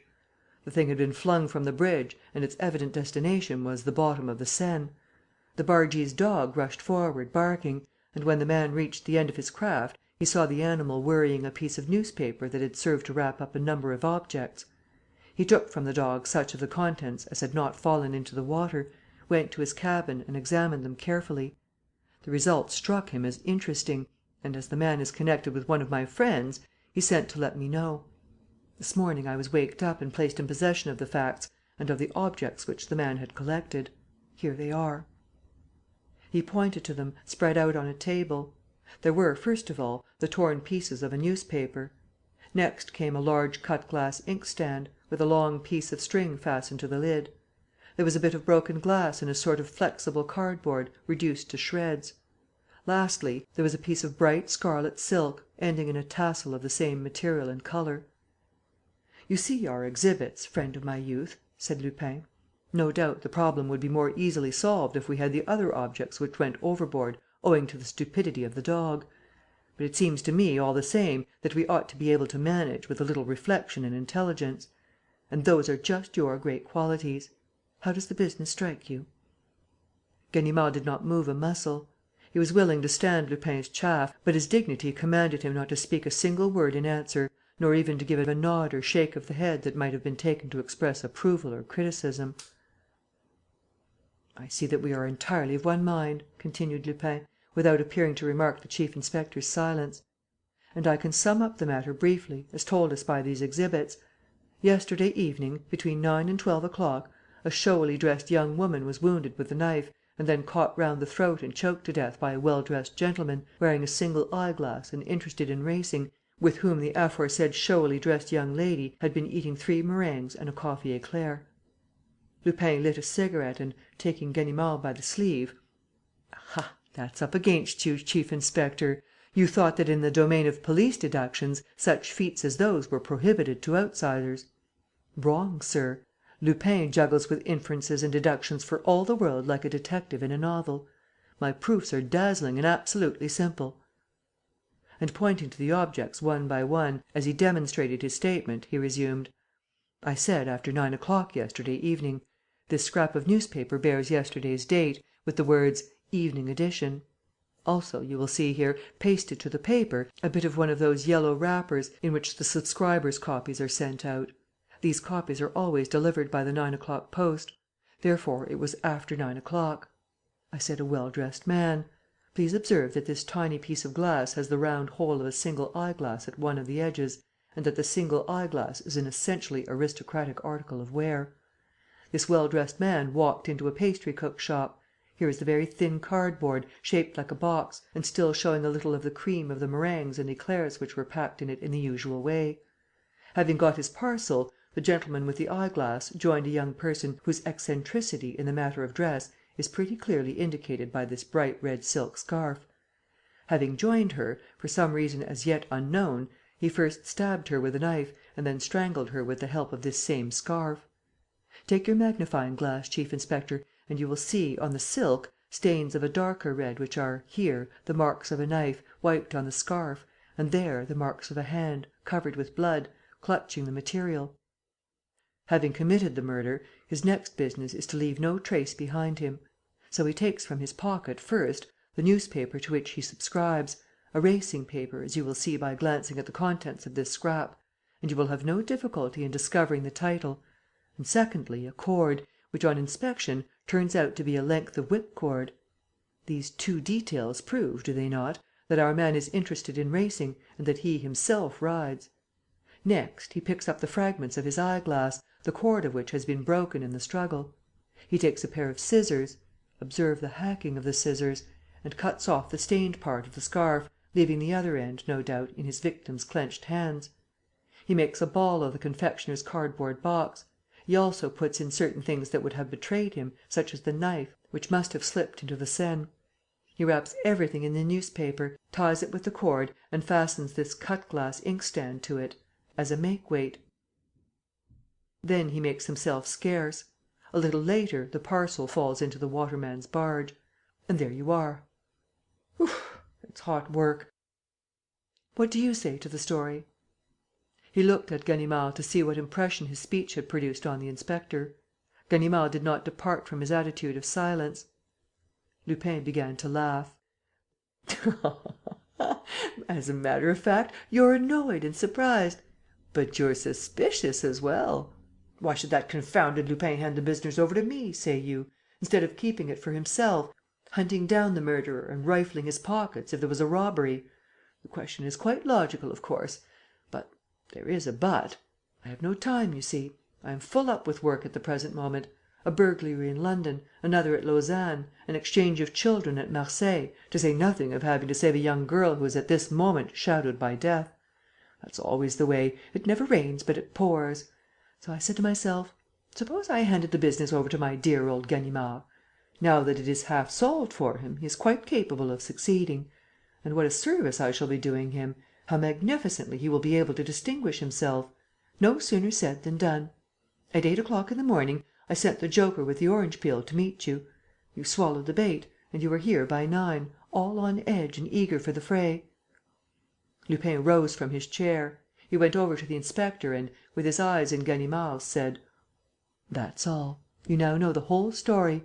Presently, you will know the victim: some ballet dancer, probably, some singer at a music hall. On the other hand, the chances are that the criminal lives near the Pont Neuf, most likely on the left bank. Lastly, here are all the exhibits. I make you a present of them. Set to work. I shall only keep this end of the scarf. If ever you want to piece the scarf together, bring me the other end, the one which the police will find round the victim's neck. Bring it me in 4 weeks from now to the day, that is to say, on the 29th of December, at 10 o'clock in the morning. You can be sure of finding me here. And don't be afraid: this is all perfectly serious, friend of my youth. I swear it is. No humbug, honour bright. You can go straight ahead. Oh, by the way, when you arrest the fellow with the eyeglass, be a bit careful: he is left-handed. Good-bye, old dear, and good luck to you." Lupin spun round on his heel, went to the door, opened it and disappeared before Ganimard had even thought of taking a decision. The inspector rushed after him, but at once found that the handle of the door, by some trick of mechanism which he did not know, refused to turn. It took him 10 minutes to unscrew the lock, and 10 minutes more to unscrew the lock of the hall door. By the time that he had scrambled down the 3 flights of stairs, Ganimard had given up all hope of catching Arsène Lupin. Besides, he was not thinking of it.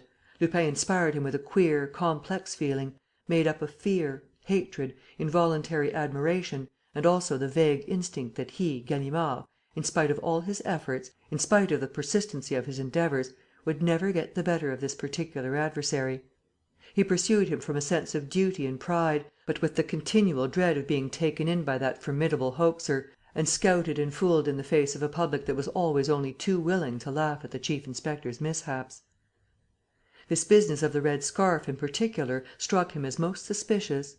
It was interesting, certainly, in more ways than one, but so very improbable. And Lupin's explanation, apparently so logical, would never stand the test of a severe examination. "No," said Ganimard, "this is all swank, a parcel of suppositions and guesswork based upon nothing at all. I'm not to be caught with chaff." When he reached the headquarters of the police, at 36 Quai des Orfèvres, he had quite made up his mind to treat the incident as though it had never happened. He went up to the Criminal Investigation Department. Here one of his fellow inspectors said: "Seen the chief?" "No." "He was asking for you just now." "Oh, was he?" "Yes, you had better go after him." "Where?" "To the Rue de Berne. There was a murder there last night." "Oh? Who's the victim?" "I don't know exactly. A music hall singer, I believe." Ganimard simply muttered: "By Jove!" Chapter 5, Part 2. The Red Silk Scarf. 20 minutes later, he stepped out of the underground railway station and made for the Rue de Berne. The victim, who was known in the theatrical world by her stage name of Jenny Saphir, occupied a small flat on the second floor of one of the houses. A policeman took the chief inspector upstairs and showed him the way, through 2 sitting rooms, to a bedroom, where he found the magistrates in charge of the inquiry, together with the divisional surgeon and M. Dudouis, the head of the detective service. Ganimard started at the first glance which he gave into the room. He saw, lying on a sofa, the corpse of a young woman, whose hands clutched a strip of red silk. One of the shoulders, which appeared above the low cut bodice, bore the marks of 2 wounds surrounded with clotted blood. The distorted and almost blackened features still bore an expression of frenzied terror. The divisional surgeon, who had just finished his examination, said: "My first conclusions are very clear. The victim was twice stabbed with a dagger and afterwards strangled. The immediate cause of death was asphyxia." "By Jove!" thought Ganimard again, remembering Lupin's words and the picture which he had drawn of the crime. The examining magistrate objected: "But the neck shows no discoloration." "She may have been strangled with a napkin or a handkerchief," said the doctor. "Most probably," said the chief detective, "with this silk scarf, which the victim was wearing and a piece of which remains, as though she had clung to it with her 2 hands to protect herself." "But why does only that piece remain?" asked the magistrate. "What has become of the other?" "The other may have been stained with blood and carried off by the murderer. You can plainly distinguish the hurried slashing of the scissors." "By Jove!" said Ganimard, between his teeth, for the 3rd time. "That brute of a Lupin saw everything without seeing a thing." "And what about the motive of the murder?" asked the magistrate. "The locks have been forced, the cupboards turned upside down. Have you anything to tell me, M. Dudouis?" The chief of the detective service replied: "I can at least suggest a supposition, derived from the statements made by the servant. The victim, who enjoyed a greater reputation on account of her looks than through her talent as a singer, went to Russia 2 years ago and brought back with her a magnificent sapphire which she appears to have received from some person of importance at the court. Since then she went by the name of Jenny Saphir and seems generally to have been very proud of that present, although, for prudence sake, she never wore it. I daresay that we shall not be far out if we presume the theft of the sapphire to have been the cause of the crime." "But did the maid know where the stone was?" "No, nobody did, and the disorder of the room would tend to prove that the murderer did not know either." "We will question the maid," said the examining magistrate. M. Dudouis took the chief inspector aside and said: "You're looking very old fashioned, Ganimard. What's the matter? Do you suspect anything?" "Nothing at all, chief." "That's a pity. We could do with a bit of showy work in the department. This is one of a number of crimes, all of the same class, of which we have failed to discover the perpetrator. This time we want the criminal, and quickly." "A difficult job, chief." "It's got to be done. Listen to me, Ganimard. According to what the maid says, Jenny Saphir led a very regular life. For a month past she was in the habit of frequently receiving visits, on her return from the music hall. that is to say, at about 10:30, from a man who would stay until midnight or so. 'He's a society man,' Jenny Saphir used to say, 'and he wants to marry me.' This society man took every precaution to avoid being seen, such as turning up his coat collar and lowering the brim of his hat when he passed the porter's box. And Jenny Saphir always made a point of sending away her maid, even before he came. This is the man whom we have to find." "Has he left no traces?" "None at all. It is obvious that we have to deal with a very clever scoundrel, who prepared his crime beforehand and committed it with every possible chance of escaping unpunished. His arrest would be a great feather in our cap. I rely on you, Ganimard." "Ah, you rely on me, chief," replied the inspector. "Well, we shall see. We shall see. I don't say no, only..." He seemed in a very nervous condition, and his agitation struck M. Dudouis. "Only," continued Ganimard, "only I swear, do you hear, chief? I swear." "What do you swear?" "Nothing. We shall see, chief. We shall see." Ganimard did not finish his sentence until he was outside, alone; and he finished it aloud, stamping his foot, in a tone of the most violent anger. "Only I swear to heaven that the arrest shall be effected by my own means, without my employing a single one of the clues with which that villain has supplied me. Ah, no! Ah, no!"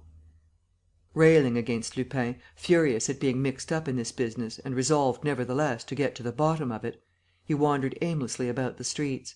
His brain was seething with irritation; and he tried to adjust his ideas a little and to discover, among the chaotic facts, some trifling detail, unperceived by all, unsuspected by Lupin himself, that might lead him to success. He lunched hurriedly at a bar, resumed his stroll and suddenly stopped, petrified, astounded and confused. He was walking under the gateway of the very house in the Rue de Surène to which Lupin had enticed him a few hours earlier. A force stronger than his own will was drawing him there once more. The solution of the problem lay there. There and there alone were all the elements of the truth. Do and say what he would, Lupin's assertions were so precise, his calculations so accurate, that, worried to the innermost recesses of his being by so prodigious a display of perspicacity, he could not do other than take up the work at the point where his enemy had left it. Abandoning all further resistance, he climbed the 3 flights of stairs. The door of the flat was open. No one had touched the exhibits. He put them in his pocket and walked away. From that moment, he reasoned and acted, so to speak, mechanically, under the influence of the master whom he could not choose but obey. Admitting that the unknown person whom he was seeking lived in the neighbourhood of the Pont Neuf, it became necessary to discover, somewhere between that bridge and the Rue de Berne, the first-class confectioner's shop, open in the evenings, at which the cakes were bought. This did not take long to find. A pastry cook near the Gare Saint-Lazare showed him some little cardboard boxes, identical in material and shape with the one in Ganimard's possession. Moreover, one of the shop girls remembered having served, on the previous evening, a gentleman whose face was almost concealed in the collar of his fur coat, but whose eyeglass she had happened to notice.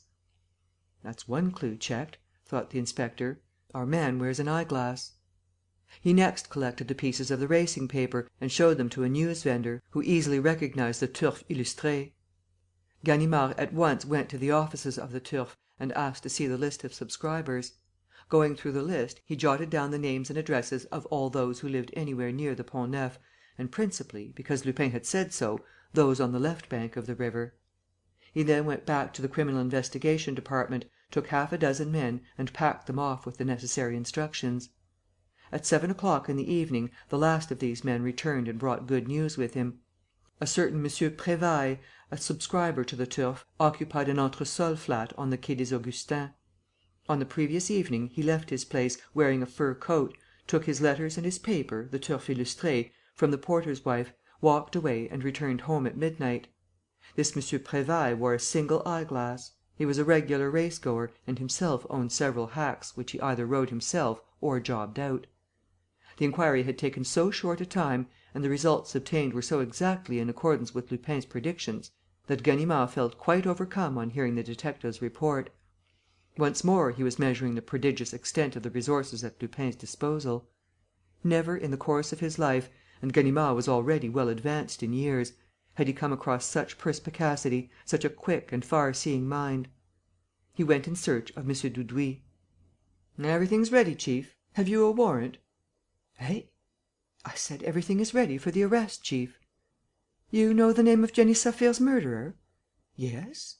"But how? Explain yourself." Ganimard had a sort of scruple of conscience, blushed a little and nevertheless replied: "An accident, chief. The murderer threw everything that was likely to compromise him into the Seine. Part of the parcel was picked up and handed to me." "By whom?" "A boatman who refused to give his name, for fear of getting into trouble. But I had all the clues I wanted. It was not so difficult as I expected." And the inspector described how he had gone to work. "And you call that an accident?" cried M. Dudouis. "And you say that it was not difficult? Why, it's one of your finest performances! Finish it yourself, Ganimard, and be prudent." Ganimard was eager to get the business done. He went to the Quai des Augustins with his men and distributed them around the house. He questioned the portress, who said that her tenant took his meals out of doors, but made a point of looking in after dinner. A little before 9 o'clock, in fact, leaning out of her window, she warned Ganimard, who at once gave a low whistle. A gentleman in a tall hat and a fur coat was coming along the pavement beside the Seine. He crossed the road and walked up to the house. Ganimard stepped forward. "Monsieur Prévailles, I believe?" "Yes, but who are you?" "I have a commission to..."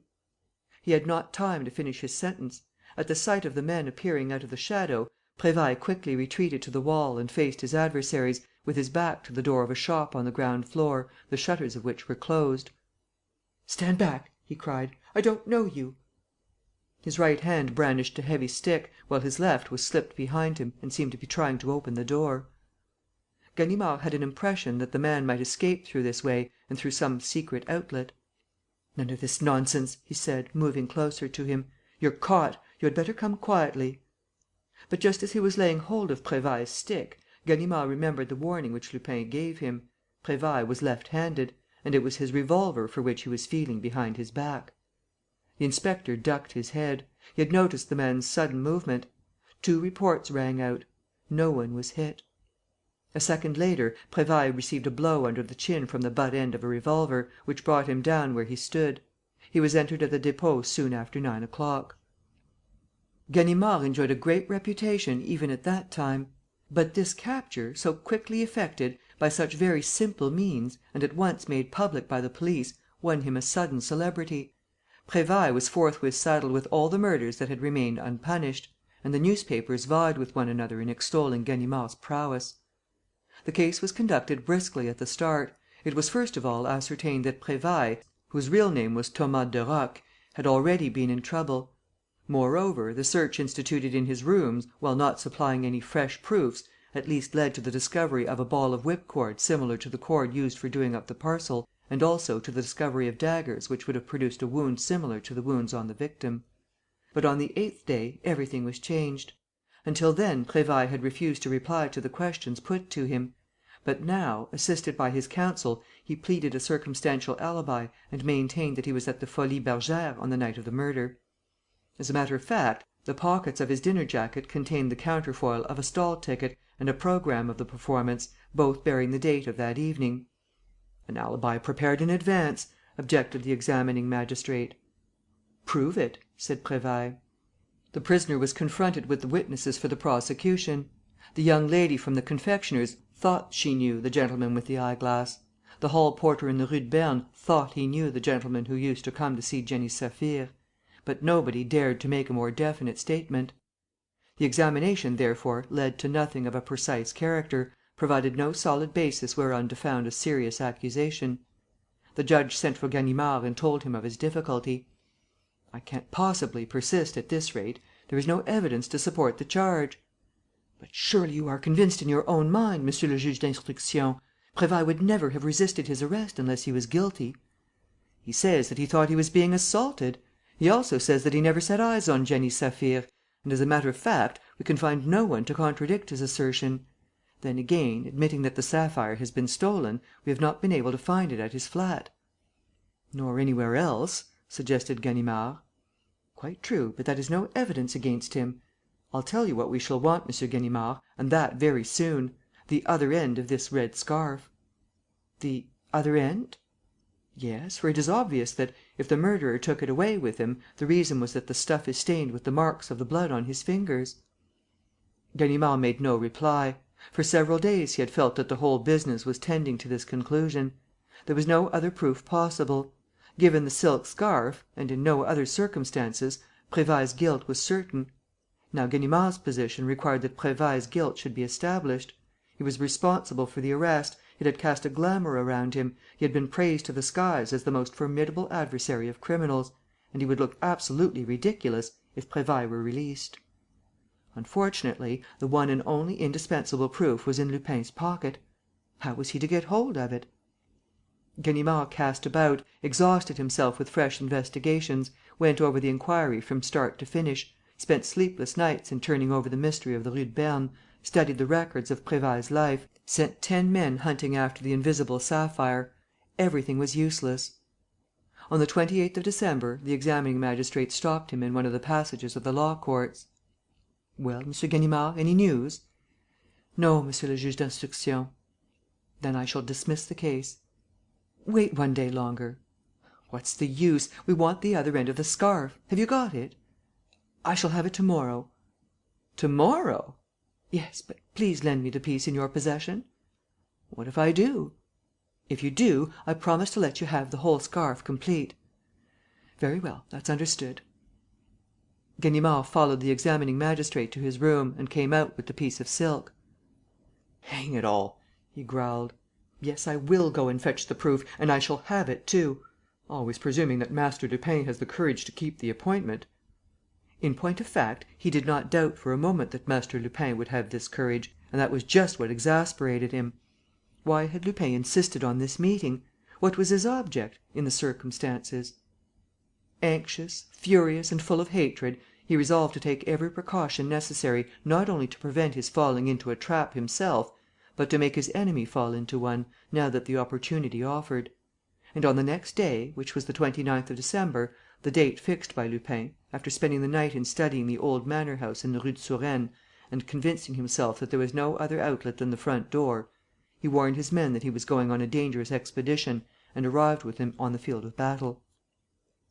He posted them in a café and gave them formal instructions. If he showed himself at one of the third-floor windows, or if he failed to return within an hour, the detectives were to enter the house and arrest any one who tried to leave it. The chief inspector made sure that his revolver was in working order and that he could take it from his pocket easily. Then he went upstairs. He was surprised to find things as he had left them, the doors open and the locks broken. After ascertaining that the windows of the principal room looked out on the street, he visited the 3 other rooms that made up the flat. There was no one there. "Master Lupin was afraid," he muttered, not without a certain satisfaction. "Don't be silly," said a voice behind him. Turning round, he saw an old workman, wearing a house painter's long smock, standing in the doorway. "You needn't bother your head," said the man. "It's I, Lupin. I've been working in the painter's shop since early morning. This is when we knock off for breakfast, so I came upstairs." He looked at Ganimard with a quizzing smile and cried: "'Pon my word, this is a gorgeous moment I owe you, old chap! I wouldn't sell it for 10 years of your life. And yet you know how I love you. What do you think of it, artist? Wasn't it well thought out and well foreseen? Foreseen from alpha to omega? Did I understand the business? Did I penetrate the mystery of the scarf? I'm not saying that there were no holes in my argument, no links missing in the chain. But what a masterpiece of intelligence, Ganimard! What a reconstruction of events! What an intuition of everything that had taken place and of everything that was going to take place, from the discovery of the crime to your arrival here in search of a proof! What really marvellous divination! Have you the scarf?" "Yes, half of it. Have you the other?" "Here it is. Let's compare." They spread the 2 pieces of silk on the table. The cuts made by the scissors corresponded exactly. Moreover, the colours were identical. "But I presume," said Lupin, "that this was not the only thing you came for. What you are interested in is seeing the marks of the blood. Come with me, Ganimard. It's rather dark in here." They moved into the next room, which, though it overlooked the courtyard, was lighter; and Lupin held his piece of silk against the window pane. "Look," he said, making room for Ganimard. The inspector gave a start of delight. The marks of the 5 fingers and the print of the palm were distinctly visible. The evidence was undeniable. The murderer had seized the stuff in his blood stained hand. in the same hand that had stabbed Jenny Saphir and tied the scarf round her neck. "And it is the print of a left hand," observed Lupin. "Hence my warning, which had nothing miraculous about it, you see. For, though I admit, friend of my youth, that you may look upon me as a superior intelligence, I won't have you treat me as a wizard." Ganimard had quickly pocketed the piece of silk. Lupin nodded his head in approval: "Quite right, old boy, it's for you. I'm so glad you're glad. And, you see, there was no trap about all this. Only the wish to oblige, a service between friends, between pals. And also, I confess, a little curiosity.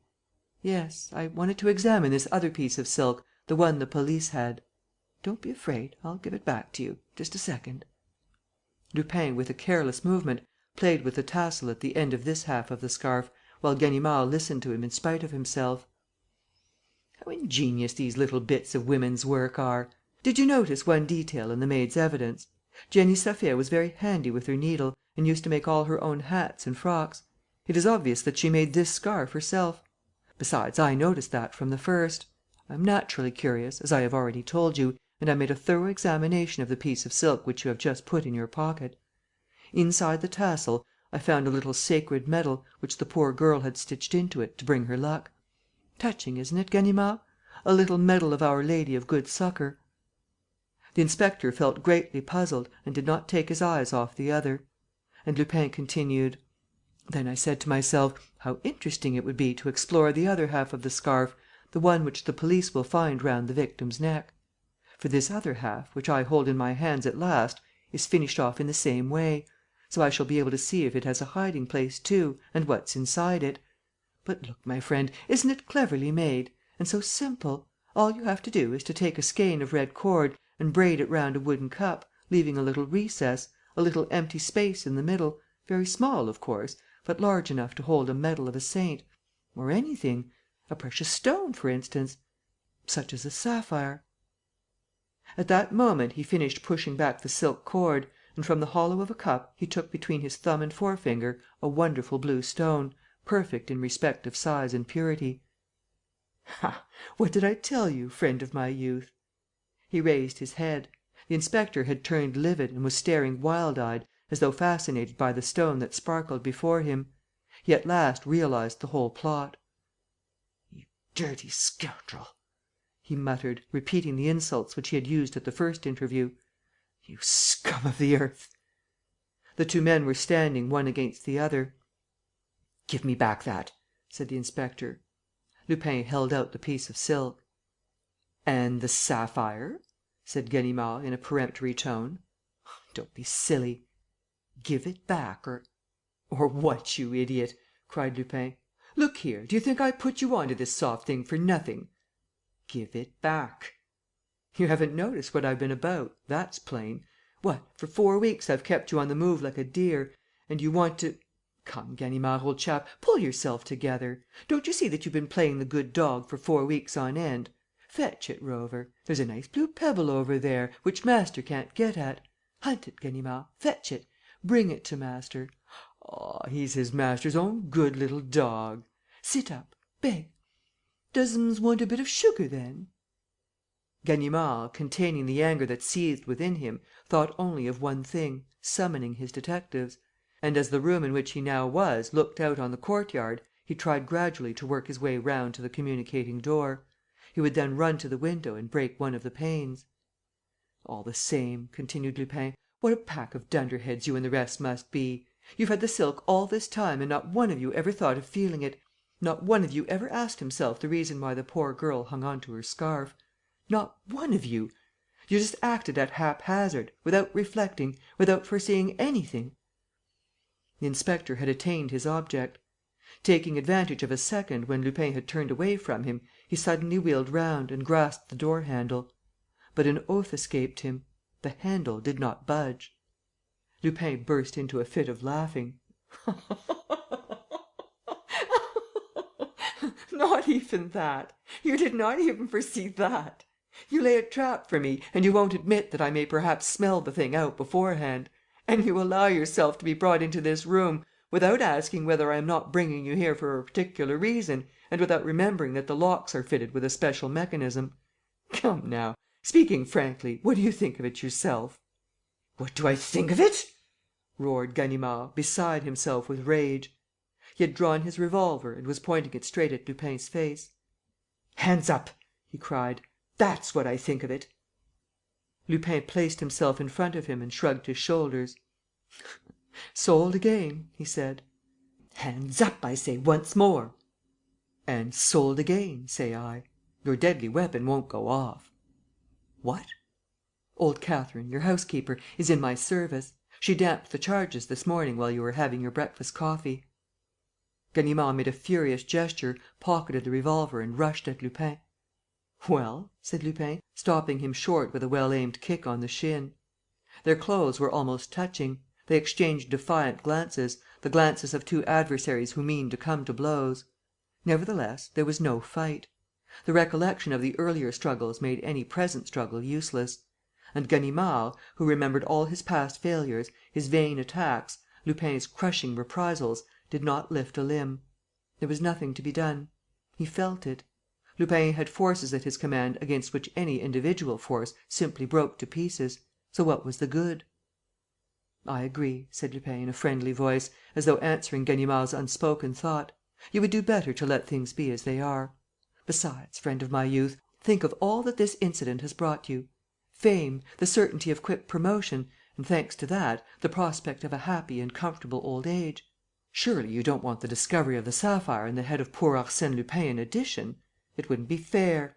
To say nothing of the fact that poor Arsène Lupin saved your life. Yes, sir. Who warned you at this very spot that Prévailles was left-handed? And is this the way you thank me? It's not pretty of you, Ganimard. Upon my word, you make me blush for you." While chattering, Lupin had gone through the same performance as Ganimard and was now near the door. Ganimard saw that his foe was about to escape him. Forgetting all prudence, he tried to block his way and received a tremendous butt in the stomach, which sent him rolling to the opposite wall. Lupin dexterously touched a spring, turned the handle, opened the door and slipped away, roaring with laughter as he went. 20 minutes later, when Ganimard at last succeeded in joining his men, one of them said to him: "A house painter left the house, as his mates were coming back from breakfast, and put a letter into my hand. 'Give that to your governor,' he said. 'Which governor?' I asked, but he was gone. I suppose it's meant for you." "Let's have it." Ganimard opened the letter. It was hurriedly scribbled in pencil and contained these words: "This is to warn you, friend of my youth, against excessive credulity. When a fellow tells you that the cartridges in your revolver are damp, however great your confidence in that fellow may be, even though his name be Arsène Lupin, never allow yourself to be taken in. Fire first, and if the fellow hops the twig, you will have acquired the proof, 1, that the cartridges are not damp, and 2, that old Catherine is the most honest and respectable of housekeepers. One of these days, I hope to have the pleasure of making her acquaintance. Meanwhile, friend of my youth, believe me always affectionately and sincerely yours." Chapter 6, part 1. Shadowed by death. After he had been round the walls of the property, Arsène Lupin returned to the spot from which he started. It was perfectly clear to him that there was no breach in the walls, and the only way of entering the extensive grounds of the Château de Maupertuis was through a little low door, firmly bolted on the inside, or through the principal gate, which was overlooked by the lodge. "Very well," he said, "we must employ heroic methods." Pushing his way into the copsewood where he had hidden his motor bicycle, he unwound a length of twine from under the saddle and went to a place which he had noticed in the course of his exploration. At this place, which was situated far from the road, on the edge of a wood, a number of large trees, standing inside the park, overlapped the wall. Lupin fastened a stone to the end of the string, threw it up and caught a thick branch, which he drew down to him and bestraddled. The branch, in recovering its position, raised him from the ground. He climbed over the wall, slipped down the tree and sprang lightly on the grass. It was winter; and through the leafless boughs, across the undulating lawns, he could see the little Château de Maupertuis in the distance. Fearing lest he should be perceived, he concealed himself behind a clump of fir trees. From there, with the aid of a field glass, he studied the dark and melancholy front of the manor house. All the windows were closed and, as it were, barricaded with solid shutters. The house might easily have been uninhabited. "By Jove!" muttered Lupin. It's not the liveliest of residences. I shall certainly not come here to end my days." But the clock struck 3. One of the doors on the ground floor opened and the figure of a woman appeared, a very slender figure wrapped in a brown cloak. The woman walked up and down for a few minutes and was at once surrounded by birds, to which she scattered crumbs of bread. Then she went down the stone steps that led to the middle lawn and skirted it, taking the path on the right. With his field glass, Lupin could distinctly see her coming in his direction. She was tall, fair haired, graceful in appearance and seemed to be quite a young girl. She walked with a sprightly step, looking at the pale December sun and amusing herself by breaking the little dead twigs on the shrubs along the road. She had gone nearly 2/3 of the distance that separated her from Lupin when there came a furious sound of barking and a huge dog, a colossal Danish boarhound, sprang from a neighbouring kennel and stood erect at the end of the chain by which it was fastened. The girl moved a little to one side, without paying further attention to what was doubtless a daily incident. The dog grew angrier than ever, standing on its legs and dragging at its collar, at the risk of strangling itself.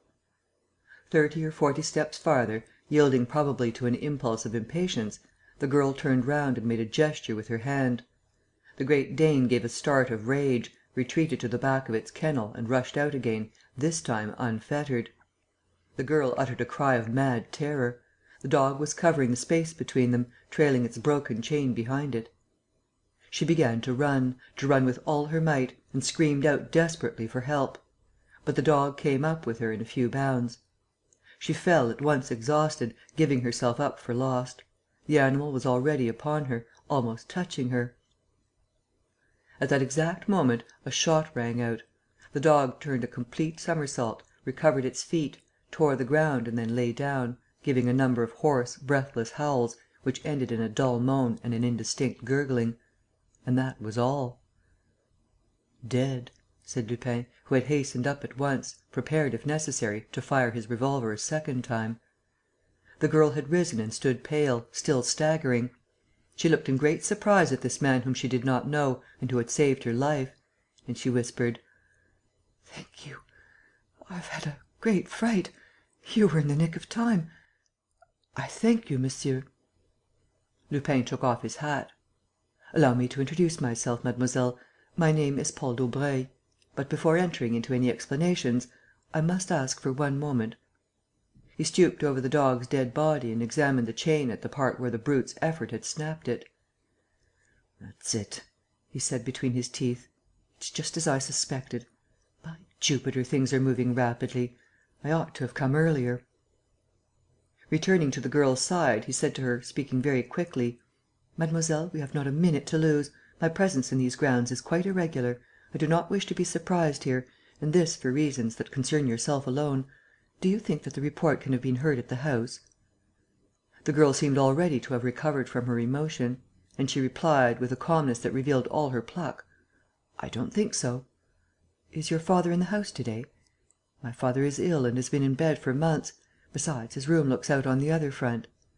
"And the servants?" "Their quarters in the kitchen are also on the other side. No one ever comes to this part. I walk here myself, but nobody else does." "It is probable, therefore, that I have not been seen either, especially as the trees hide us?" "It is most probable." "Then I can speak to you freely?" "Certainly. But I don't understand." "You will, presently. Permit me to be brief. The point is this: 4 days ago, Mademoiselle Jeanne Darcieux—" "That is my name," she said, smiling. "Mademoiselle Jeanne Darcieux," continued Lupin, "wrote a letter to one of her friends, called Marceline, who lives at Versailles." "How do you know all that?"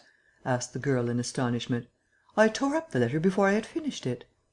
"And you flung the pieces on the edge of the road that runs from the house to Vendôme." "That's true. I'd gone out walking." "The pieces were picked up and they came into my hands next day." "Then you must have read them," said Jeanne Darcieux, betraying a certain annoyance by her manner. "Yes, I committed that indiscretion; and I do not regret it, because I can save you." "Save me? From what?" "From death." Lupin spoke this little sentence in a very distinct voice. The girl gave a shudder. Then she said: "I am not threatened with death?" "Yes, you are, mademoiselle. At the end of October, you were reading on a bench on the terrace where you were accustomed to sit at the same hour every day, when a block of stone fell from the cornice above your head and you were within a few inches of being crushed. An accident! One fine evening in November, you were walking in the kitchen garden by moonlight. A shot was fired. The bullet whizzed past your ear. At least I thought so. Lastly, less than a week ago, the little wooden bridge that crosses the river in the park, 2 yards from the waterfall, gave way while you were on it. You were just able, by a miracle, to catch hold of the root of a tree. Jeanne Darcieux tried to smile. Very well. But, as I wrote to Marceline, these are only a series of coincidences, of accidents. No, mademoiselle, no. One accident of this sort is allowable. So are 2. And even then. But we have no right to suppose that the chapter of accidents, repeating the same act 3 times in such different and extraordinary circumstances, is a mere amusing coincidence. That is why I thought that I might presume to come to your assistance. And as my intervention can be of no use unless it remains secret, I do not hesitate to make my way in here, without walking through the gate. I came in the nick of time, as you said. Your enemy was attacking you once more."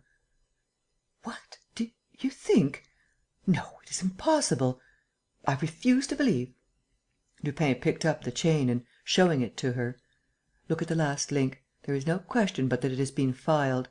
Otherwise, so powerful a chain as this would never have yielded. Besides, you can see the mark of the file here." Jeanne turned pale and her pretty features were distorted with terror. "But who can bear me such a grudge?" she gasped.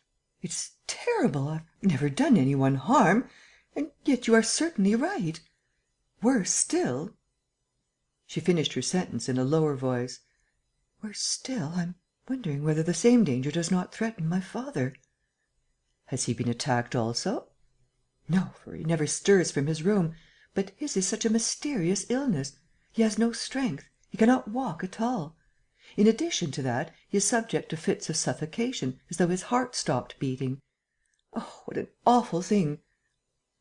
Lupin realized all the authority which he was able to assert at such a moment, and he said: "Have no fear, mademoiselle. If you obey me blindly, I shall be sure to succeed." "Yes, yes, I am quite willing. But all this is so terrible." "Trust me, I beg of you. And please listen to me. I shall want a few particulars." He rapped out a number of questions, which Jeanne Darcieux answered hurriedly. "That animal was never let loose, was he?" "Never." "Who used to feed him?" "The lodge keeper. He brought him his food every evening." "Consequently, he could go near him without being bitten?" "Yes, and he only, for the dog was very savage." "You don't suspect the man?" "Oh, no. Baptiste? Never." "And you can't think of anybody?" "No. Our servants are quite devoted to us. They are very fond of me." "You have no friends staying in the house?" "No." "No brother?" "No." "Then your father is your only protector?" "Yes, and I have told you the condition he is in." "Have you told him of the different attempts?" "Yes, and it was wrong of me to do so. Our doctor, old Dr. Guéroult, forbade me to cause him the least excitement." "Your mother?" "I don't remember her. She died 16 years ago. Just 16 years ago." "How old were you then?" "I was not quite 5 years old." "And were you living here?" "We were living in Paris. My father only bought this place the year after." Lupin was silent for a few moments. Then he concluded: "Very well, mademoiselle. I am obliged to you. Those particulars are all I need for the present. Besides, it would not be wise for us to remain together longer." "But," she said, "the lodge keeper will find the dog soon. Who will have killed him?" "You, mademoiselle, to defend yourself against an attack." "I never carry firearms." "I am afraid you do," said Lupin, smiling, "because you killed the dog; and there is no one but you who could have killed him.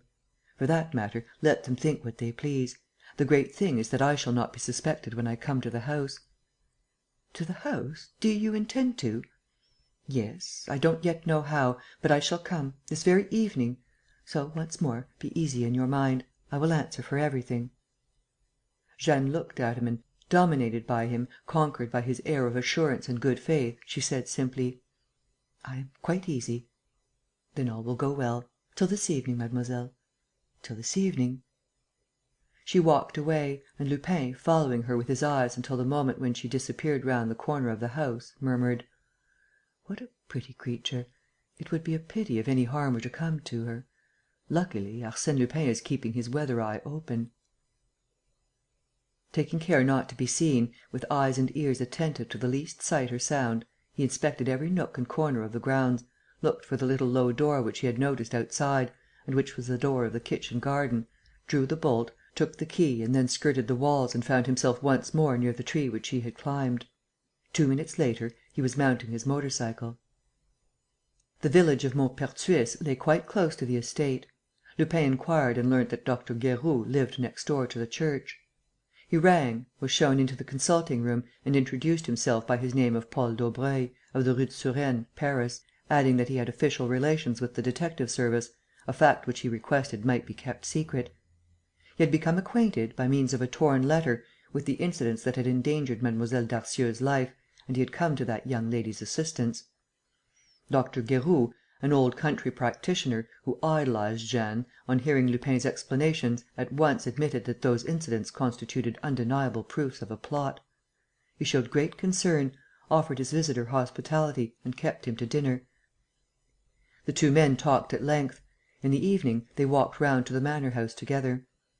The doctor went to the sick man's room, which was on the first floor, and asked leave to bring up a young colleague, to whom he intended soon to make over his practice, when he retired. Lupin, on entering, saw Jeanne Darcieux seated by her father's bedside. She suppressed a movement of surprise and, at a sign from the doctor, left the room. The consultation thereupon took place in Lupin's presence. M. Darcieux's face was worn, with much suffering, and his eyes were bright with fever. He complained particularly, that day, of his heart. After the auscultation, he questioned the doctor with obvious anxiety, and each reply seemed to give him relief.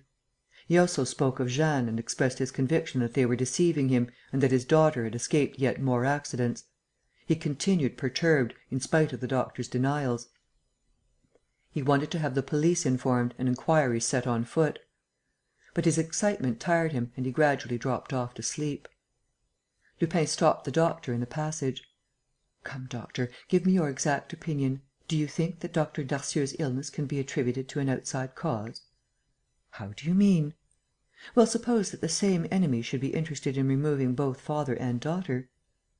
The doctor seemed struck by the suggestion: "Upon my word, there is something in what you say. The father's illness at times adopts such a very unusual character. For instance, the paralysis of the legs, which is almost complete, ought to be accompanied by..." The doctor reflected for a moment and then said in a low voice: "You think it's poison, of course. But what poison? Besides, I see no toxic symptoms. It would have to be... But what are you doing? What's the matter?" The two men were talking outside a little sitting room on the first floor, where Jeanne, seizing the opportunity while the doctor was with her father, had begun her evening meal. Lupin, who was watching her through the open door, saw her lift a cup to her lips and take a few sups. Suddenly, he rushed at her and caught her by the arm: "What are you drinking there?" "What!" she said, taken aback. "Only tea!" "You pulled a face of disgust. What made you do that?" "I don't know. I thought..." "You thought what?" "That it tasted rather bitter. But I expect that comes from the medicine I mixed with it." "What medicine?" "Some drops which I take at dinner. The drops which you prescribed for me, you know, doctor." "Yes," said Dr. Guéroult, "but that medicine has no taste of any kind. You know it hasn't, Jeanne, for you have been taking it for a fortnight and this is the first time." "Quite right," said the girl, "and this does have a taste. There. Oh! My mouth is still burning." Dr. Guéroult now took a sip from the cup: "Pah!" he exclaimed, spitting it out again. "There's no mistake about it." Lupin, on his side, was examining the bottle containing the medicine, and he asked: "Where is this bottle kept in the daytime?" But Jeanne was unable to answer. She had put her hand to her heart and, wan-faced, with staring eyes, seemed to be suffering great pain. It hurts. It hurts," she stammered. The two men quickly carried her to her room and laid her on the bed. "She ought to have an emetic," said Lupin. "Open the cupboard," said the doctor. "You'll see a medicine case. Have you got it? Take out one of those little tubes. Yes, that one. And now some hot water. You'll find some on the tea tray in the other room." Jeanne's own maid came running up in answer to the bell. Lupin told her that Mlle. Darcieux had been taken unwell, for some unknown reason. He next returned to the little dining room, inspected the sideboard and the cupboards, went down to the kitchen and pretended that the doctor had sent him to ask about M. Darcieux's diet. Without appearing to do so, he catechized the cook, the butler and Baptiste, the lodge keeper, who had his meals at the manor house with the servants. Then he went back to the doctor: "Well?" "She's asleep." "Any danger?" "No. Fortunately, she had only taken 2 or 3 sips. But this is the second time to day that you have saved her life, as the analysis of this bottle will show." "Quite superfluous to make an analysis, doctor. There is no doubt about the fact that there has been an attempt at poisoning." "By whom?" "I can't say. But the demon who is engineering all this business clearly knows the ways of the house. He comes and goes as he pleases, walks about in the park, files the dog's chain, mixes poison with the food and, in short, moves and acts precisely as though he were living the life of her, or rather of those, whom he wants to put away." "You really believe that M. Darcieux is threatened with the same danger?" "I have not a doubt of it." "Then it must be one of the servants. But that is most unlikely. Do you think...." "I think nothing, doctor. I know nothing. All I can say is that the situation is most tragic and that we must be prepared for the worst. Death is here, doctor, shadowing the people in this house; and it will soon strike at those whom it is pursuing." "What's to be done?" "Watch, doctor. Let us pretend that we are alarmed about M. Darcieux's health and spend the night in here. The bedrooms of both the father and daughter are close by. If anything happens, we are sure to hear." There was an easy chair in the room. They arranged to sleep in it in turn and turn about. In reality, Lupin slept for only 2 or 3 hours. In the middle of the night, he left the room, without disturbing his companion, carefully looked round the whole of the house and walked out through the principal gate. Chapter 6, part 2. Shadowed by Death. He reached Paris on his motor cycle at 9 o'clock in the morning. 2 of his friends, to whom he telephoned on the road, met him there. They all 3 spent the day in making searches which Lupin had planned out beforehand. He set out again hurriedly at 6 o'clock. And never, perhaps, as he told me subsequently, did he risk his life with greater temerity than in his break-neck ride, at a mad rate of speed, on a foggy December evening, with the light of his lamp hardly able to pierce through the darkness. He sprang from his bicycle outside the gate, which was still open, ran to the house and reached the first floor in a few bounds. There was no one in the little dining room. Without hesitating, without knocking, he walked into Jeanne's bedroom. "Oh, here you are!" he said, with a sigh of relief, seeing Jeanne and the doctor sitting side by side, talking. "What? Any news?" asked the doctor, alarmed at seeing such a state of agitation in a man whose coolness he had had occasion to observe. "No," said Lupin, "no news. And here?" "None here either. We have just left M. Darcieux. He has had an excellent day and he ate his dinner with a good appetite. As for Jeanne, you can see for yourself, she has all her pretty colour back again." "Then she must go." "Go? But it's out of the question!" protested the girl. "You must go, you must!" cried Lupin, with real violence, stamping his foot on the floor. He at once mastered himself, spoke a few words of apology and then, for 3 or 4 minutes, preserved a complete silence, which the doctor and Jeanne were careful not to disturb. At last he said to the young girl: "You shall go to morrow morning, mademoiselle. It will be only for 1 or 2 weeks. I will take you to your friend at Versailles, the one to whom you were writing. I entreat you to get everything ready to night, without concealment of any kind. Let the servants know that you are going. On the other hand, the doctor will be good enough to tell M. Darcieux and give him to understand, with every possible precaution, that this journey is essential to your safety. Besides, he can join you as soon as his strength permits. That's settled, is it not?" "Yes," she said, absolutely dominated by Lupin's gentle and imperious voice. "In that case," he said, "be as quick as you can and do not stir from your room." "But," said the girl, with a shudder, "am I to stay alone to night?"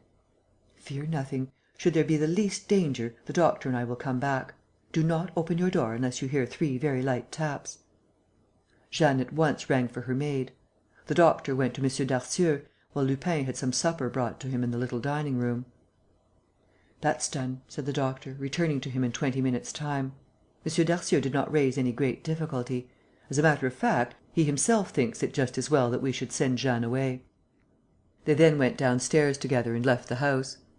On reaching the lodge, Lupin called the keeper: "You can shut the gate, my man.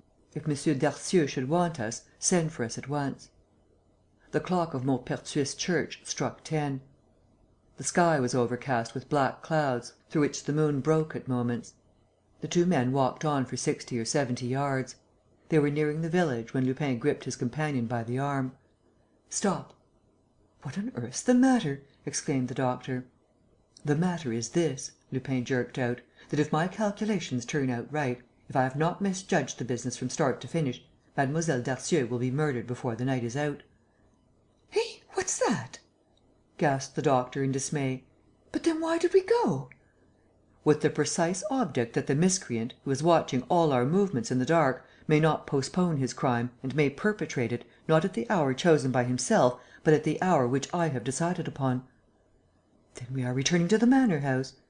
"Yes, of course we are, but separately." "In that case, let us go at once." "Listen to me, doctor," said Lupin, in a steady voice, "and let us waste no time in useless words. Above all, we must defeat any attempt to watch us. You will therefore go straight home and not come out again until you are quite certain that you have not been followed. You will then make for the walls of the property, keeping to the left, till you come to the little door of the kitchen garden. Here is the key. When the church clock strikes 11, open the door very gently and walk right up to the terrace at the back of the house.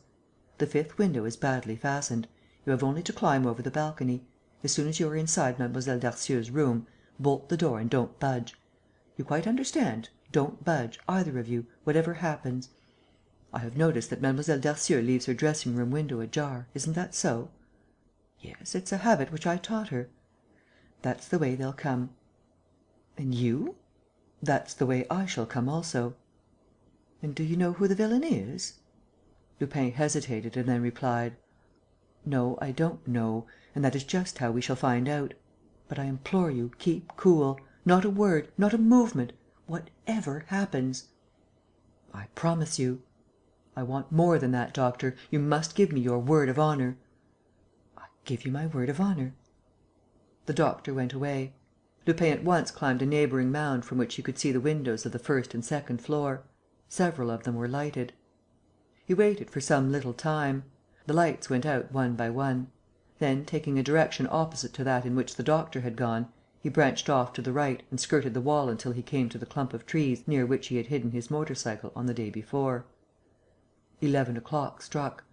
He calculated the time which it would take the doctor to cross the kitchen garden and make his way into the house. "That's 1 point scored," he muttered. "Everything's all right on that side. And now, Lupin to the rescue? The enemy won't be long before he plays his last trump. And, by all the gods, I must be there!"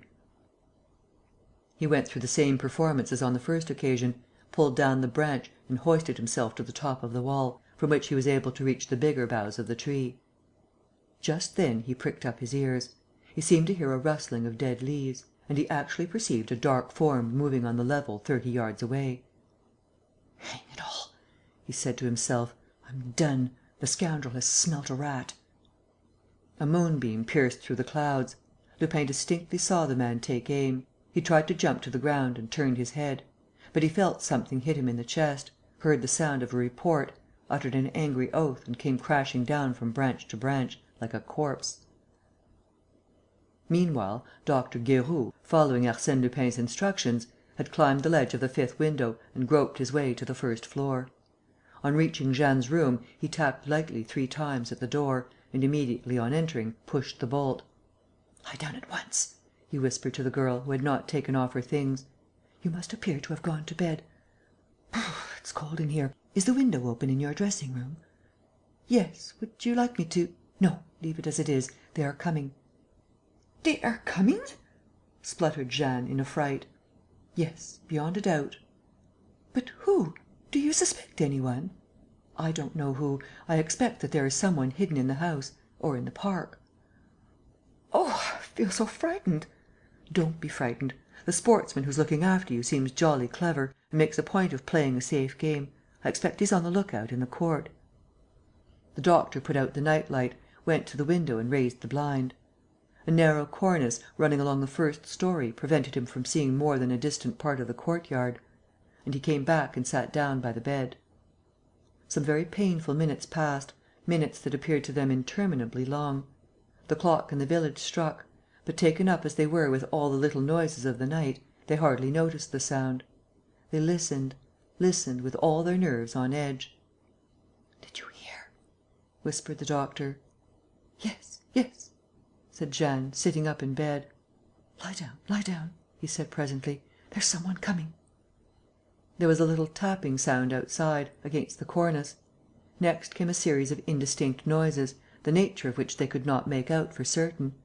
But they had a feeling that the window in the dressing room was being opened wider, for they were buffeted by gusts of cold air. Suddenly, it became quite clear: there was some one next door. The doctor, whose hand was trembling a little, seized his revolver. Nevertheless, he did not move, remembering the formal orders which he had received and fearing to act against them. The room was in absolute darkness; and they were unable to see where the adversary was. But they felt his presence. They followed his invisible movements, the sound of his footsteps deadened by the carpet, and they did not doubt but that he had already crossed the threshold of the room. And the adversary stopped. Of that they were certain. He was standing 6 steps away from the bed, motionless, undecided perhaps, seeking to pierce the darkness with his keen eyes. Jeanne's hand, icy cold and clammy, trembled in the doctor's grasp. With his other hand, the doctor clutched his revolver, with his finger on the trigger. In spite of his pledged word, he did not hesitate. If the adversary touched the end of the bed, the shot would be fired at a venture. The adversary took another step and then stopped again. And there was something awful about that silence, that impassive silence, that darkness in which those human beings were peering at one another, wildly. Who was it looming in the murky darkness? Who was the man? What horrible enmity was it that turned his hand against the girl, and what abominable aim was he pursuing? Terrified though they were, Jeanne and the doctor thought only of that one thing: to see, to learn the truth, to gaze upon the adversary's face. He took one more step and did not move again. It seemed to them that his figure stood out, darker, against the dark space, and that his arm rose slowly, slowly. A minute passed and then another minute. And suddenly, beyond the man, on the right, a sharp click. A bright light flashed, was flung upon the man, lit him full in the face, remorselessly. Jeanne gave a cry of affright. She had seen. Standing over her, with a dagger in his hand, she had seen her father. Almost at the same time, though the light was already turned off, there came a report. The doctor had fired. "Dash it all, don't shoot!" roared Lupin. He threw his arms round the doctor, who choked out: "Didn't you see? Didn't you see? Listen, he's escaping." "Let him escape. It's the best thing that could happen." He pressed the spring of his electric lantern again, ran to the dressing room, made certain that the man had disappeared and, returning quietly to the table, lit the lamp. Jeanne lay on her bed, pallid, in a dead faint. The doctor, huddled in his chair, emitted inarticulate sounds. "Come," said Lupin, laughing, "pull yourself together. There is nothing to excite ourselves about. It's all over." "Her father! Her father!" moaned the old doctor. "If you please, doctor, Mlle. Darcieux is ill. Look after her." Without more words, Lupin went back to the dressing room and stepped out on the window ledge. A ladder stood against the ledge. He ran down it. Skirting the wall of the house, 20 steps farther, he tripped over the rungs of a rope ladder, which he climbed, and found himself in M. Darcieux's bedroom. The room was empty. "Just so," he said. "My gentleman did not like the position and has cleared out. Here's wishing him a good journey. And, of course, the door is bolted? Exactly. That is how our sick man, tricking his worthy medical attendant, used to get up at night in full security, fasten his rope ladder to the balcony and prepare his little games. He's no fool, is friend Darcieux." He drew the bolts and returned to Jeanne's room. The doctor, who was just coming out of the doorway, drew him to the little dining room. "She's asleep. Don't let us disturb her. She has had a bad shock and will take some time to recover." Lupin poured himself out a glass of water and drank it down. Then he took a chair and, calmly: "Pooh, she'll be all right by to morrow." "What do you say?" I say that she'll be all right by to morrow." "Why?" "In the first place, because it did not strike me that Mlle. Darcieux felt any very great affection for her father." "Never mind. Think of it, a father who tries to kill his daughter! A father who, for months on end, repeats his monstrous attempt 4, 5, 6 times over again! Well, isn't that enough to blight a less sensitive soul than Jeanne's for good and all? What a hateful memory!" "She will forget." "One does not forget such a thing as that." "She will forget, doctor, and for a very simple reason." "Explain yourself." "She is not M. Darcieux's daughter." "Eh?" "I repeat, she is not that villain's daughter." "What do you mean? M. Darcieux...." "M. Darcieux is only her step-father. She had just been born when her father, the real father, died. Jeanne's mother then married a cousin of her husband's, a man bearing the same name, and she died within a year of her second wedding. She left Jeanne in M. Darcieux's charge. He first took her abroad and then bought this country house; and, as nobody knew him in the neighbourhood, he represented the child as being his daughter. She herself did not know the truth about her birth." The doctor sat confounded. He asked: "Are you sure of your facts?" "I spent my day in the town halls of the Paris municipalities. I searched the registers. I interviewed 2 solicitors. I have seen all the documents. There is no doubt possible." "But that does not explain the crime, or rather the series of crimes." "Yes, it does," declared Lupin. "And from the start, from the first hour when I meddled in this business, some words which Mlle. Darcieux used made me suspect that direction which my investigations must take. 'I was not quite 5 years old when my mother died,' she said. That was 16 years ago. Mlle. Darcieux, therefore, was nearly 21, that is to say, she was on the verge of attaining her majority. I at once saw that this was an important detail. The day on which you reach your majority is the day on which your accounts are rendered. What was the financial position of Mlle. Darcieux, who was her mother's natural heiress? Of course, I did not think of the father for a second. To begin with, one can't imagine a thing like that. And then the farce which M. Darcieux was playing: helpless, bedridden, ill." "Really ill?" interrupted the doctor. "All this diverted suspicion from him, the more so as I believe that he himself was exposed to criminal attacks. But was there not in the family some person who would be interested in their removal? My journey to Paris revealed the truth to me. Mlle. Darcieux inherits a large fortune from her mother, of which her step-father draws the income. The solicitor was to have called a meeting of the family in Paris next month. The truth would have been out. It meant ruin to M. Darcieux." "Then he had put no money by?" "Yes, but he had lost a great deal as the result of unfortunate speculations." "But, after all, Jeanne would not have taken the management of her fortune out of his hands." "There is one detail which you do not know, doctor, and which I learnt from reading the torn letter. Mlle. Darcieux is in love with the brother of Marceline, her Versailles friend. M. Darcieux was opposed to the marriage. And you now see the reason she was waiting until she came of age to be married." "You're right," said the doctor. "You're right. It meant his ruin." "His absolute ruin. One chance of saving himself remained: the death of his step-daughter, of whom he is the next heir." "Certainly, but on condition that no one suspected him." "Of course. And that is why he contrived the series of accidents, so that the death might appear to be due to misadventure. And that is why I, on my side, wishing to bring things to a head, asked you to tell him of Mlle. Darcieux's impending departure. From that moment, it was no longer enough for the would-be sick man to wander about the grounds and the passages, in the dark, and execute some leisurely thought-out plan. No, he had to act at once, without preparation, violently, dagger in hand. I had no doubt that he would decide to do it. And he did." "Then he had no suspicions?" "Of me, yes. He felt that I would return to night, and he kept a watch at the place where I had already climbed the wall." "Well?" "Well," said Lupin, laughing, "I received a bullet full in the chest, or rather my pocket book received a bullet. Here, you can see the hole. So I tumbled from the tree like a dead man. Thinking that he was rid of his only adversary, he went back to the house. I saw him prowl about for 2 hours. Then, making up his mind, he went to the coach-house, took a ladder and set it against the window. I had only to follow him." The doctor reflected and said: "You could have collared him earlier. Why did you let him come up? It was a sore trial for Jeanne. And unnecessary." "On the contrary, it was indispensable. Mlle. Darcieux would never have accepted the truth. It was essential that she should see the murderer's very face. You must tell her all the circumstances when she awakes. She will soon be well again." "But M. Darcieux?" "You can explain his disappearance as you think best. A sudden journey, a fit of madness. There will be a few inquiries. And you may be sure that he will never be heard of again." The doctor nodded his head: "Yes, that is so, that is so. You are right. You have managed all this business with extraordinary skill. And Jeanne owes you her life. She will thank you in person.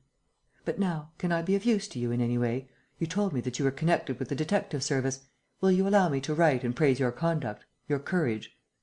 Lupin began to laugh: "Certainly. A letter of that kind will do me a world of good. You might write to my immediate superior, Chief inspector Ganimard. He will be glad to hear that his favourite officer, Paul Daubreuil, of the Rue de Surène, has once again distinguished himself by a brilliant action. As it happens, I have an appointment to meet him about a case of which you may have heard: the case of the red scarf.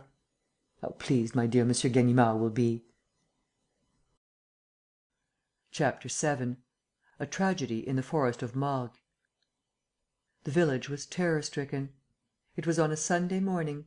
The peasants of Saint Nicolas and the neighbourhood were coming out of church and spreading across the square, when, suddenly, the women who were walking ahead and who had already turned into the high road fell back with loud cries of dismay.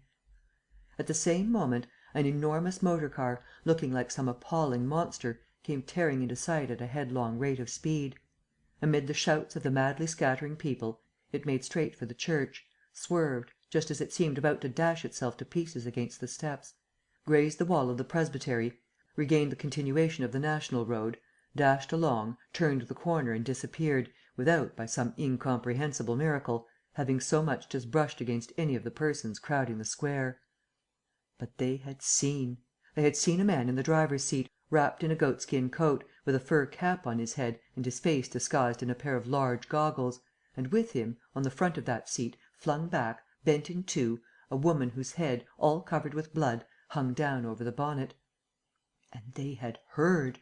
They had heard the woman's screams, screams of horror, screams of agony. And it was all such a vision of hell and carnage that the people stood, for some seconds, motionless, stupefied. "Blood!" roared somebody. There was blood everywhere, on the cobblestones of the square, on the ground hardened by the first frosts of autumn; and, when a number of men and boys rushed off in pursuit of the motor, they had but to take those sinister marks for their guide. The marks, on their part, followed the high road, but in a very strange manner, going from one side to the other and leaving a zigzag track, in the wake of the tires, that made those who saw it shudder. How was it that the car had not bumped against that tree? How had it been righted, instead of smashing into that bank? What novice, what madman, what drunkard, what frightened criminal was driving that motor car with such astounding bounds and swerves? One of the peasants declared: "They will never do the turn in the forest." And another said: "Of course they won't. She's bound to upset." The forest of Morgues began at half a mile beyond Saint Nicolas; and the road, which was straight up to that point, except for a slight bend where it left the village, started climbing, immediately after entering the forest, and made an abrupt turn among the rocks and trees. No motor car was able to take this turn without first slackening speed. There were posts to give notice of the danger. The breathless peasants reached the quincunx of beeches that formed the edge of the forest; and one of them at once cried: "There you are! What? Upset!" The car, a limousine, had turned turtle and lay smashed, twisted and shapeless. Beside it, the woman's dead body. But the most horrible, sordid, stupefying thing was the woman's head, crushed, flattened, invisible under a block of stone, a huge block of stone lodged there by some unknown and prodigious agency. As for the man in the goatskin coat, he was nowhere to be found. He was not found on the scene of the accident. He was not found either in the neighbourhood. Moreover, some workmen coming down the Côte de Morgues declared that they had not seen anybody. The man, therefore, had taken refuge in the woods. The gendarmes, who were at once sent for, made a minute search, assisted by the peasants, but discovered nothing. In the same way, the examining magistrates, after a close inquiry lasting for several days, found no clue capable of throwing the least light upon this inscrutable tragedy. On the contrary, the investigations only led to further mysteries and further improbabilities. Thus it was ascertained that the block of stone came from where there had been a landslip, at least 40 yards away. and the murderer, in a few minutes, had carried it all that distance and flung it on his victim's head. On the other hand, the murderer, who was most certainly not hiding in the forest, for if so he must inevitably have been discovered, the forest being of limited extent, had the audacity, 8 days after the crime, to come back to the turn on the hill and leave his goatskin coat there. Why? With what object? There was nothing in the pockets of the coat, except a corkscrew and a napkin. What did it all mean? Inquiries were made of the builder of the motor car, who recognized the limousine as one which he had sold, 3 years ago, to a Russian. The said Russian, declared the manufacturer, had sold it again at once. To whom? No one knew. The car bore no number. Then again, it was impossible to identify the dead woman's body. Her clothes and underclothing were not marked in any way; and the face was quite unknown. Meanwhile, detectives were going along the national road in the direction opposite to that taken by the actors in this mysterious tragedy. But who was to prove that the car had followed that particular road on the previous night? They examined every yard of the ground, they questioned everybody. At last they succeeded in learning that, on the Saturday evening, a limousine had stopped outside a grocer's shop in a small town situated about 200 miles from Saint Nicolas, on a highway branching out of the national road. The driver had first filled his tank, bought some spare cans of petrol and lastly taken away a small stock of provisions: a ham, fruit, biscuits, wine and a half bottle of 3-Star brandy. There was a lady on the driver's seat. She did not get down. The blinds of the limousine were drawn. One of these blinds was seen to move several times.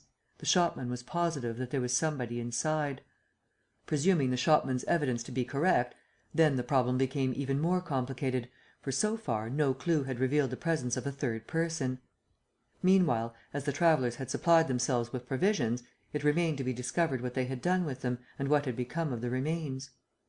The detectives retraced their steps.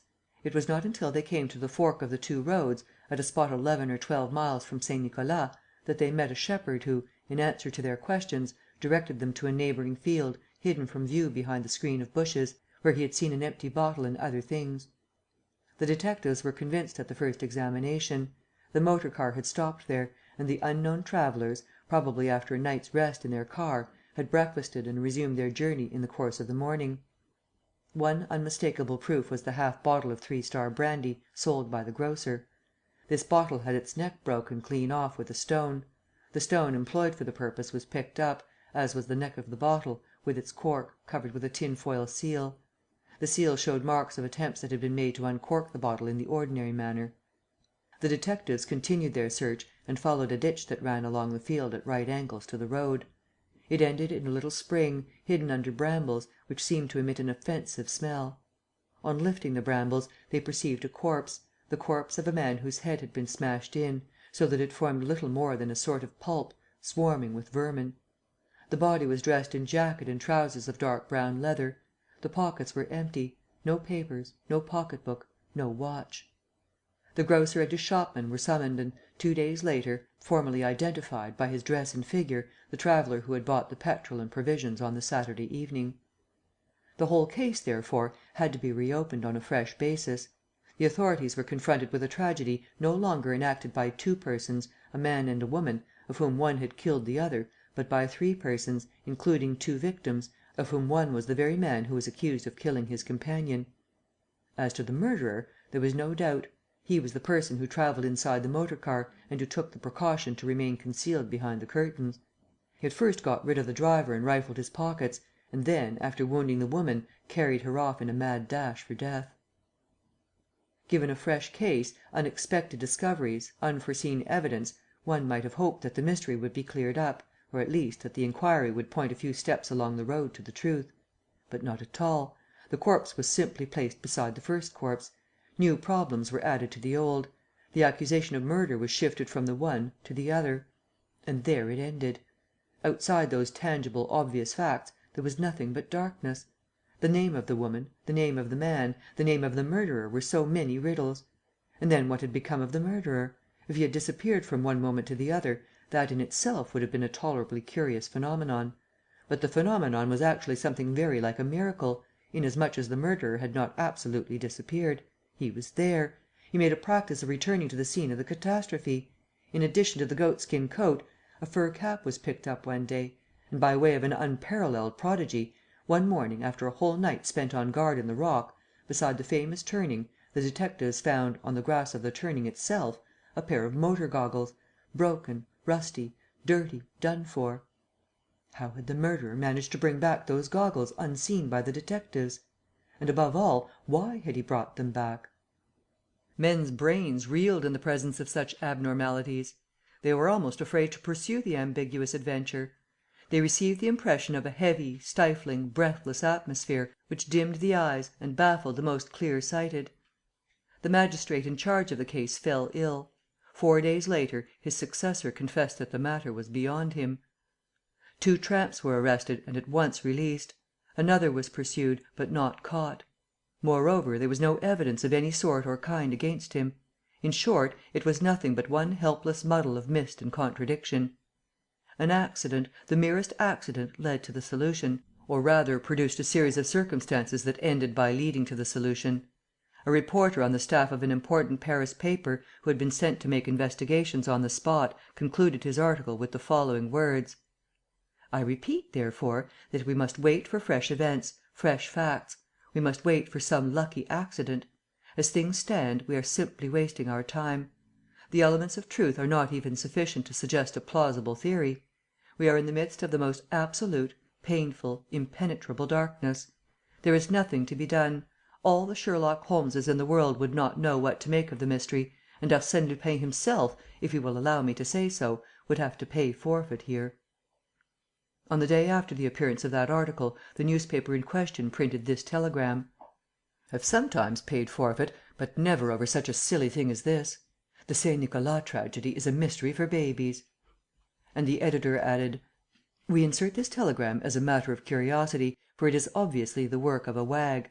Arsène Lupin, past master though he be in the art of practical joking, would be the last man to display such childish flippancy."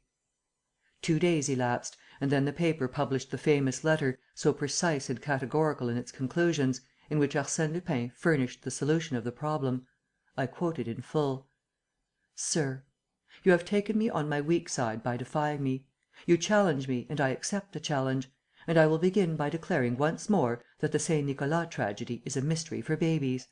I know nothing so simple, so natural; and the proof of the simplicity shall lie in the succinctness of my demonstration. It is contained in these few words: when a crime seems to go beyond the ordinary scope of things, when it seems unusual and stupid, then there are many chances that its explanation is to be found in superordinary, supernatural, superhuman motives.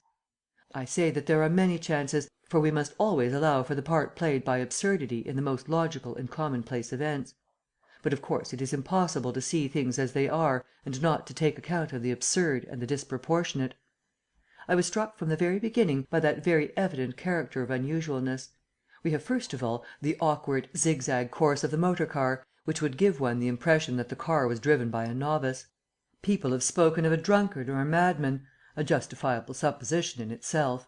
But neither madness nor drunkenness would account for the incredible strength required to transport, especially in so short a space of time, the stone with which the unfortunate woman's head was crushed. That proceeding called for a muscular power so great that I do not hesitate to look upon it as a second sign of the unusualness that marks the whole tragedy. And why move that enormous stone, to finish off the victim, when a mere pebble would have done the work? Why, again, was the murderer not killed, or at least reduced to a temporary state of helplessness, in the terrible somersault turned by the car? How did he disappear? And why, having disappeared, did he return to the scene of the accident? Why did he throw his fur coat there? Then, on another day, his cap? Then, on another day, his goggles? Unusual, useless, stupid acts.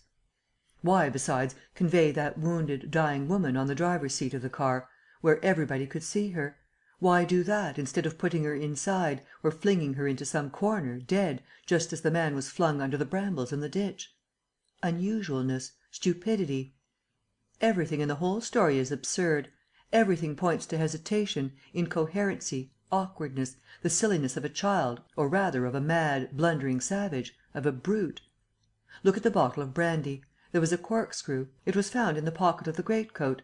Did the murderer use it? Yes, the marks of the corkscrew can be seen on the seal. But the operation was too complicated for him. He broke the neck with a stone. Always stones, observe that detail. They are the only weapon, the only implement which the creature employs. It is his customary weapon, his familiar implement. He kills the man with a stone, he kills the woman with a stone, and he opens bottles with a stone. A brute, I repeat, a savage. Disordered, unhinged, suddenly driven mad. By what? Why, of course, by that same brandy, which he swallowed at a draught while the driver and his companion were having breakfast in the field. He got out of the limousine, in which he was travelling, in his goatskin coat and his fur cap, took the bottle, broke off the neck and drank. There is the whole story. Having drunk, he went raving mad and hit out at random, without reason. Then, seized with instinctive fear, dreading the inevitable punishment, he hid the body of the man. Then, like an idiot, he took up the wounded woman and ran away. He ran away in that motor car which he did not know how to work, but which to him represented safety, escape from capture. But the money, you will ask, the stolen pocket book? Why, who says that he was the thief? Who says that it was not some passing tramp, some labourer, guided by the stench of the corpse? Very well, you object, but the brute would have been found, as he is hiding somewhere near the turn, and as, after all, he must eat and drink. Well, well, I see that you have not yet understood. The simplest way, I suppose, to have done and to answer your questions is to make straight for the mark. Then let the gentlemen of the police and the gendarmerie themselves make straight for the mark. Let them take firearms. Let them explore the forest within a radius of 200 or 300 yards from the turn, no more. But instead of exploring with their heads down and their eyes fixed on the ground, let them look up into the air, yes, into the air, among the leaves and branches of the tallest oaks and the most unlikely beeches. And believe me, they will see him, for he is there. He is there, bewildered, piteously at a loss, seeking for the man and woman whom he has killed, looking for them and waiting for them and not daring to go away and quite unable to understand.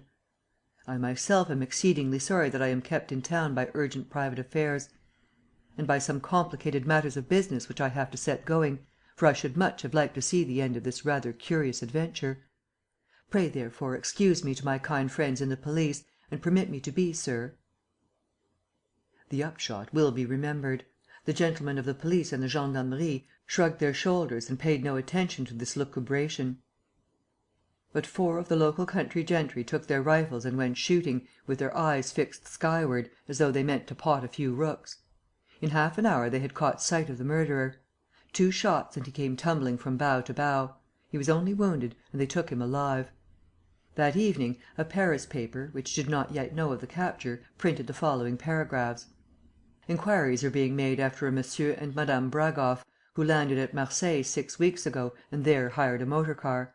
They had been living in Australia for many years, during which time they had not visited Europe, and they wrote to the director of the Jardin d'Acclimatation, with whom they were in the habit of corresponding, that they were bringing with them a curious creature, of an entirely unknown species, of which it was difficult to say whether it was a man or a monkey. According to M. Bragoff, who is an eminent archaeologist, the specimen in question is the anthropoid ape, or rather the ape man, the existence of which had not hitherto been definitely proved. The structure is said to be exactly similar to that of Pithecanthropus erectus, discovered by Dr. Dubois in Java in 1891. This curious, intelligent and observant animal acted as its owner's servant on their property in Australia, and used to clean their motor car and even attempt to drive it. The question that is being asked is, where are M. and Madame Bragoff? Where is the strange primate that landed with them at Marseilles? The answer to this question was now made easy. Thanks to the hints supplied by Arsène Lupin, all the elements of the tragedy were known. Thanks to him, the culprit was in the hands of the law. You can see him at the Jardin d'Acclimatation, where he is locked up under the name of 3 Stars. He is, in point of fact, a monkey, but he is also a man. He has the gentleness and the wisdom of the domestic animals, and the sadness which they feel when their master dies; but he has many other qualities that bring him much closer to humanity. He is treacherous, cruel, idle, greedy and quarrelsome, and, above all, he is immoderately fond of brandy. Apart from that, he is a monkey. Unless, indeed... A few days after 3 Stars' arrest, I saw Arsène Lupin standing in front of his cage. Lupin was manifestly trying to solve this interesting problem for himself. I at once said, for I had set my heart upon having the matter out with him: "You know, Lupin, that intervention of yours, your argument, your letter, in short, did not surprise me so much as you might think." "Oh, really? he said calmly. "And why?" "Why? Because the incident has occurred before, 70 or 80 years ago. Edgar Allan Poe made it the subject of one of his finest tales. In those circumstances, the key to the riddle was easy enough to find." Arsène Lupin took my arm and, walking away with me, said: "When did you guess it yourself?"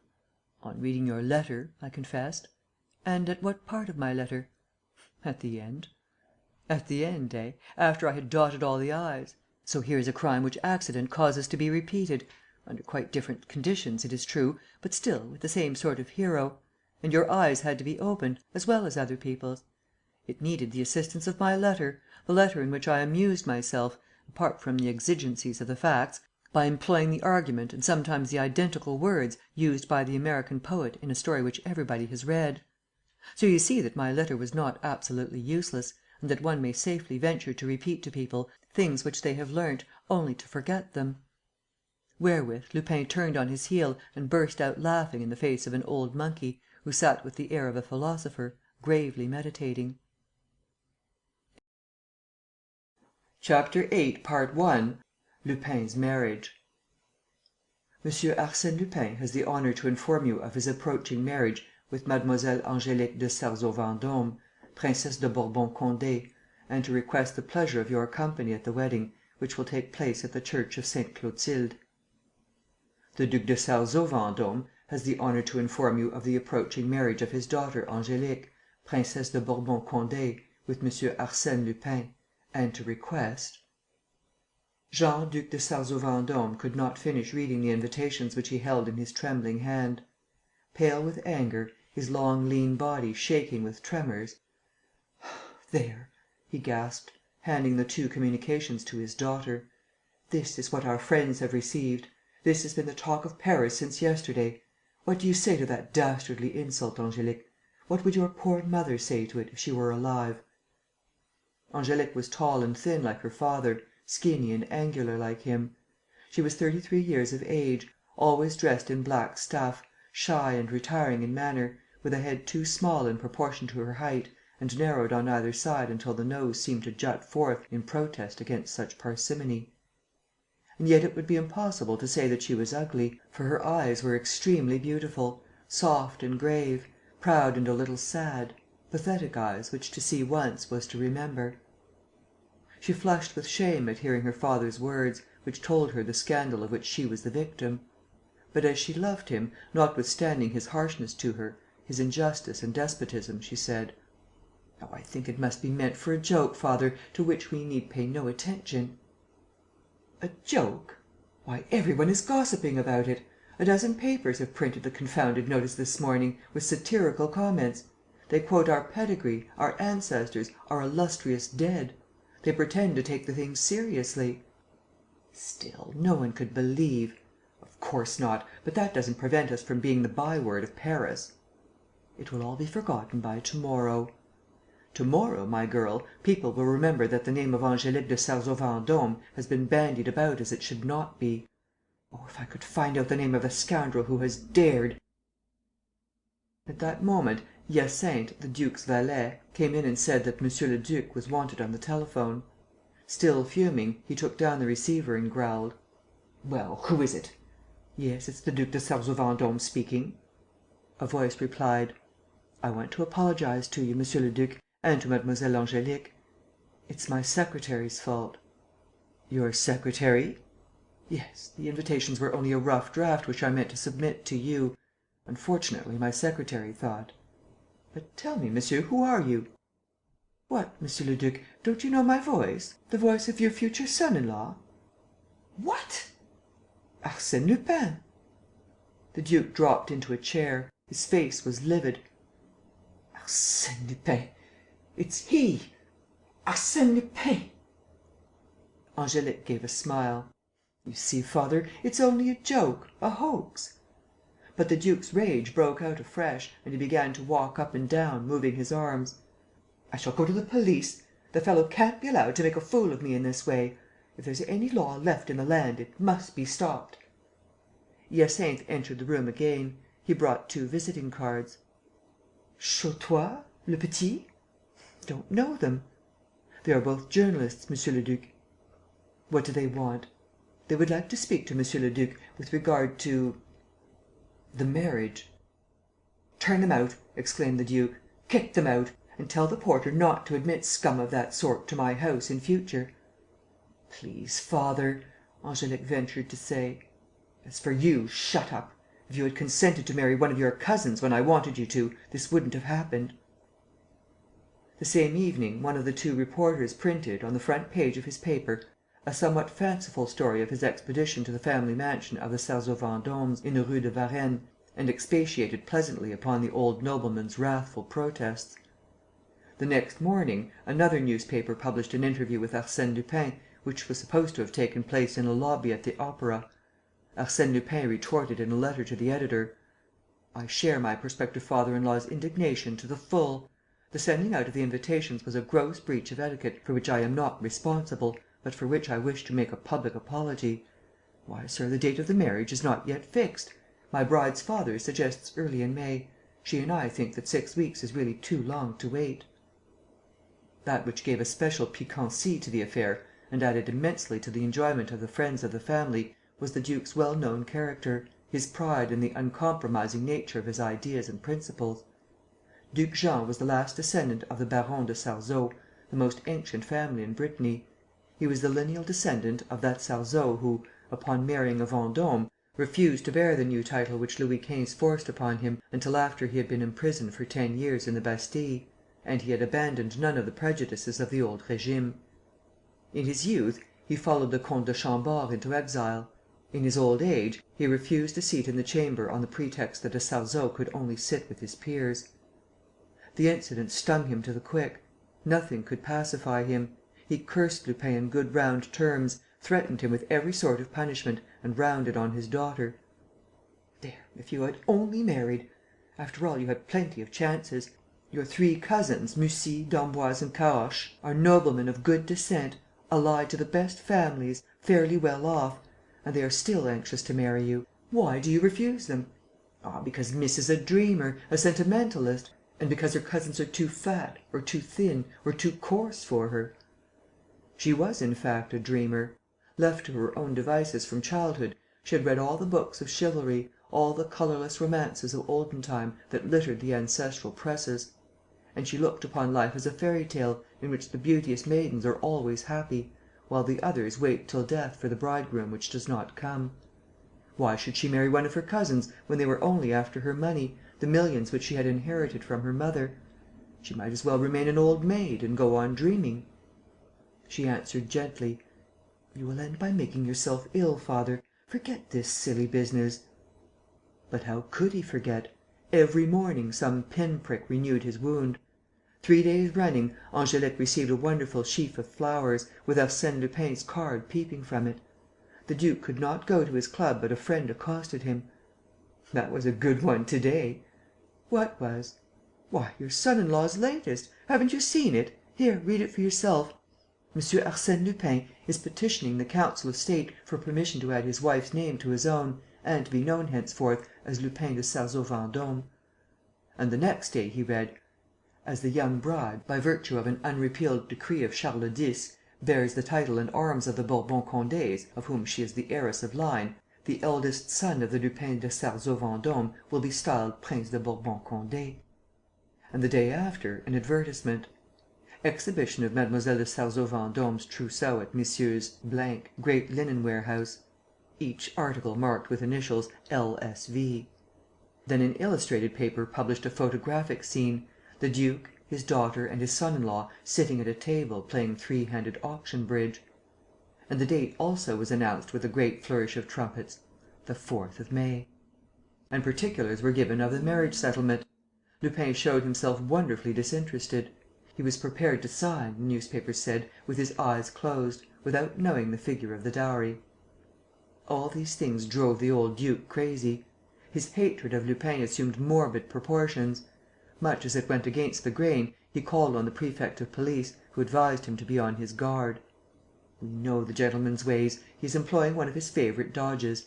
Forgive the expression, Monsieur le Duc, but he is nursing you. Don't fall into the trap." "What dodge? What trap?" asked the duke anxiously. "He is trying to make you lose your head. and to lead you by intimidation to do something which you would refuse to do in cold blood. Still, M. Arsène Lupin can hardly hope that I will offer him my daughter's hand. No, but he hopes that you will commit, to put it mildly, a blunder." "What blunder?" "Exactly that blunder which he wants you to commit." "Then you think, Monsieur le Préfet?" "I think the best thing you can do, Monsieur le Duc, is to go home, or, if all this excitement worries you, to run down to the country and stay there quietly, without upsetting yourself." This conversation only increased the old duke's fears. Lupin appeared to him in the light of a terrible person, who employed diabolical methods and kept accomplices in every sphere of society. Prudence was the watchword. And life, from that moment, became intolerable. The duke grew more crabbed and silent than ever, and denied his door to all his old friends and even to Angélique's three suitors, her cousins de Mussy, d'Amboise and de Caorches, who were none of them on speaking terms with the others, in consequence of their rivalry, and who were in the habit of calling, turn and turn about, every week. For no earthly reason, he dismissed his butler and his coachman. But he dared not fill their places, for fear of engaging creatures of Arsène Lupin's; and his own man, Hyacinthe, in whom he had every confidence, having had him in his service for over 40 years, had to take upon himself the laborious duties of the stables and the pantry.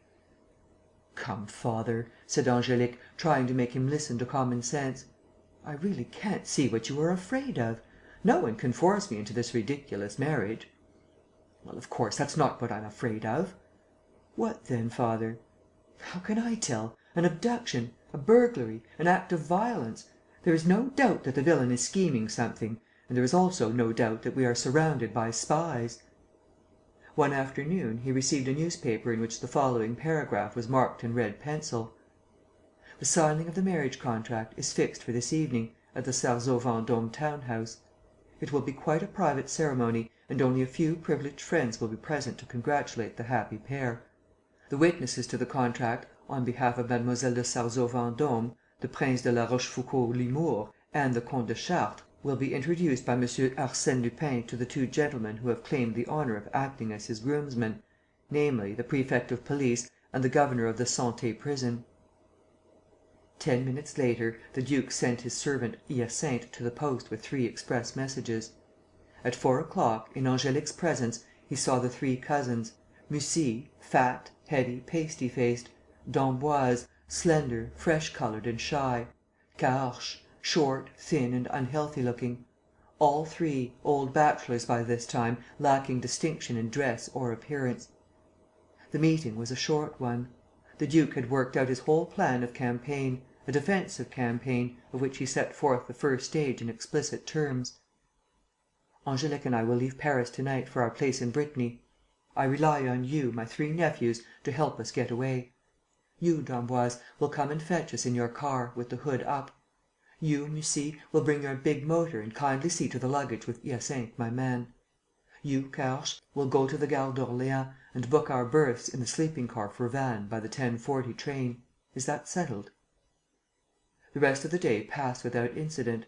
The duke, to avoid any accidental indiscretion, waited until after dinner to tell Hyacinthe to pack a trunk and a portmanteau. Hyacinthe was to accompany them, as well as Angélique's maid. At 9 o'clock, all the other servants went to bed, by their master's order.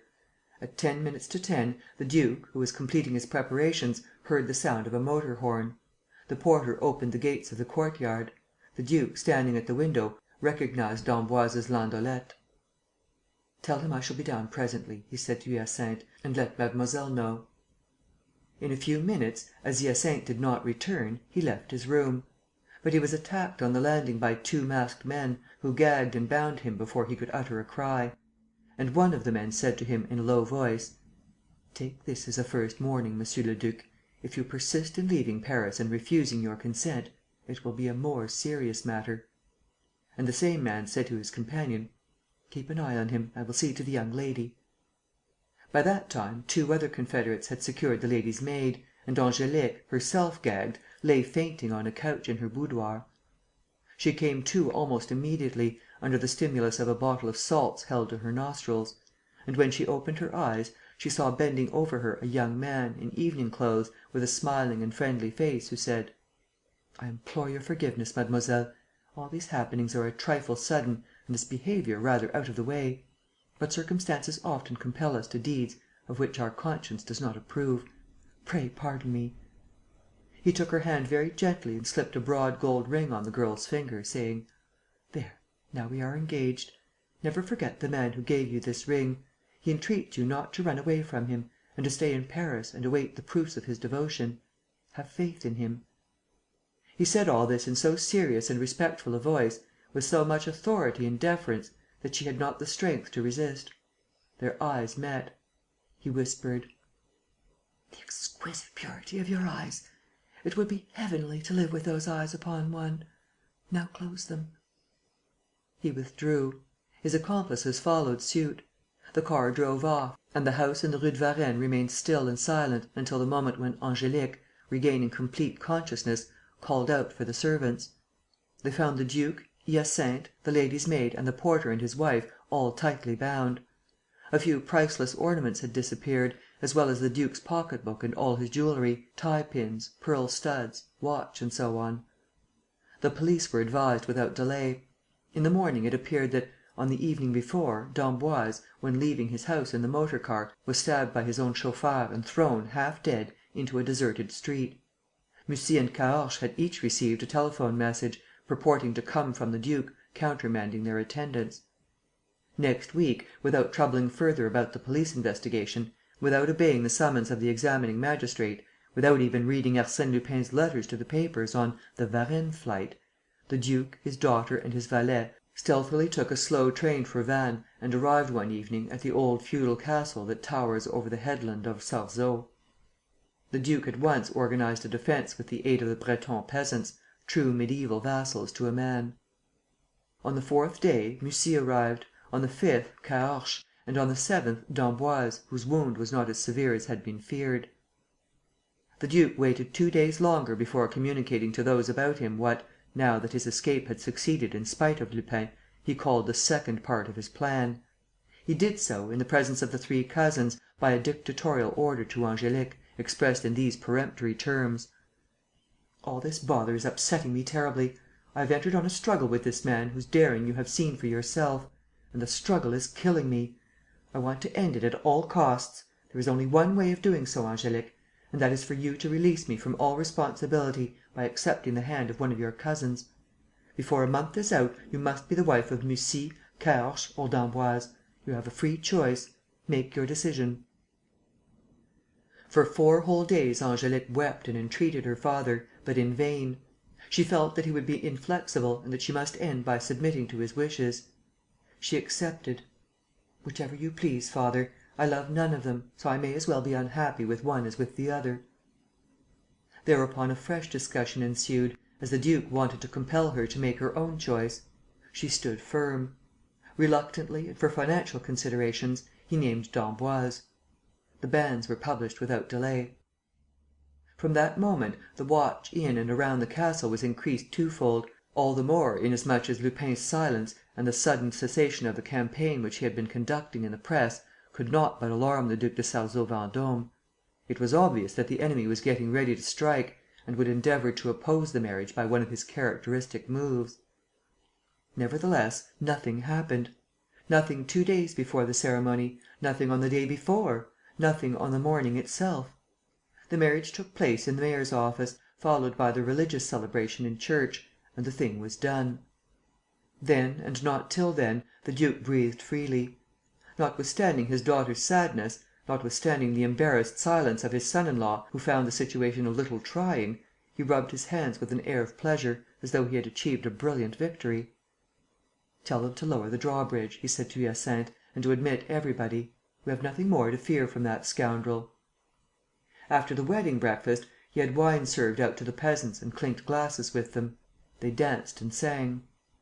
At 3 o'clock, he returned to the ground floor rooms. It was the hour for his afternoon nap. He walked to the guard room at the end of the suite. But he had no sooner placed his foot on the threshold than he stopped suddenly and exclaimed: "What are you doing here, d'Emboise? Is this a joke?" D'Emboise was standing before him, dressed as a Breton fisherman, in a dirty jacket and breeches, torn, patched and many sizes too large for him. The duke seemed dumbfounded. He stared with eyes of amazement at that face which he knew and which, at the same time, roused memories of a very distant past within his brain. Then he strode abruptly to one of the windows overlooking the castle terrace and called: "Angélique!" "What is it, father?" she asked, coming forward. "Where's your husband?" "Over there, father," said Angélique, pointing to d'Emboise, who was smoking a cigarette and reading, some way off. The duke stumbled and fell into a chair, with a great shudder of fright: "Oh, I shall go mad!" But the man in the fisherman's garb knelt down before him and said: "Look at me, uncle. You know me, don't you? I'm your nephew, the one who used to play here in the old days, the one whom you called Jacquot. Just think a minute. Here, look at this scar." Yes," stammered the duke. "I recognize you. It's Jacques. But the other one?" He put his hands to his head. "And yet ... no, it can't be. Explain yourself. I don't understand. I don't want to understand."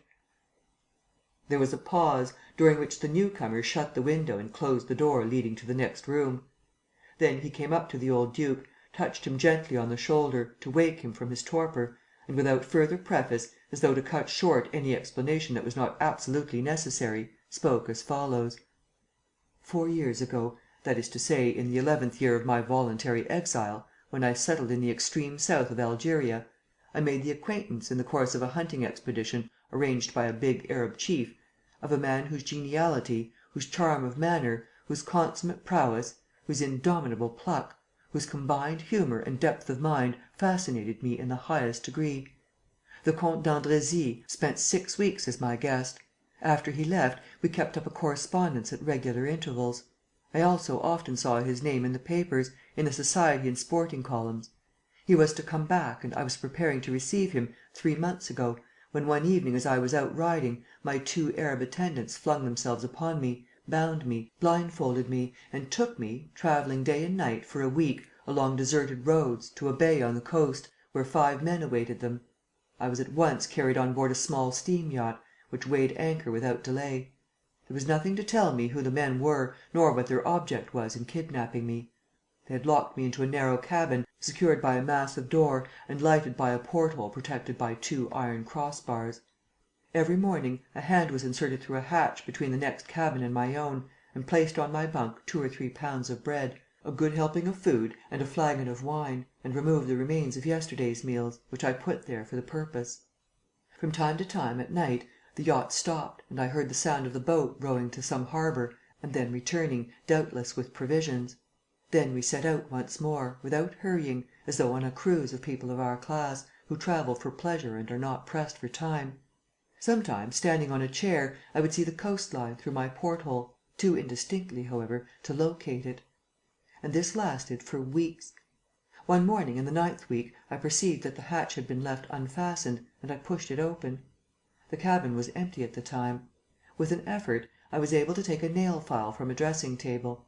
2 weeks after that, by dint of patient perseverance, I had succeeded in filing through the bars of my porthole and I could have escaped that way, only, though I am a good swimmer, I soon grow tired.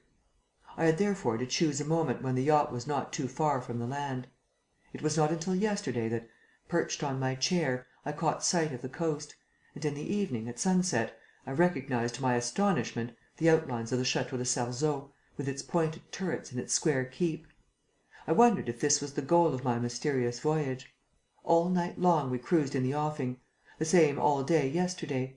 At last, this morning, we put in at a distance which I considered favourable, all the more so as we were steaming through rocks under cover of which I could swim unobserved. But just as I was about to make my escape, I noticed that the shutter of the hatch, which they thought they had closed, had once more opened of itself and was flapping against the partition. I again pushed it ajar from curiosity. Within arm's length was a little cupboard which I managed to open and in which my hand, groping at random, laid hold of a bundle of papers. This consisted of letters containing instructions addressed to the pirates who held me prisoner. An hour later, when I wriggled through the porthole and slipped into the sea, I knew all: the reasons for my abduction, the means employed, the object in view and the infamous scheme plotted during the last 3 months against the Duc de Sarzeau Vendôme and his daughter. Unfortunately, it was too late. I was obliged, in order not to be seen from the yacht, to crouch in the cleft of a rock, and did not reach land until midday. By the time that I had been to a fisherman's cabin, exchanged my clothes for his and come on here, it was 3 o'clock. On my arrival, I learnt that Angélique's marriage was celebrated this morning. Chapter 8, Part 2. Lupin's marriage. The old duke had not spoken a word. With his eyes riveted on the strangers, he was listening in ever-increasing dismay. At times, the thought of the warnings given him by the prefect of police returned to his mind. "They're nursing you, monsieur le duc, they are nursing you." He said, in a hollow voice: "Speak on. Finish your story. All this is ghastly. I don't understand it yet. And I feel nervous." The stranger resumed: "I am sorry to say, the story is easily pieced together and is summed up in a few sentences. It is like this: the Comte d'Andrésy remembered several things from his stay with me and from the confidences which I was foolish enough to make to him. First of all, I was your nephew, and yet you had seen comparatively little of me, because I left Sarzeau when I was quite a child, and since then our intercourse was limited to the few weeks which I spent here, 15 years ago, when I proposed for the hand of my cousin Angélique. Secondly, having broken with the past, I received no letters. Lastly, there was a certain physical resemblance between d'Andrésy and myself which could be accentuated to such an extent as to become striking. His scheme was built up on those 3 points.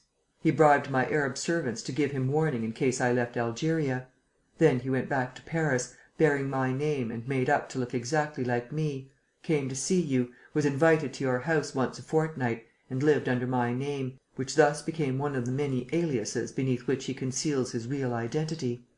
3 months ago, when the apple was ripe, as he says in his letters, he began the attack by a series of communications to the press; and, at the same time, fearing no doubt that some newspaper would tell me in Algeria the part that was being played under my name in Paris, he had me assaulted by my servants and kidnapped by his confederates. I need not explain any more in so far as you are concerned, uncle." The Duc de Sarzeau-Vendôme was shaking with a fit of nervous trembling. The awful truth to which he refused to open his eyes appeared to him in its nakedness and assumed the hateful countenance of the enemy. He clutched his nephew's hands and said to him, fiercely, despairingly: "It's Lupin, is it not?" "Yes, uncle." "And it's to him that I have given my daughter?" "Yes, uncle, to him, who has stolen my name of Jacques d'Emboise from me and stolen your daughter from you. Angélique is the wedded wife of Arsène Lupin; and that in accordance with your orders. This letter in his handwriting bears witness to it. He has upset your whole life, thrown you off your balance, besieging your hours of waking and your nights of dreaming, rifling your town house, until the moment when, seized with terror, you took refuge here, where, thinking that you would escape his artifices and his rapacity, you told your daughter to choose one of her 3 cousins, Mussy, d'Emboise or Caorches, as her husband." "But why did she select that one rather than the others?" "It was you who selected him, uncle." "At random, because he had the biggest income?" "No, not at random, but on the insidious, persistent and very clever advice of your servant Hyacinthe." The duke gave a start. "What! Is Hyacinthe an accomplice?" "No, not of Arsène Lupin, but of the man whom he believes to be d'Emboise and who promised to give him 100,000 francs within a week after the marriage." "Oh, the villain! He planned everything, foresaw everything." "Foresaw everything, uncle, down to shamming an attempt upon his life so as to avert suspicion, down to shamming a wound received in your service." "But with what object? Why all these dastardly tricks?" "Angélique has a fortune of 11 million francs. Your solicitor in Paris was to hand the securities next week to the counterfeit d'Emboise, who had only to realize them forthwith and disappear. But this very morning you yourself were to hand your son-in-law, as a personal wedding present, 500,000 francs worth of bearer stock, which he has arranged to deliver to one of his accomplices at 9 o'clock this evening, outside the castle, near the Great Oak, so that they may be negotiated to-morrow morning in Brussels." The Duc de Sarzeau-Vendôme had risen from his seat and was stamping furiously up and down the room. "At 9 o'clock this evening?" he said. "We'll see about that. We'll see about that. I'll have the gendarmes here before then." Arsène Lupin laughs at gendarmes. "Let's telegraph to Paris." "Yes, but how about the 500,000 francs? And still worse, uncle, the scandal. Think of this: your daughter, Angélique de Sarzeau-Vendôme, married to that swindler, that thief. No, no, it would never do." "What then?" "What?" The nephew now rose and, stepping to a gun rack, took down a rifle and laid it on the table, in front of the duke. "Away in Algeria, uncle, on the verge of the desert, when we find ourselves face to face with a wild beast, we do not send for the gendarmes. We take our rifle and we shoot the wild beast. Otherwise, the beast would tear us to pieces with its claws." "What do you mean?" "I mean that, over there, I acquired the habit of dispensing with the gendarmes. It is a rather summary way of doing justice, but it is the best way, believe me, and to day, in the present case, it is the only way. Once the beast is killed, you and I will bury it in some corner, unseen and unknown." "And Angélique?" "We will tell her later." "What will become of her?" "She will be my wife, the wife of the real d'Emboise. I desert her to morrow and return to Algeria. The divorce will be granted in 2 months' time." The duke listened, pale and staring, with set jaws. He whispered: "Are you sure that his accomplices on the yacht will not inform him of your escape?" "Not before to morrow." "So that...." "So that, inevitably, at 9 o'clock this evening, Arsène Lupin, on his way to the Great Oak, will take the patrol path that follows the old ramparts and skirts the ruins of the chapel. I shall be there, in the ruins." "I shall be there too," said the Duc de Sarzeau-Vendôme, quietly, taking down a gun. It was now 5 o'clock. The duke talked some time longer to his nephew, examined the weapons, loaded them with fresh cartridges. Then, when night came, he took d'Emboise through the dark passages to his bedroom and hid him in an adjoining closet. Nothing further happened until dinner. The duke forced himself to keep calm during the meal. From time to time, he stole a glance at his son-in-law and was surprised at the likeness between him and the real d'Emboise. It was the same complexion, the same cast of features, the same cut of hair. Nevertheless, the look of the eye was different, keener in this case and brighter. And gradually the duke discovered minor details which had passed unperceived till then and which proved the fellow's imposture. The party broke up after dinner. It was 8 o'clock. The duke went to his room and released his nephew. 10 minutes later, under cover of the darkness, they slipped into the ruins, gun in hand. Meanwhile, Angélique, accompanied by her husband, had gone to the suite of rooms which she occupied on the ground floor of a tower that flanked the left wing. Her husband stopped at the entrance to the rooms and said: "I'm going for a short stroll, Angélique. May I come to you here when I return?" "Yes," she replied. He left her and went up to the first floor, which had been assigned to him as his quarters. The moment he was alone, he locked the door, noiselessly opened a window that looked over the landscape and leant out. He saw a shadow at the foot of the tower, some 100 feet or more below him. He whistled and received a faint whistle in reply. He then took from a cupboard a thick leather satchel, crammed with papers, wrapped it in a piece of black cloth and tied it up. Then he sat down at the table and wrote: "Glad you got my message, for I think it unsafe to walk out of the castle with that large bundle of securities. Here they are.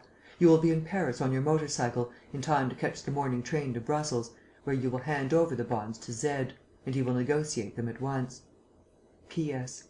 As you pass by the Great Oak, tell our chaps that I'm coming. I have some instructions to give them. But everything is going well. No one here has the least suspicion." He fastened the letter to the parcel and lowered both through the window with a length of string. "Good," he said. "That's all right. It's a weight off my mind." He waited a few minutes longer, stalking up and down the room and smiling at the portraits of 2 gallant gentlemen hanging on the wall. "Horace de Sarzeau-Vendôme, Marshal of France. And you, the great Condé, I salute you, my ancestors both. Lupin de Sarzeau-Vendôme will show himself worthy of you." At last, when the time came, he took his hat and went down. But when he reached the ground floor, Angélique burst from her rooms and exclaimed, with a distraught air: "I say, if you don't mind, I think you had better..." And then, without saying more, she went in again, leaving a vision of irresponsible terror in her husband's mind. "She's out of sorts," he said to himself. "Marriage doesn't suit her." He lit a cigarette and went out, without attaching importance to an incident that ought to have impressed him. Poor Angélique, this will all end in a divorce. The night outside was dark, with a cloudy sky. The servants were closing the shutters of the castle. There was no light in the windows, it being the duke's habit to go to bed soon after dinner. Lupin passed the gatekeeper's lodge and, as he put his foot on the drawbridge, said: "Leave the gate open. I am going for a breath of air. I shall be back soon." The patrol path was on the right and ran along one of the old ramparts, which used to surround the castle with a second and much larger enclosure, until it ended at an almost demolished postern gate. The park, which skirted a hillock and afterward followed the side of a deep valley, was bordered on the left by thick coppices. "What a wonderful place for an ambush!" he said. "A regular cut-throat spot." He stopped, thinking that he heard a noise. But no, it was a rustling of the leaves. And yet a stone went rattling down the slopes, bounding against the rugged projections of the rock. But, strange to say, nothing seemed to disquiet him. The crisp sea breeze came blowing over the plains of the headland, and he eagerly filled his lungs with it. "What a thing it is to be alive!" he thought. "Still young, a member of the old nobility, a multi-millionaire. What could a man want more?" At a short distance, he saw against the darkness the yet darker outline of the chapel, the ruins of which towered above the path. A few drops of rain began to fall, and he heard a clock strike 9. He quickened his pace. There was a short descent, then the path rose again. And suddenly he stopped once more. A hand had seized his. He drew back, tried to release himself. But some one stepped from the clump of trees against which he was brushing, and a voice said: "Shh! Not a word!" He recognized his wife, Angélique. "What's the matter?" he asked. She whispered, so low that he could hardly catch the words: "They are lying in wait for you. They're in there, in the ruins, with their guns." "Who?" "Keep quiet. Listen." They stood for a moment without stirring, then she said: "They're not moving. Perhaps they never heard me. Let's go back." "But..." "Come with me." Her accent was so imperious that he obeyed without further question. But suddenly she took fright. "Run! They are coming! I'm sure of it!" True enough, they heard a sound of footsteps. Then, swiftly, still holding him by the hand, she dragged him, with irresistible energy, along a short cut, following its turns without hesitation in spite of the darkness and the brambles. And they very soon arrived at the drawbridge. She put her arm in his. The gatekeeper touched his cap. They crossed the courtyard and entered the castle. And she led him to the corner tower in which both of them had their apartments. "Come in here," she said. "To your rooms?" "Yes." 2 maids were sitting up for her. Their mistress ordered them to retire to their rooms, on the 3rd floor. Almost immediately after, there was a knock at the door of the outer room; and a voice called: "Angélique!" "Is that you, father?" she asked, suppressing her agitation. "Yes. Is your husband here?" "We have just come in." "Tell him I want to speak to him. Ask him to come to my room. It's important." "Very well, father, I'll send him to you." She listened for a few seconds, then returned to the boudoir where her husband was and said: "I'm sure my father is still there." He moved as though to go out. "In that case, if he wants to speak to me...." "My father is not alone," she said, quickly, blocking his way. "Who is with him?" "His nephew, Jacques d'Emboise." There was a moment's silence. He looked at her with a certain astonishment, failing quite to understand his wife's attitude. But, without pausing to go into the matter: "Ah, so that dear old d'Emboise is there?" he chuckled. "Then the fat's in the fire? Unless, indeed...." "My father knows everything," she said. "I overheard a conversation between them just now. His nephew has read certain letters. I hesitated at first about telling you. Then I thought that my duty...." He studied her afresh. But, at once conquered by the queerness of the situation, he burst out laughing: "What! Don't my friends on board ship burn my letters? And they have let their prisoner escape? The idiots! Oh, and you don't see to everything yourself! No matter, it's distinctly humorous. D'Emboise versus d'Emboise. Oh, but suppose I were no longer recognized? Suppose d'Emboise himself were to confuse me with himself?" He turned to a wash-hand stand, took a towel, dipped it in the basin and soaped it and, in the twinkling of an eye, wiped the make-up from his face and altered the set of his hair: "That's it," he said, showing himself to Angélique under the aspect in which she had seen him on the night of the burglary in Paris. "I feel more comfortable like this for a discussion with my father in law." "Where are you going?" she cried, flinging herself in front of the door. "Why, to join the gentlemen." "You shall not pass." "Why not?" "Suppose they kill you?" "Kill me? That's what they mean to do, to kill you, to hide your body somewhere. Who would know of it?" "Very well," he said. "From their point of view, they are quite right. But, if I don't go to them, they will come here. That door won't stop them. Nor you, I'm thinking. Therefore, it's better to have done with it." "Follow me," commanded Angélique. She took up the lamp that lit the room, went into her bedroom, pushed aside the wardrobe, which slid easily on hidden castors, pulled back an old tapestry hanging and said: "Here is a door that has not been used for years. My father believes the key to be lost. I have it here. Unlock the door with it. A staircase in the wall will take you to the bottom of the tower. You need only draw the bolts of another door and you will be free." He could hardly believe his ears. Suddenly, he grasped the meaning of Angélique's whole behaviour. In front of that sad, plain, but wonderfully gentle face, he stood for a moment discountenanced, almost abashed. He no longer thought of laughing. A feeling of respect, mingled with remorse and kindness, overcame him. "Why are you saving me?" he whispered. "You are my husband." He protested: "No, no, I have stolen that title. The law will never recognize my marriage." "My father does not want a scandal," she said. "Just so," he replied, sharply, "just so. I foresaw that; and that was why I had your cousin d'Emboise near at hand. Once I disappear, he becomes your husband. He is the man you have married in the eyes of men. You are the man I have married in the eyes of the Church." "The Church! The Church! There are means of arranging matters with the Church. Your marriage can be annulled." "On what pretext that we can admit?" He remained silent, thinking over all those points which he had not considered, all those points which were trivial and absurd for him, but which were serious for her, and he repeated several times: "This is terrible.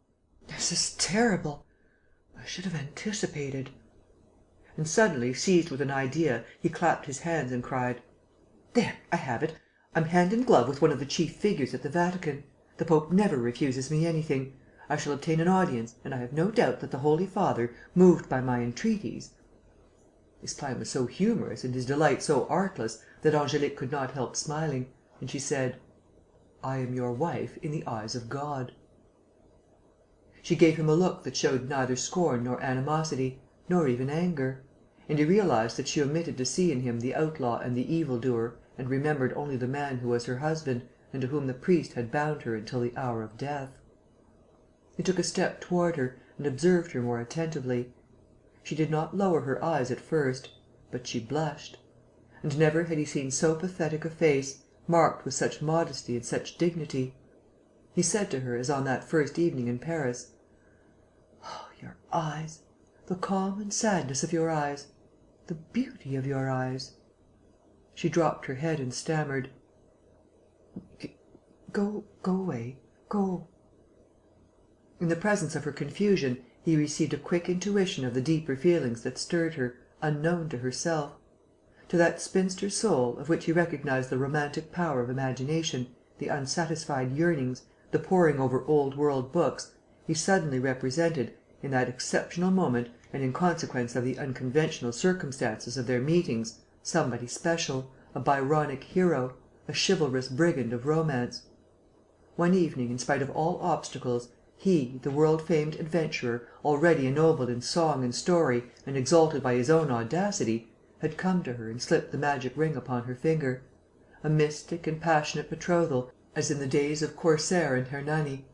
Greatly moved and touched, he was on the verge of giving way to an enthusiastic impulse and exclaiming: "Let us go away together! Let us fly! You are my bride, my wife. Share my dangers, my sorrows and my joys. It will be a strange and vigorous, a proud and magnificent life." But Angélique's eyes were raised to his again. and they were so pure and so noble that he blushed in his turn. This was not the woman to whom such words could be addressed. He whispered: "Forgive me. I'm a contemptible wretch. I have wrecked your life." "No," she replied softly. "On the contrary, you have shown me where my real life lies." He was about to ask her to explain, but she had opened the door and was pointing the way to him. Nothing more could be spoken between them. He went out without a word, bowing very low as he passed.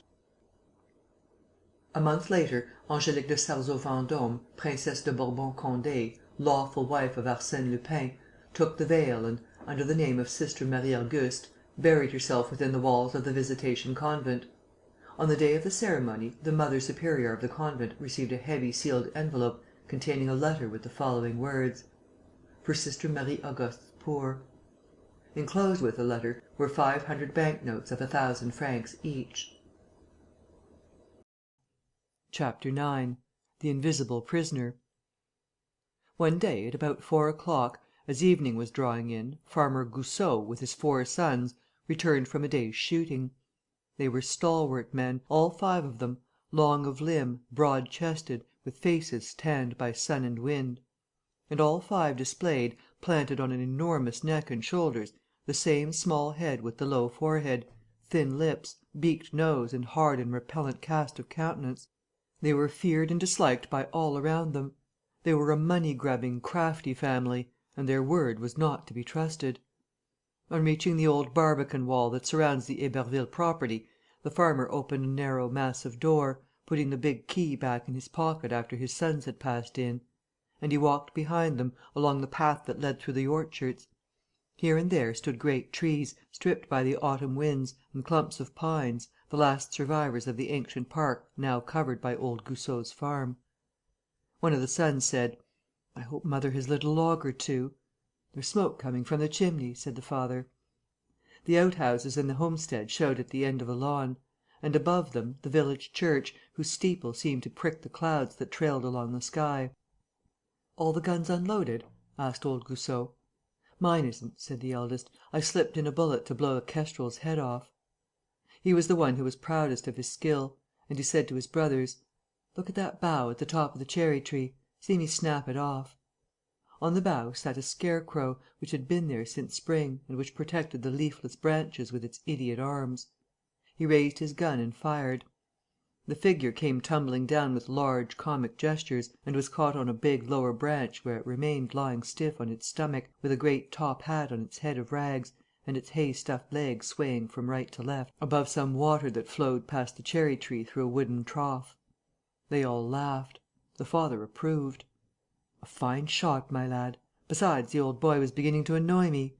I couldn't take my eyes from my plate at meals without catching sight of that oaf." They went a few steps farther.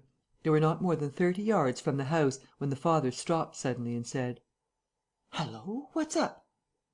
The sons also had stopped and stood listening. One of them said, under his breath: "It comes from the house, from the linen room." And another spluttered: "It sounds like moans. And mother's alone." Suddenly a frightful scream rang out. All 5 rushed forward. Another scream, followed by cries of despair. "We're here! We're coming!" shouted the eldest, who was leading. And, as it was a roundabout way to the door, he smashed in a window with his fist and sprang into the old people's bedroom. The room next to it was the linen room, in which Mother Goussot spent most of her time. "Damnation!" he said, seeing her lying on the floor, with blood all over her face. "Dad! Dad!" "What? Where is she?" roared old Goussot, appearing on the scene. "Good Lord, what's this? What have they done to your mother?" She pulled herself together and, with outstretched arm, stammered: "Run after him! This way! This way! I'm all right, only a scratch or two. But run, you! He's taken the money!" The father and sons gave a bound. "He's taken the money!" bellowed old Goussot, rushing to the door to which his wife was pointing. "He's taken the money! Stop thief!" But a sound of several voices rose at the end of the passage through which the other 3 sons were coming. "I saw him! I saw him!" "So did I. He ran up the stairs." No, there he is! He's coming down again!" A mad steeplechase shook every floor in the house. Farmer Goussot, on reaching the end of the passage, caught sight of a man standing by the front door, trying to open it. If he succeeded, it meant safety, escape through the market square and the back lanes of the village. Interrupted as he was fumbling at the bolts, the man, turning stupid, lost his head, charged at old Goussot and sent him spinning, dodged the eldest brother and, pursued by the four sons, doubled back down the long passage, ran into the old couple's bedroom, flung his legs through the broken window and disappeared. The sons rushed after him across the lawns and orchards, now darkened by the falling night. "The villain's done for," chuckled old Goussot. "There's no way out for him. The walls are too high. He's done for, the scoundrel."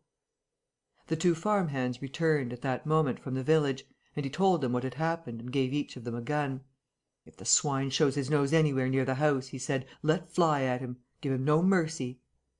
He told them where to stand, went to make sure that the farm gates, which were only used for the carts, were locked, and not till then remembered that his wife might perhaps be in need of aid. "Well, mother, how goes it?" "Where is he? Have you got him?" she asked in a breath. "Yes, we're after him. The lads must have collared him by now." The news quite restored her, and a nip of rum gave her the strength to drag herself to the bed, with old Goussot's assistance, and to tell her story. For that matter, there was not much to tell.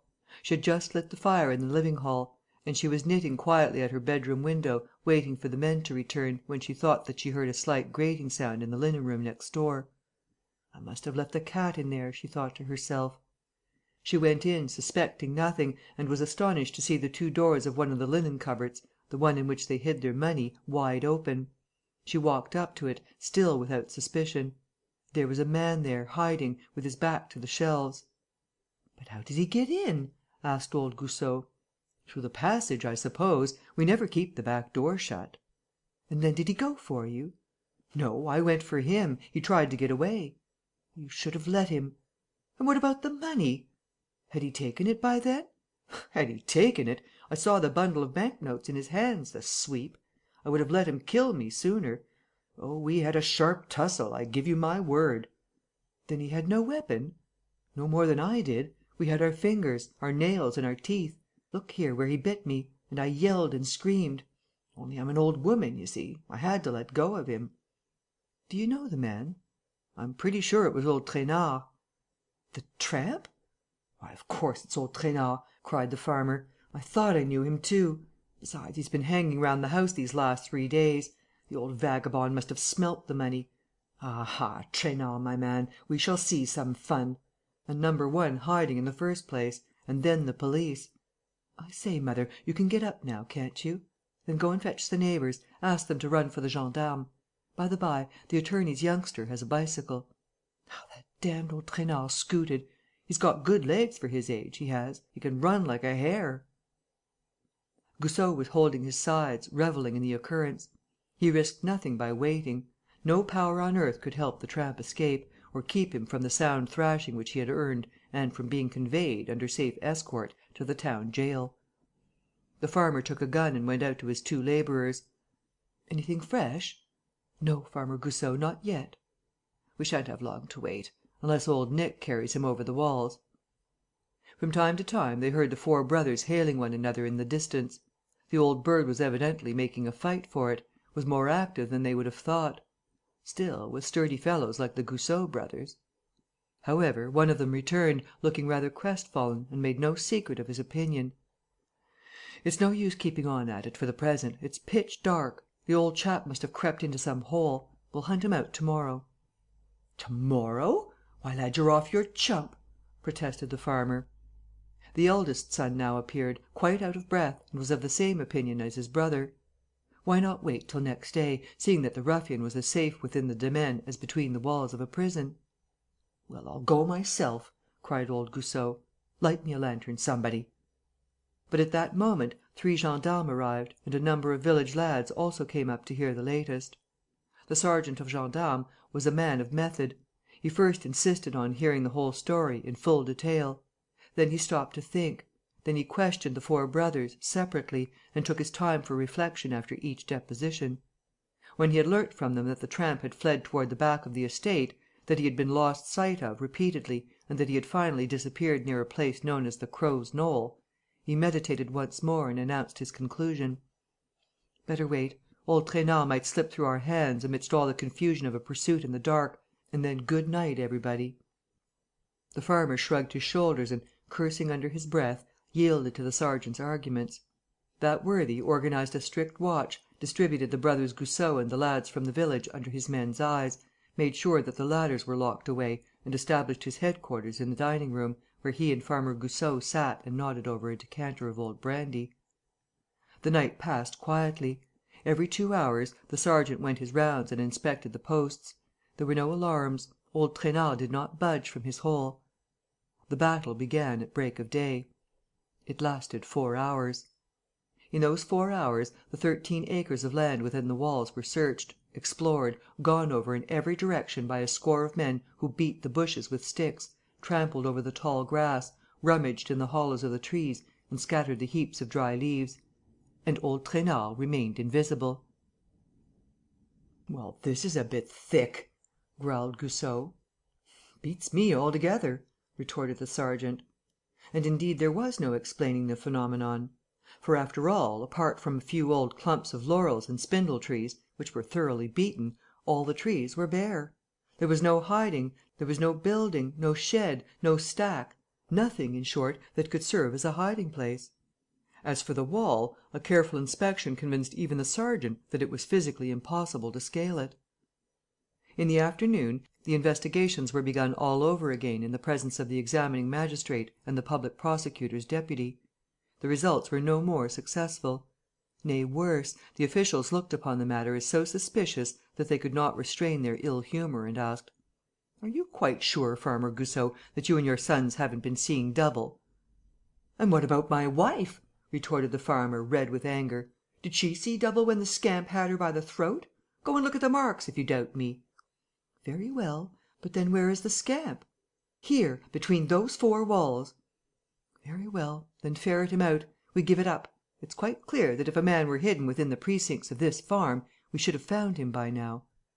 "I swear I'll lay hands on him, true as I stand here," shouted Farmer Goussot. "It shall not be said that I've been robbed of 6,000 francs. Yes, 6,000. There were 3 cows I sold, and then the wheat crop, and then the apples. 6,000-franc notes, which I was just going to take to the bank. Well, I swear to heaven that the money's as good as in my pocket." "That's all right, and I wish you luck," said the examining magistrate, as he went away, followed by the deputy and the gendarme. The neighbours also walked off in a more or less facetious mood; and, by the end of the afternoon, none remained but the Goussots and the 2 farm labourers. Old Goussot at once explained his plan. By day they were to search; at night they were to keep an incessant watch. It would last as long as it had to. Hang it, old Trainard was a man like other men, and men have to eat and drink. Old Trainard must needs, therefore, come out of his earth to eat and drink. "At most," said Goussot, "he can have a few crusts of bread in his pocket, or even pull up a root or 2 at night. But, as far as drink's concerned, no go. There's only the spring, and he'll be a clever dog if he gets near that." He himself, that evening, took up his stand near the spring. 3 hours later, his eldest son relieved him. The other brothers and the farm hands slept in the house, each taking his turn of the watch and keeping all the lamps and candles lit, so that there might be no surprise. So it went on for 14 consecutive nights; and for 14 days, while 2 of the men and Mother Goussot remained on guard, the 5 others explored the Héberville ground. At the end of that fortnight, not a sign. The farmer never ceased storming. He sent out for a retired detective inspector who lived in the neighbouring town. The inspector stayed with him for a whole week. He found neither old Trainard nor the least clue that could give them any hope of finding old Trainard. "It's a bit thick," repeated Farmer Goussot. "For he's there, the rascal. As far as being anywhere goes, he's there. So—" Planting himself on the threshold, he railed at the enemy at the top of his voice: "You blithering idiot! Would you rather croak in your hole than fork out the money? Then croak, you pig!" And Mother Goussot, in her turn, yelped, in her shrill voice: "Is it prison you're afraid of? Hand over the notes and you can hook it." But old Trainard did not breathe a word, and the husband and wife tired their lungs in vain. Shocking days passed. Farmer Goussot could no longer sleep, lay shivering with fever. The sons became morose and quarrelsome and never let their guns out of their hands, having no other idea but to shoot the tramp. It was the one topic of conversation in the village, and the Goussot story, from being local at first, soon went the round of the press. Newspaper reporters came from the assize town, from Paris itself, and were rudely shown the door by Farmer Goussot. "Each man his own house," he said. "You mind your business, I mind mine. It's nothing to do with any one. Still, Farmer Goussot, go to blazes!" And he slammed the door in their face. Old Trainard had now been hidden within the walls of Héberville for something like 4 weeks. The Goussots continued their search as doggedly and confidently as ever, but with daily decreasing hope, as though they were confronted with one of those mysterious obstacles which discourage human effort; and the idea that they would never see their money again began to take root in them. One fine morning, at about 10 o'clock, a motor car, crossing the village square at full speed, broke down and came to a dead stop. The driver, after a careful inspection, declared that the repairs would take some little time, whereupon the owner of the car resolved to wait at the inn and lunch. He was a gentleman on the right side of 40, with close-cropped side whiskers and a pleasant expression of face; and he soon made himself at home with the people at the inn. Of course they told him the story of the Goussots. He had not heard it before, as he had been abroad; but it seemed to interest him greatly. He made them give him all the details, raised objections, discussed various theories with a number of people who were eating at the same table, and ended by exclaiming: "Nonsense! It can't be so intricate as all that. I've had some experience of this sort of thing; and if I were on the premises..." "That's easily arranged," said the inn keeper. "I know Farmer Goussot. He won't object." The request was soon made and granted. Old Goussot was in one of those frames of mind when we are less disposed to protest against outside interference. His wife, at any rate, was very firm: "Let the gentleman come if he wants to." The gentleman paid his bill and instructed his driver to try the car on the high road as soon as the repairs were finished. "I shall want an hour," he said, "no more. Be ready in an hour's time." Then he went to Farmer Goussot's. He did not say much at the farm. Old Goussot, hoping against hope, was lavish with information, took his visitor along the walls down to the little door opening on the fields, produced the key and gave minute details of all the searches that had been made so far. Oddly enough, the stranger, who hardly spoke, seemed not to listen either. He merely looked, with a rather vacant gaze. When they had been round the estate, old Goussot asked anxiously: "Well?" "Well what?" "Do you think you know?" The visitor stood for a moment without answering. Then he said: "No, nothing." "Why, of course not!" cried the farmer, throwing up his arms. "How should you know? It's all hanky-panky. Shall I tell you what I think?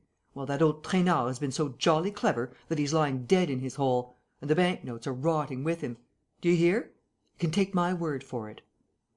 The gentleman said, very calmly: "There's only one thing that interests me.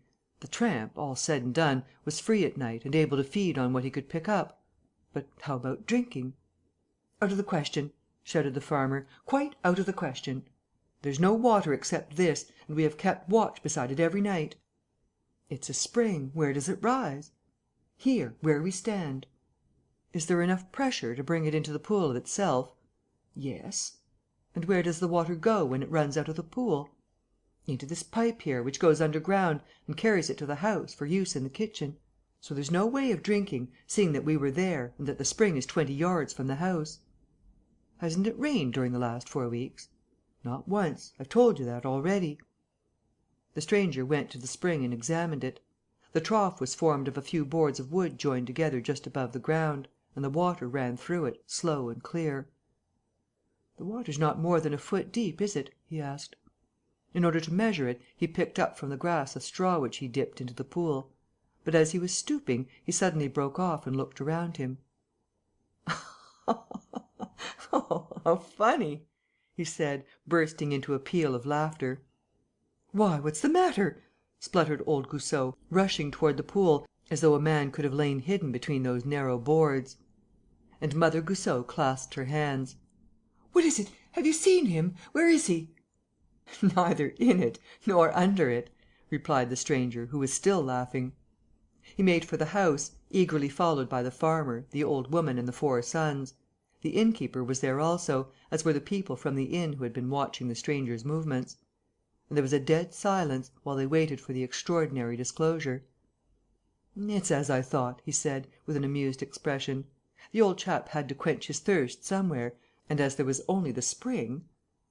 "Oh, but look here," growled Farmer Goussot, "we should have seen him." "It was at night." "We should have heard him. And seen him too, as we were close by." "So was he." "And he drank the water from the pool?" "Yes." "How?" "From a little way off." "With what?" "With this." And the stranger showed the straw which he had picked up. "There, here's the straw for the customer's long drink. You will see there's more of it than usual. In fact, it is made of 3 straws stuck into one another. That was the first thing I noticed: those 3 straws fastened together. The proof is conclusive." "But, hang it all, the proof of what?" cried Farmer Goussot, irritably. The stranger took a shotgun from the rack. "Is it loaded?" he asked. "Yes," said the youngest of the brothers. "I use it to kill the sparrows with, for fun. It's small shot." "Capital. A peppering where it won't hurt him will do the trick." His face suddenly assumed a masterful look. He gripped the farmer by the arm and rapped out, in an imperious tone: "Listen to me, Farmer Goussot. I'm not here to do policeman's work, and I won't have the poor beggar locked up at any price. 4 weeks of starvation and fright is good enough for anybody. So you've got to swear to me, you and your sons, that you'll let him off without hurting him." "You must hand over the money." "Well, of course.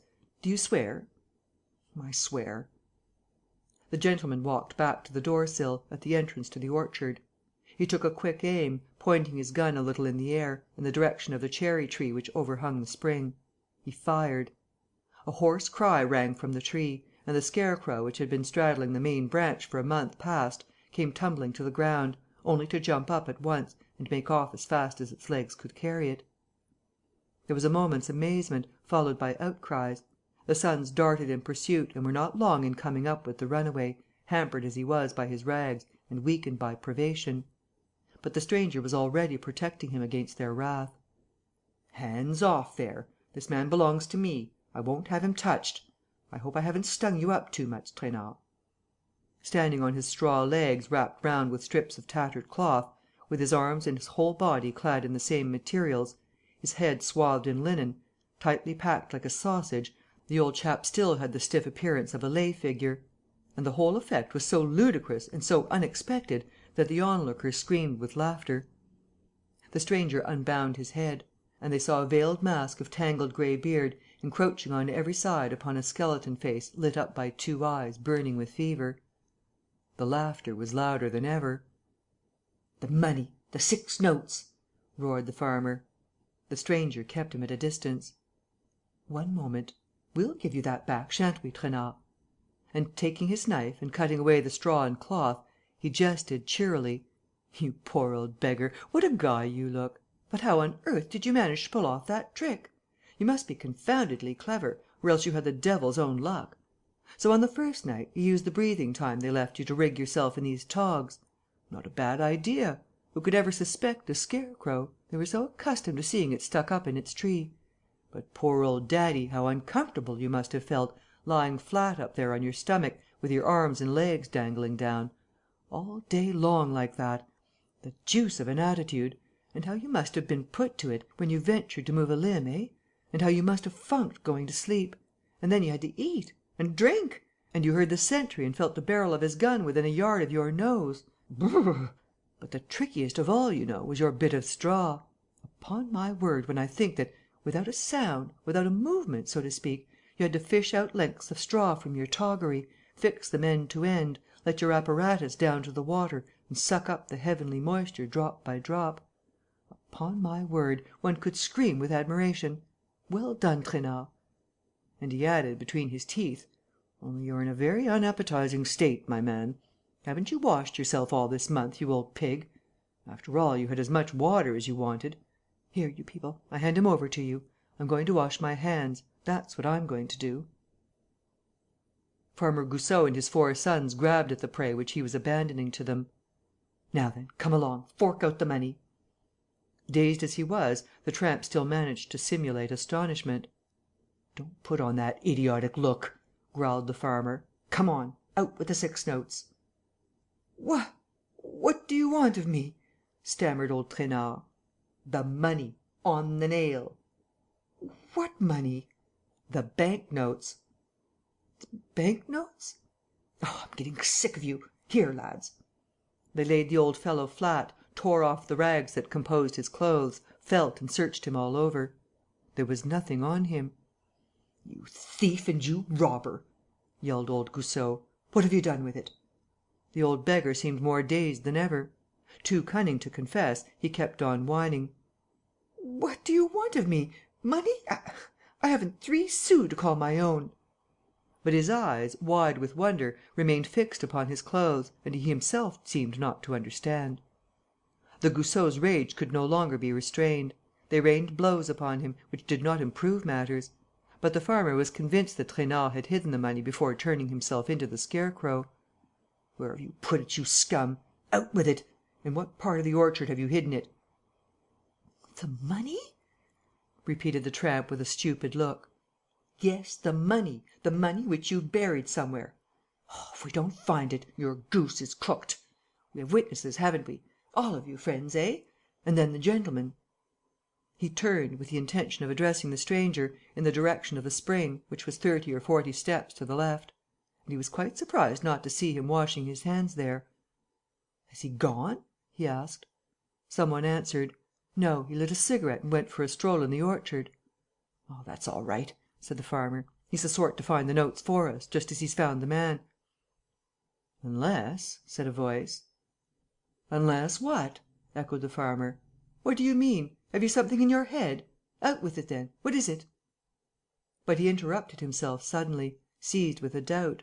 And there was a moment's silence. The same idea dawned on all the country folk. The stranger's arrival at Héberville, the breakdown of his motor, his manner of questioning the people at the inn and of gaining admission to the farm: were not all these part and parcel of a put up job, the trick of a cracksman who had learned the story from the papers and who had come to try his luck on the spot? "Jolly smart of him," said the inn keeper. "He must have taken the money from old Trainard's pocket, before our eyes, while he was searching him." "Impossible!" spluttered Farmer Goussot. "He would have been seen going out that way, by the house, whereas he's strolling in the orchard." Mother Goussot, all of a heap, suggested: "The little door at the end, down there." "The key never leaves me." "But you showed it to him." "Yes, and I took it back again. Look, here it is." He clapped his hand to his pocket and uttered a cry: "Oh, dash it all, it's gone! He sneaked it!" He at once rushed away, followed and escorted by his sons and a number of the villagers. When they were half way down the orchard, they heard the throb of a motor car, obviously the one belonging to the stranger, who had given orders to his chauffeur to wait for him at that lower entrance. When the Goussots reached the door, they saw scrawled with a brick, on the worm-eaten panel, the 2 words: "Arsène Lupin." Stick to it as the angry Goussots might, they found it impossible to prove that old Trainard had stolen any money. 20 persons had to bear witness that, when all was said, nothing was discovered on his person. He escaped with a few months' imprisonment for the assault. He did not regret them. As soon as he was released, he was secretly informed that every quarter, on a given date, at a given hour, under a given milestone, on a given road, he would find 3 gold louis. To a man like old Trainard, that means wealth. Chapter 10, part 1. Edith Swan-Neck. "Arsène Lupin, what's your real opinion of Inspector Ganimard?" "A very high one, my dear fellow." "A very high one? Then why do you never miss a chance of turning him into ridicule?" "It's a bad habit; and I'm sorry for it. But what can I say? It's the way of the world. Here's a decent detective chap, here's a whole pack of decent men, who stand for law and order, who protect us against the Apaches, who risk their lives for honest people like you and me, and we have nothing to give them in return but flouts and gibes. It's preposterous." "Bravo, Lupin, you're talking like a respectable ratepayer." "What else am I? I may have peculiar views about other people's property, but I assure you that it's very different when my own's at stake. By Jove, it doesn't do to lay hands on what belongs to me. Then I'm out for blood. Ah, it's my pocket, my money, my watch. Hands off! I have the soul of a conservative, my dear fellow, the instincts of a retired tradesman, and a due respect for every sort of tradition and authority. And that is why Ganimard inspires me with no little gratitude and esteem." "But not much admiration?" "Plenty of admiration too. Over and above the dauntless courage which comes natural to all those gentry at the Criminal Investigation Department, Ganimard possesses very sterling qualities: decision, insight and judgment. I have watched him at work. He's somebody, when all's said. Do you know the Edith Swan-Neck story, as it was called?" "I know as much as everybody knows." "That means that you don't know it at all. Well, that job was, I daresay, the one which I thought out most cleverly, with the utmost care and the utmost precaution, the one which I shrouded in the greatest darkness and mystery, the one which it took the biggest generalship to carry through. It was a regular game of chess, played according to strict scientific and mathematical rules. And yet Ganimard ended by unravelling the knot. Thanks to him, they know the truth to day on the Quai des Orfèvres. And it is a truth quite out of the common, I assure you." "May I hope to hear it?" "Certainly, one of these days, when I have time. But the Brunelli is dancing at the opera to night, and if she were not to see me in my stall. I do not meet Lupin often. He confesses with difficulty, when it suits him. It was only gradually, by snatches, by odds and ends of confidences, that I was able to obtain the different incidents and to piece the story together in all its details. The main features are well known, and I will merely mention the facts. 3 years ago, when the train from Brest arrived at Rennes, the door of one of the luggage vans was found smashed in.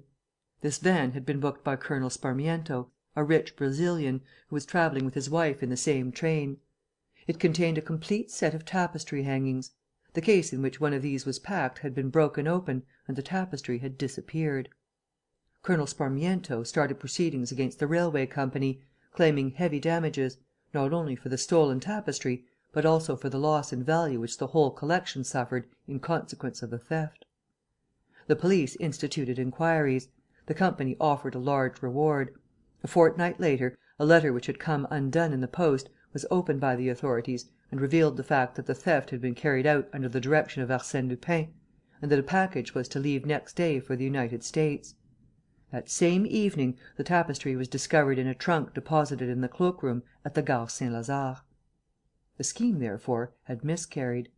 Lupin felt the disappointment so much that he vented his ill humour in a communication to Colonel Sparmiento, ending with the following words, which were clear enough for anybody: "It was very considerate of me to take only one. Next time, I shall take the 12. Verbum sap." Colonel Sparmiento had been living for some months in a house standing at the end of a small garden, at the corner of the Rue de la Fessandrie and the Rue du Fresnoy. He was a rather thick-set, broad-shouldered man, with black hair and a swarthy skin, always well and quietly dressed. He was married to an extremely pretty but delicate Englishwoman, who was much upset by the business of the tapestries. From the first she implored her husband to sell them for what they would fetch. The colonel had much too forcible and dogged a nature to yield to what he had every right to describe as a woman's fancies. He sold nothing, but he redoubled his precautions and adopted every measure that was likely to make an attempt at burglary impossible. To begin with, so that he might confine his watch to the garden front, he walled up all the windows on the ground floor and the first floor overlooking the Rue du Fresnoy. Next, he enlisted the services of a firm which made a speciality of protecting private houses against robberies. Every window of the gallery in which the tapestries were hung was fitted with invisible burglar alarms, the position of which was known to none but himself. These, at the least touch, switched on all the electric lights and set a whole system of bells and gongs ringing. In addition to this, the insurance companies to which he applied refused to grant policies to any considerable amount unless he consented to let 3 men, supplied by the companies and paid by himself, occupy the ground floor of his house every night. They selected for the purpose 3 ex-detectives, tried and trustworthy men, all of whom hated Lupin like poison. As for the servants, the colonel had known them for years and was ready to vouch for them. After taking these steps and organizing the defence of the house as though it were a fortress, the colonel gave a great house-warming, a sort of private view, to which he invited the members of both his clubs, as well as a certain number of ladies, journalists, art patrons and critics. They felt, as they passed through the garden gate, much as if they were walking into a prison. The 3 private detectives, posted at the foot of the stairs, asked for each visitor's invitation card and eyed him up and down suspiciously, making him feel as though they were going to search his pockets or take his finger prints. The colonel, who received his guests on the first floor, made laughing apologies and seemed delighted at the opportunity of explaining the arrangements which he had invented to secure the safety of his hangings. His wife stood by him, looking charmingly young and pretty, fair-haired, pale and sinuous, with a sad and gentle expression, the expression of resignation often worn by those who are threatened by fate. When all the guests had come, the garden gates and the hall doors were closed.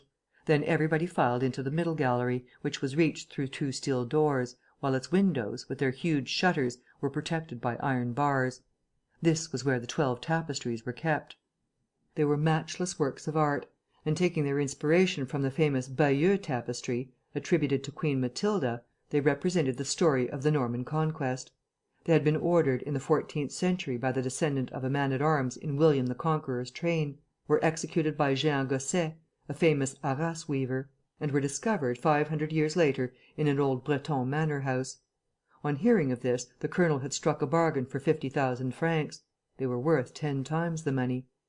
But the finest of the 12 hangings composing the set, the most uncommon, because the subject had not been treated by Queen Matilda, was the one which Arsène Lupin had stolen, and which had been so fortunately recovered. It portrayed Edith Swan-Neck on the battlefield of Hastings, seeking among the dead for the body of her sweetheart Harold, last of the Saxon kings. The guests were lost in enthusiasm over this tapestry, over the unsophisticated beauty of the design, over the faded colours, over the lifelike grouping of the figures and the pitiful sadness of the scene. Poor Edith Swan-Neck stood drooping like an overweighted lily. Her white gown revealed the lines of her languid figure. Her long tapering hands were outstretched in a gesture of terror and entreaty. And nothing could be more mournful than her profile, over which flickered the most dejected and despairing of smiles. "A harrowing smile," remarked one of the critics, to whom the others listened with deference. "A very charming smile besides. And it reminds me, Colonel, of the smile of Madame Sparmiento." And seeing that the observation seemed to meet with approval, he enlarged upon his idea. "There are other points of resemblance that struck me at once, such as the very graceful curve of the neck and the delicacy of the hands, and also something about the figure, about the general attitude." "What you say is so true," said the colonel, "that I confess that it was this likeness that decided me to buy the hangings. And there was another reason, which was that, by a really curious chance, my wife's name happens to be Edith. I have called her Edith Swan-Neck ever since." And the colonel added, with a laugh, "I hope that the coincidence will stop at this, and that my dear Edith will never have to go in search of her true love's body, like her prototype." He laughed as he uttered these words, but his laugh met with no echo, and we find the same impression of awkward silence in all the accounts of the evening that appeared during the next few days. The people standing near him did not know what to say. One of them tried to jest: "Your name isn't Harold, Colonel?" "No, thank you," he declared, with continued merriment. "No, that's not my name, nor am I in the least like the Saxon king." All have since agreed in stating that, at that moment, as the colonel finished speaking, the first alarm rang from the windows. The right or the middle window, opinions differ on this point, rang short and shrill on a single note. The peal of the alarm bell was followed by an exclamation of terror uttered by Madame Sparmiento, who caught hold of her husband's arm. He cried: "What's the matter? What does this mean?" The guests stood motionless, with their eyes staring at the windows. The colonel repeated: "What does it mean? I don't understand. No one but myself knows where that bell is fixed." And at that moment, here again the evidence is unanimous, at that moment came sudden, absolute darkness, followed immediately by the maddening din of all the bells and all the gongs, from top to bottom of the house, in every room and at every window. For a few seconds, a stupid disorder, an insane terror reigned. The women screamed. The men banged with their fists on the closed doors. They hustled and fought. People fell to the floor and were trampled underfoot. It was like a panic-stricken crowd, scared by threatening flames or by a bursting shell. And above the uproar rose the colonel's voice, shouting: "Silence! Don't move! It's all right! The switch is over there, in the corner. Wait a bit. Here." He had pushed his way through his guests and reached a corner of the gallery; and all at once the electric light blazed up again, while the pandemonium of bells stopped.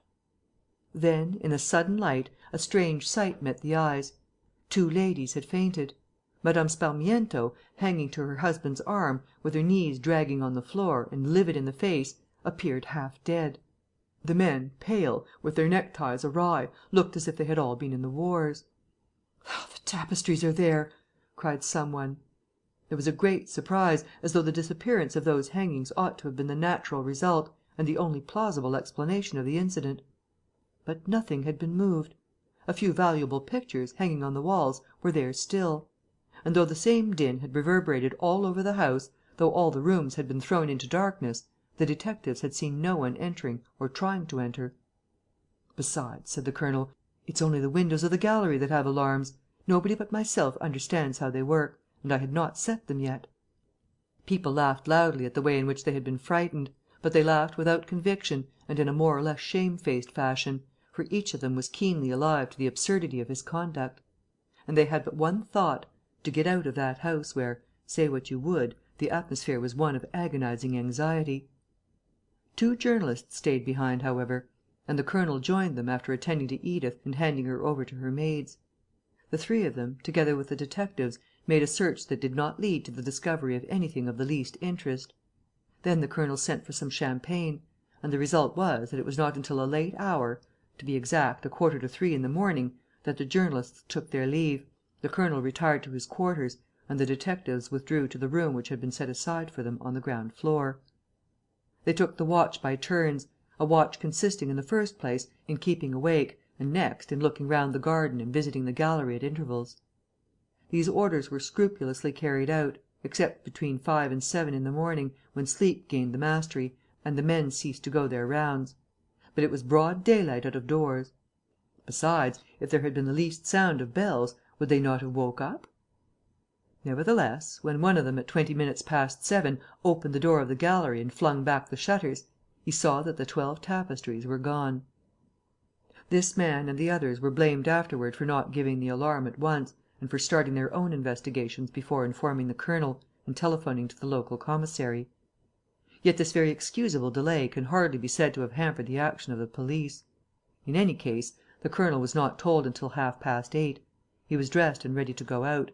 The news did not seem to upset him beyond measure, or at least he managed to control his emotion. But the effort must have been too much for him, for he suddenly dropped into a chair and, for some moments, gave way to a regular fit of despair and anguish, most painful to behold in a man of his resolute appearance. Recovering and mastering himself, he went to the gallery, stared at the bare walls, and then sat down at a table and hastily scribbled a letter, which he put into an envelope and sealed. "There," he said, "I'm in a hurry. I have an important engagement. Here is a letter for the commissary of police." And seeing the detective's eyes upon him, he added, "I am giving the commissary my views, telling him of a suspicion that occurs to me. He must follow it up. I will do what I can." He left the house at a run, with excited gestures which the detectives were subsequently to remember. A few minutes later, the commissary of police arrived. He was handed the letter, which contained the following words: "I am at the end of my tether. The theft of those tapestries completes the crash which I have been trying to conceal for the past year. I bought them as a speculation and was hoping to get 1,000,000 francs for them, thanks to the fuss that was made about them. As it was, an American offered me 600,000. It meant my salvation. This means utter destruction. I hope that my dear wife will forgive the sorrow which I am bringing upon her. Her name will be on my lips at the last moment." Mme. Sparmiento was informed. She remained aghast with horror, while inquiries were instituted and attempts made to trace the colonel's movements. Late in the afternoon, a telephone message came from Ville d'Avray. A gang of railway men had found a man's body lying at the entrance to a tunnel after a train had passed. The body was hideously mutilated. The face had lost all resemblance to anything human. There were no papers in the pockets, but the description answered to that of the colonel. Mme. Sparmiento arrived at Ville d'Avray by motor car, at 7 o'clock in the evening. She was taken to a room at the railway station.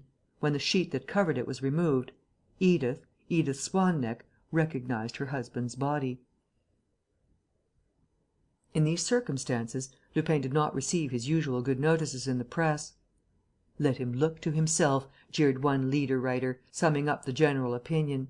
"It would not take many exploits of this kind for him to forfeit the popularity which has not been grudged him hitherto.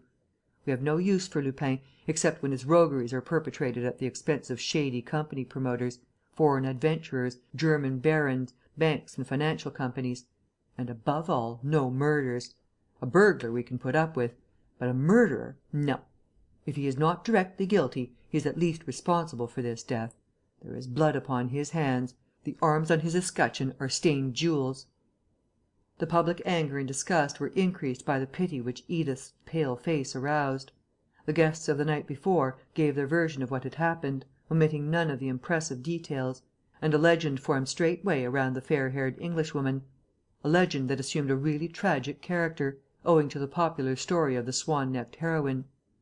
And yet the public could not withhold its admiration of the extraordinary skill with which the theft had been effected. The police explained it after a fashion. The detectives had noticed from the first, and subsequently stated, that one of the 3 windows of the gallery was wide open.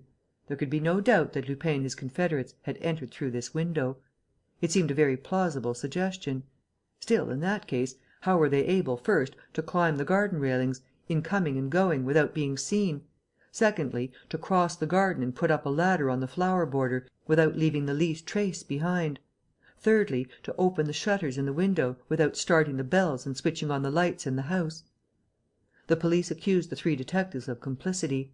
The magistrate in charge of the case examined them at length, made minute inquiries into their private lives, and stated formally that they were above all suspicion. As for the tapestries, there seemed to be no hope that they would be recovered. It was at this moment that Chief Inspector Ganimard returned from India, where he had been hunting for Lupin on the strength of a number of most convincing proofs supplied by former confederates of Lupin himself. Feeling that he had once more been tricked by his everlasting adversary, fully believing that Lupin had dispatched him on this wild goose chase so as to be rid of him during the business of the tapestries, he asked for a fortnight's leave of absence, called on Mme. Sparmiento, and promised to avenge her husband. Edith had reached the point at which not even the thought of vengeance relieves the sufferer's pain. She had dismissed the 3 detectives on the day of the funeral, and engaged just 1 man and an old cook housekeeper to take the place of the large staff of servants, the sight of whom reminded her too cruelly of the past. Not caring what happened, she kept her room and left Ganimard free to act as he pleased. He took up his quarters on the ground floor, and at once instituted a series of the most minute investigations. He started the inquiry afresh, questioned the people in the neighbourhood, studied the distribution of the rooms, and set each of the burglar alarms going 30 and 40 times over. At the end of the fortnight, he asked for an extension of leave. The chief of the detective service, who was at that time M. Dudouis, came to see him and found him perched on the top of a ladder, in the gallery. That day, the chief inspector admitted that all his searches had proved useless.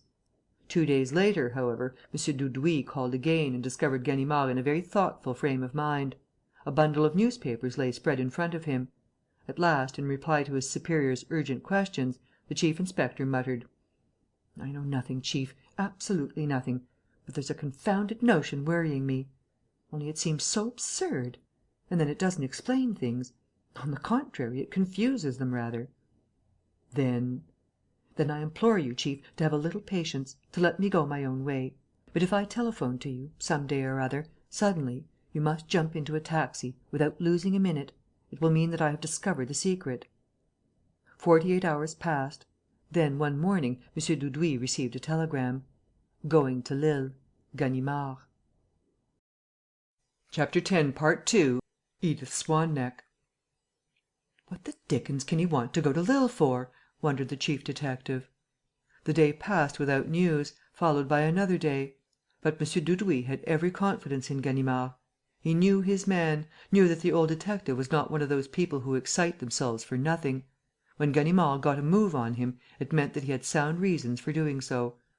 As a matter of fact, on the evening of that second day, M. Dudouis was called to the telephone. "Is that you, chief?" "Is it Ganimard speaking?" Cautious men both, they began by making sure of each other's identity. As soon as his mind was eased on this point, Ganimard continued, hurriedly: "10 men, chief, at once. And please come yourself." "Where are you?" "In the house, on the ground floor. But I will wait for you just inside the garden gate." "I'll come at once. In a taxi, of course?"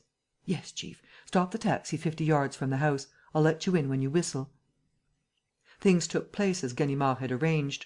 Shortly after midnight, when all the lights were out on the upper floors, he slipped into the street and went to meet M. Dudouis. There was a hurried consultation. The officers distributed themselves as Ganimard ordered. Then the chief and the chief inspector walked back together, noiselessly crossed the garden and closeted themselves with every precaution. "Well, what's it all about?" asked M. Dudouis. "What does all this mean? Upon my word, we look like a pair of conspirators." But Ganimard was not laughing. His chief had never seen him in such a state of perturbation, nor heard him speak in a voice denoting such excitement. "Any news, Ganimard?" "Yes, chief, and this time...."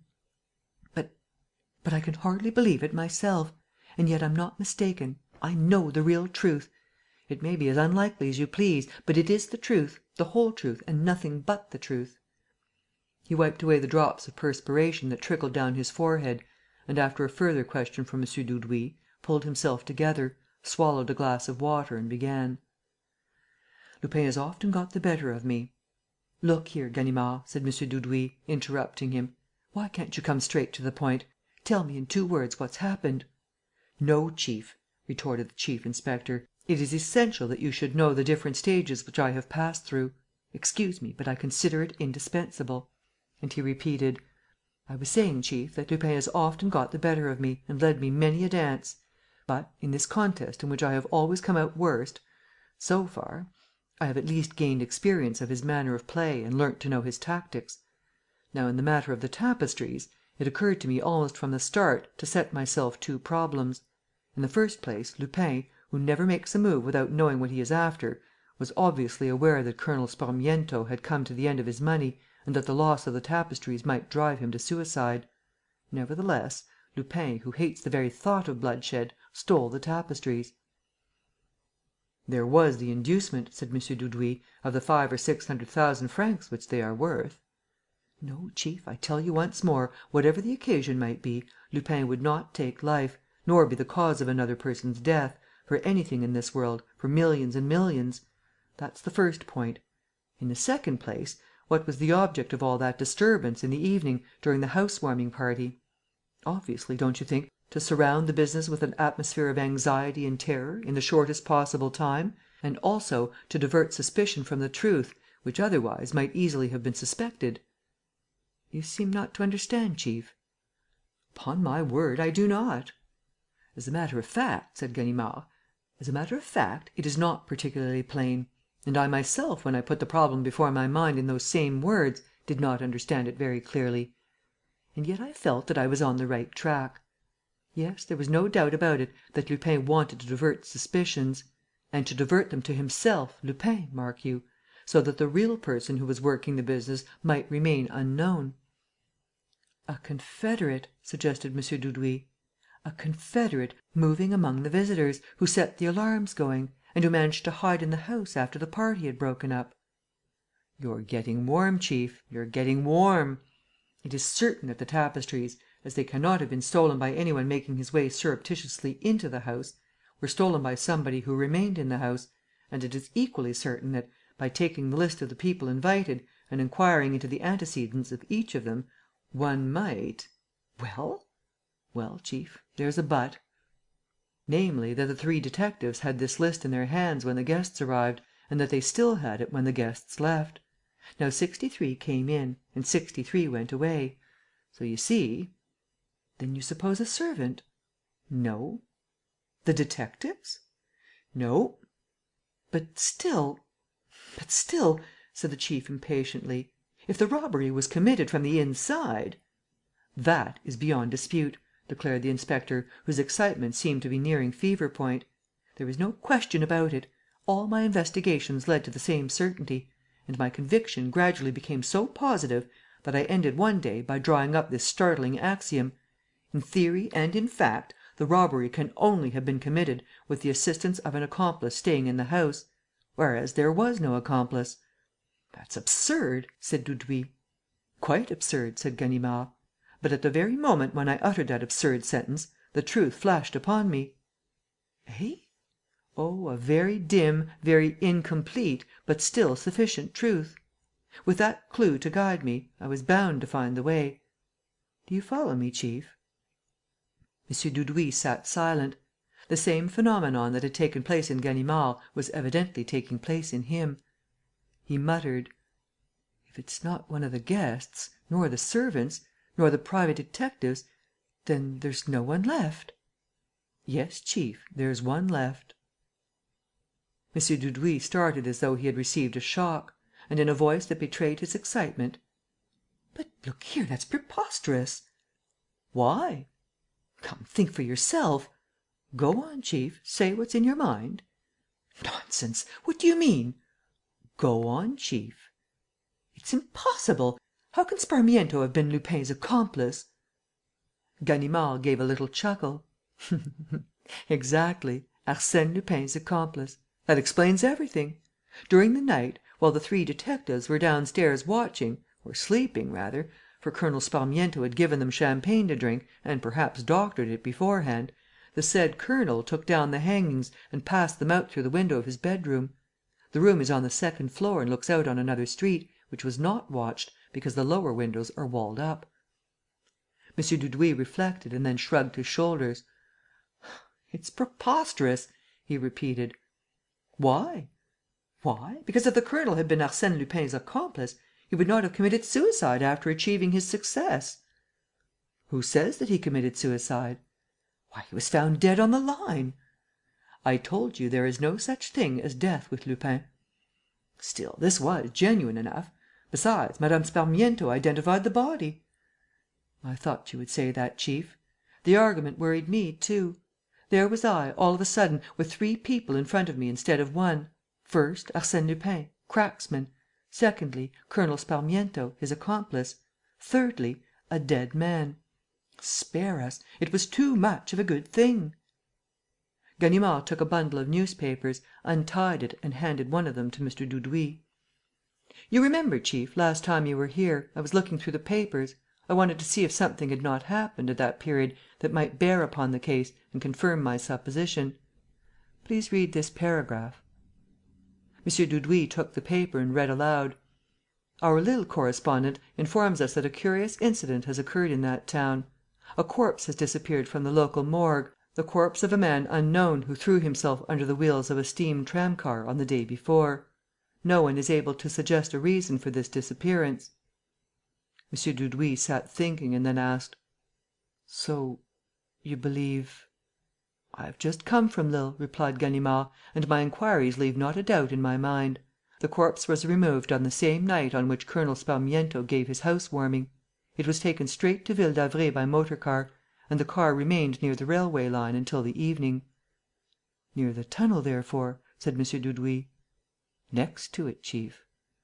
"So that the body which was found is merely that body, dressed in Colonel Sparmiento's clothes?"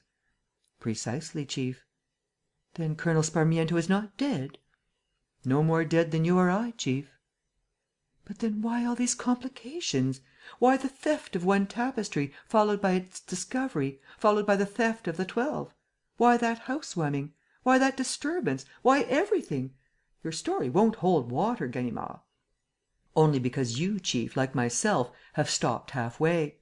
Because, strange as this story already sounds, we must go still farther, very much farther, in the direction of the improbable and the astounding. And why not, after all? Remember that we are dealing with Arsène Lupin. With him is it not always just the improbable and the astounding that we must look for? Must we not always go straight for the maddest suppositions? And when I say the maddest, I am using the wrong word. On the contrary, the whole thing is wonderfully logical and so simple that a child could understand it. Confederates only betray you. Why employ confederates, when it is so easy and so natural to act for yourself, by yourself, with your own hands and by the means within your own reach?" "What are you saying? What are you saying? What are you saying?" cried M. Dudouis, in a sort of sing-song voice and a tone of bewilderment that increased with each separate exclamation. Ganimard gave a fresh chuckle: "Takes your breath away, chief, doesn't it? So it did mine, on the day when you came to see me here and when the notion was beginning to grow upon me. I was flabbergasted with astonishment. And yet I've had experience of my customer. I know what he's capable of. But this, no, this was really a bit too stiff." "It's impossible, it's impossible," said M. Dudouis, in a low voice. "On the contrary, chief, it's quite possible and quite logical and quite normal. It's the threefold incarnation of one and the same individual. A schoolboy would solve the problem in a minute, by a simple process of elimination. Take away the dead man, there remain Sparmiento and Lupin. Take away Sparmiento." "There remains Lupin," muttered the chief detective. "Yes, chief, Lupin simply, Lupin in 5 letters and 2 syllables, Lupin taken out of his Brazilian skin, Lupin revived from the dead, Lupin translated, for the past 6 months, into Colonel Sparmiento, travelling in Brittany, hearing of the discovery of the 12 tapestries, buying them, planning the theft of the best of them, so as to draw attention to himself, Lupin, and divert it from himself, Sparmiento. Next, he brings about, in full view of the gaping public, a noisy contest between Lupin and Sparmiento or Sparmiento and Lupin, plots and gives the house-warming party, terrifies his guests and, when everything is ready, arranges for Lupin to steal Sparmiento's tapestries and for Sparmiento, Lupin's victim, to disappear from sight and die unsuspected, unsuspectable, regretted by his friends, pitied by the public, and leaving behind him, to pocket the profits of the swindle." Ganimard stopped, looked at the chief in the eyes and, in a voice that emphasized the importance of his words, concluded: "Leaving behind him a disconsolate widow." "Mme. Sparmiento? You really believe?" "Hang it all," said the chief inspector, "people don't work up a whole business of this sort without seeing something ahead of them, solid profits." "But the profits, it seems to me, lie in the sale of the tapestries which Lupin will effect in America or elsewhere." "First of all, yes. But Colonel Sparmiento could effect that sale just as well. And even better. So there's something more." "Something more?" "Come, chief, you're forgetting that Colonel Sparmiento has been the victim of an important robbery and that, though he may be dead, at least his widow remains. So it's his widow who will get the money." "What money?" "What money? Why, the money due to her. The insurance money, of course."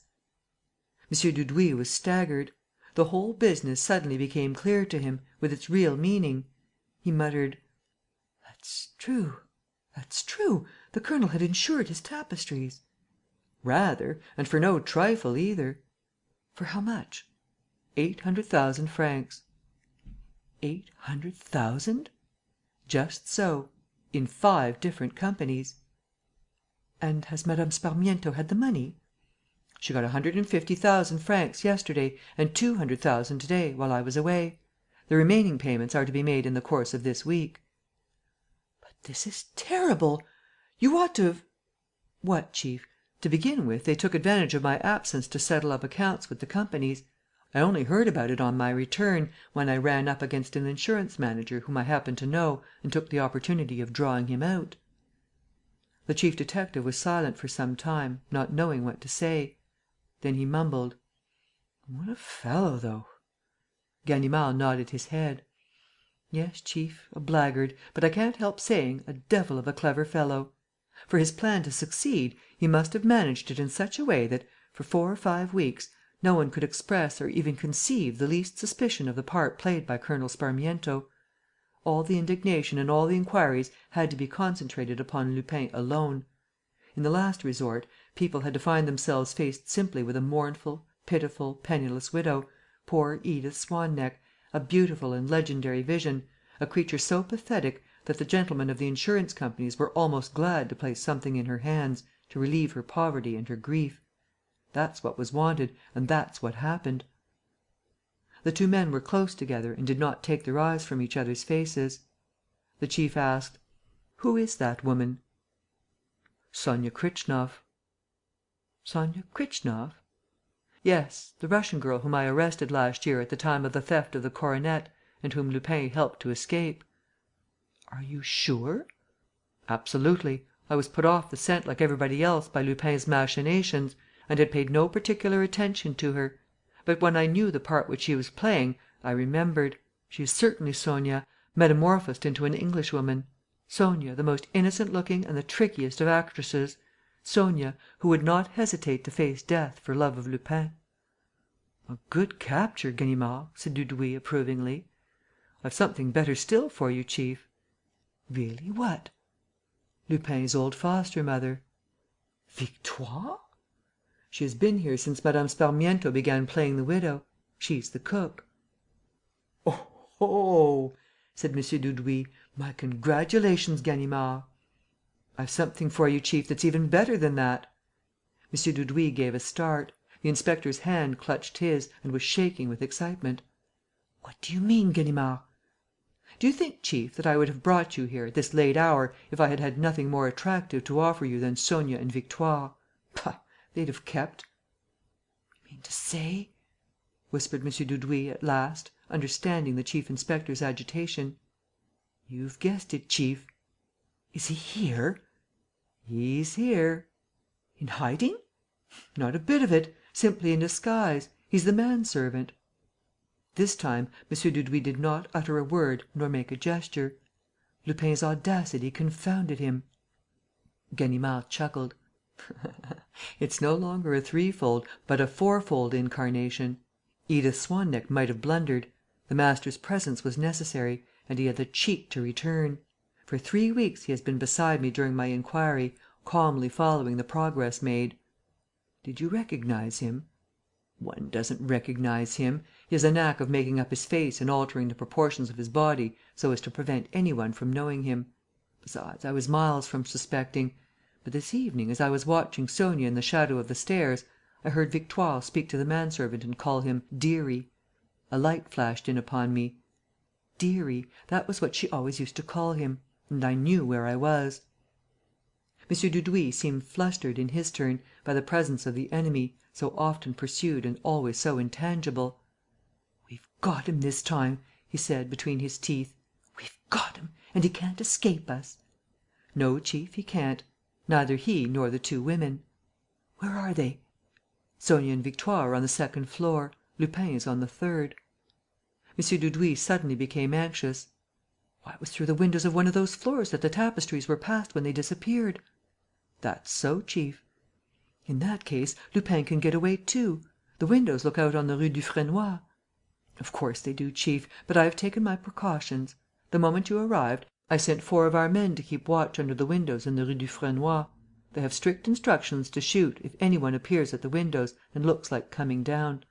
Blank cartridges for the first shot, ball cartridges for the next."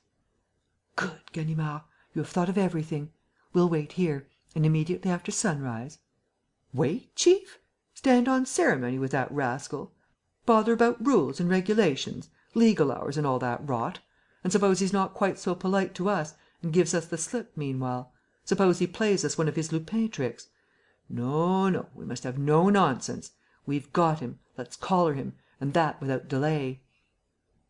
And Ganimard, all a-quiver with indignant impatience, went out, walked across the garden and presently returned with half a dozen men.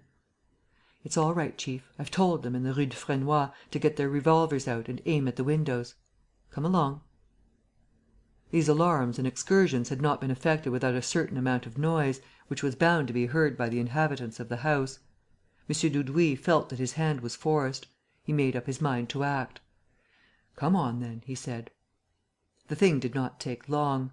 The 8 of them, Browning pistols in hand, went up the stairs without overmuch precaution, eager to surprise Lupin before he had time to organize his defences. "Open the door!" roared Ganimard, rushing at the door of Mme. Sparmiento's bedroom. A policeman smashed it in with his shoulder. There was no one in the room; and no one in Victoire's bedroom either. "They're all upstairs!" shouted Ganimard. "They've gone up to Lupin in his attic. Be careful now."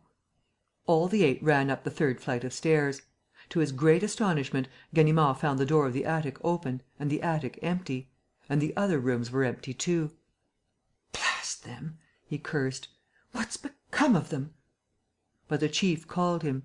M. Dudouis, who had gone down again to the 2nd floor, noticed that one of the windows was not latched, but just pushed to. "There," he said to Ganimard, "that's the road they took, the road of the tapestries. I told you as much: the Rue Dufresnoy." "But our men would have fired on them," protested Ganimard, grinding his teeth with rage. "The street's guarded." "They must have gone before the street was guarded." "They were all 3 of them in their rooms when I rang you up, chief." "They must have gone while you were waiting for me in the garden." "But why? Why? There was no reason why they should go to day rather than to morrow, or the next day, or next week, for that matter, when they had pocketed all the insurance money." Yes, there was a reason; and Ganimard knew it when he saw, on the table, a letter addressed to him, and opened it and read it. The letter was worded in the style of the testimonials which we hand to people in our service who have given satisfaction. I, the undersigned, Arsène Lupin, gentleman burglar, ex-colonel, ex-man of all work, ex-corpse, hereby certify that the person of the name of Ganimard gave proof of the most remarkable qualities during his stay in this house.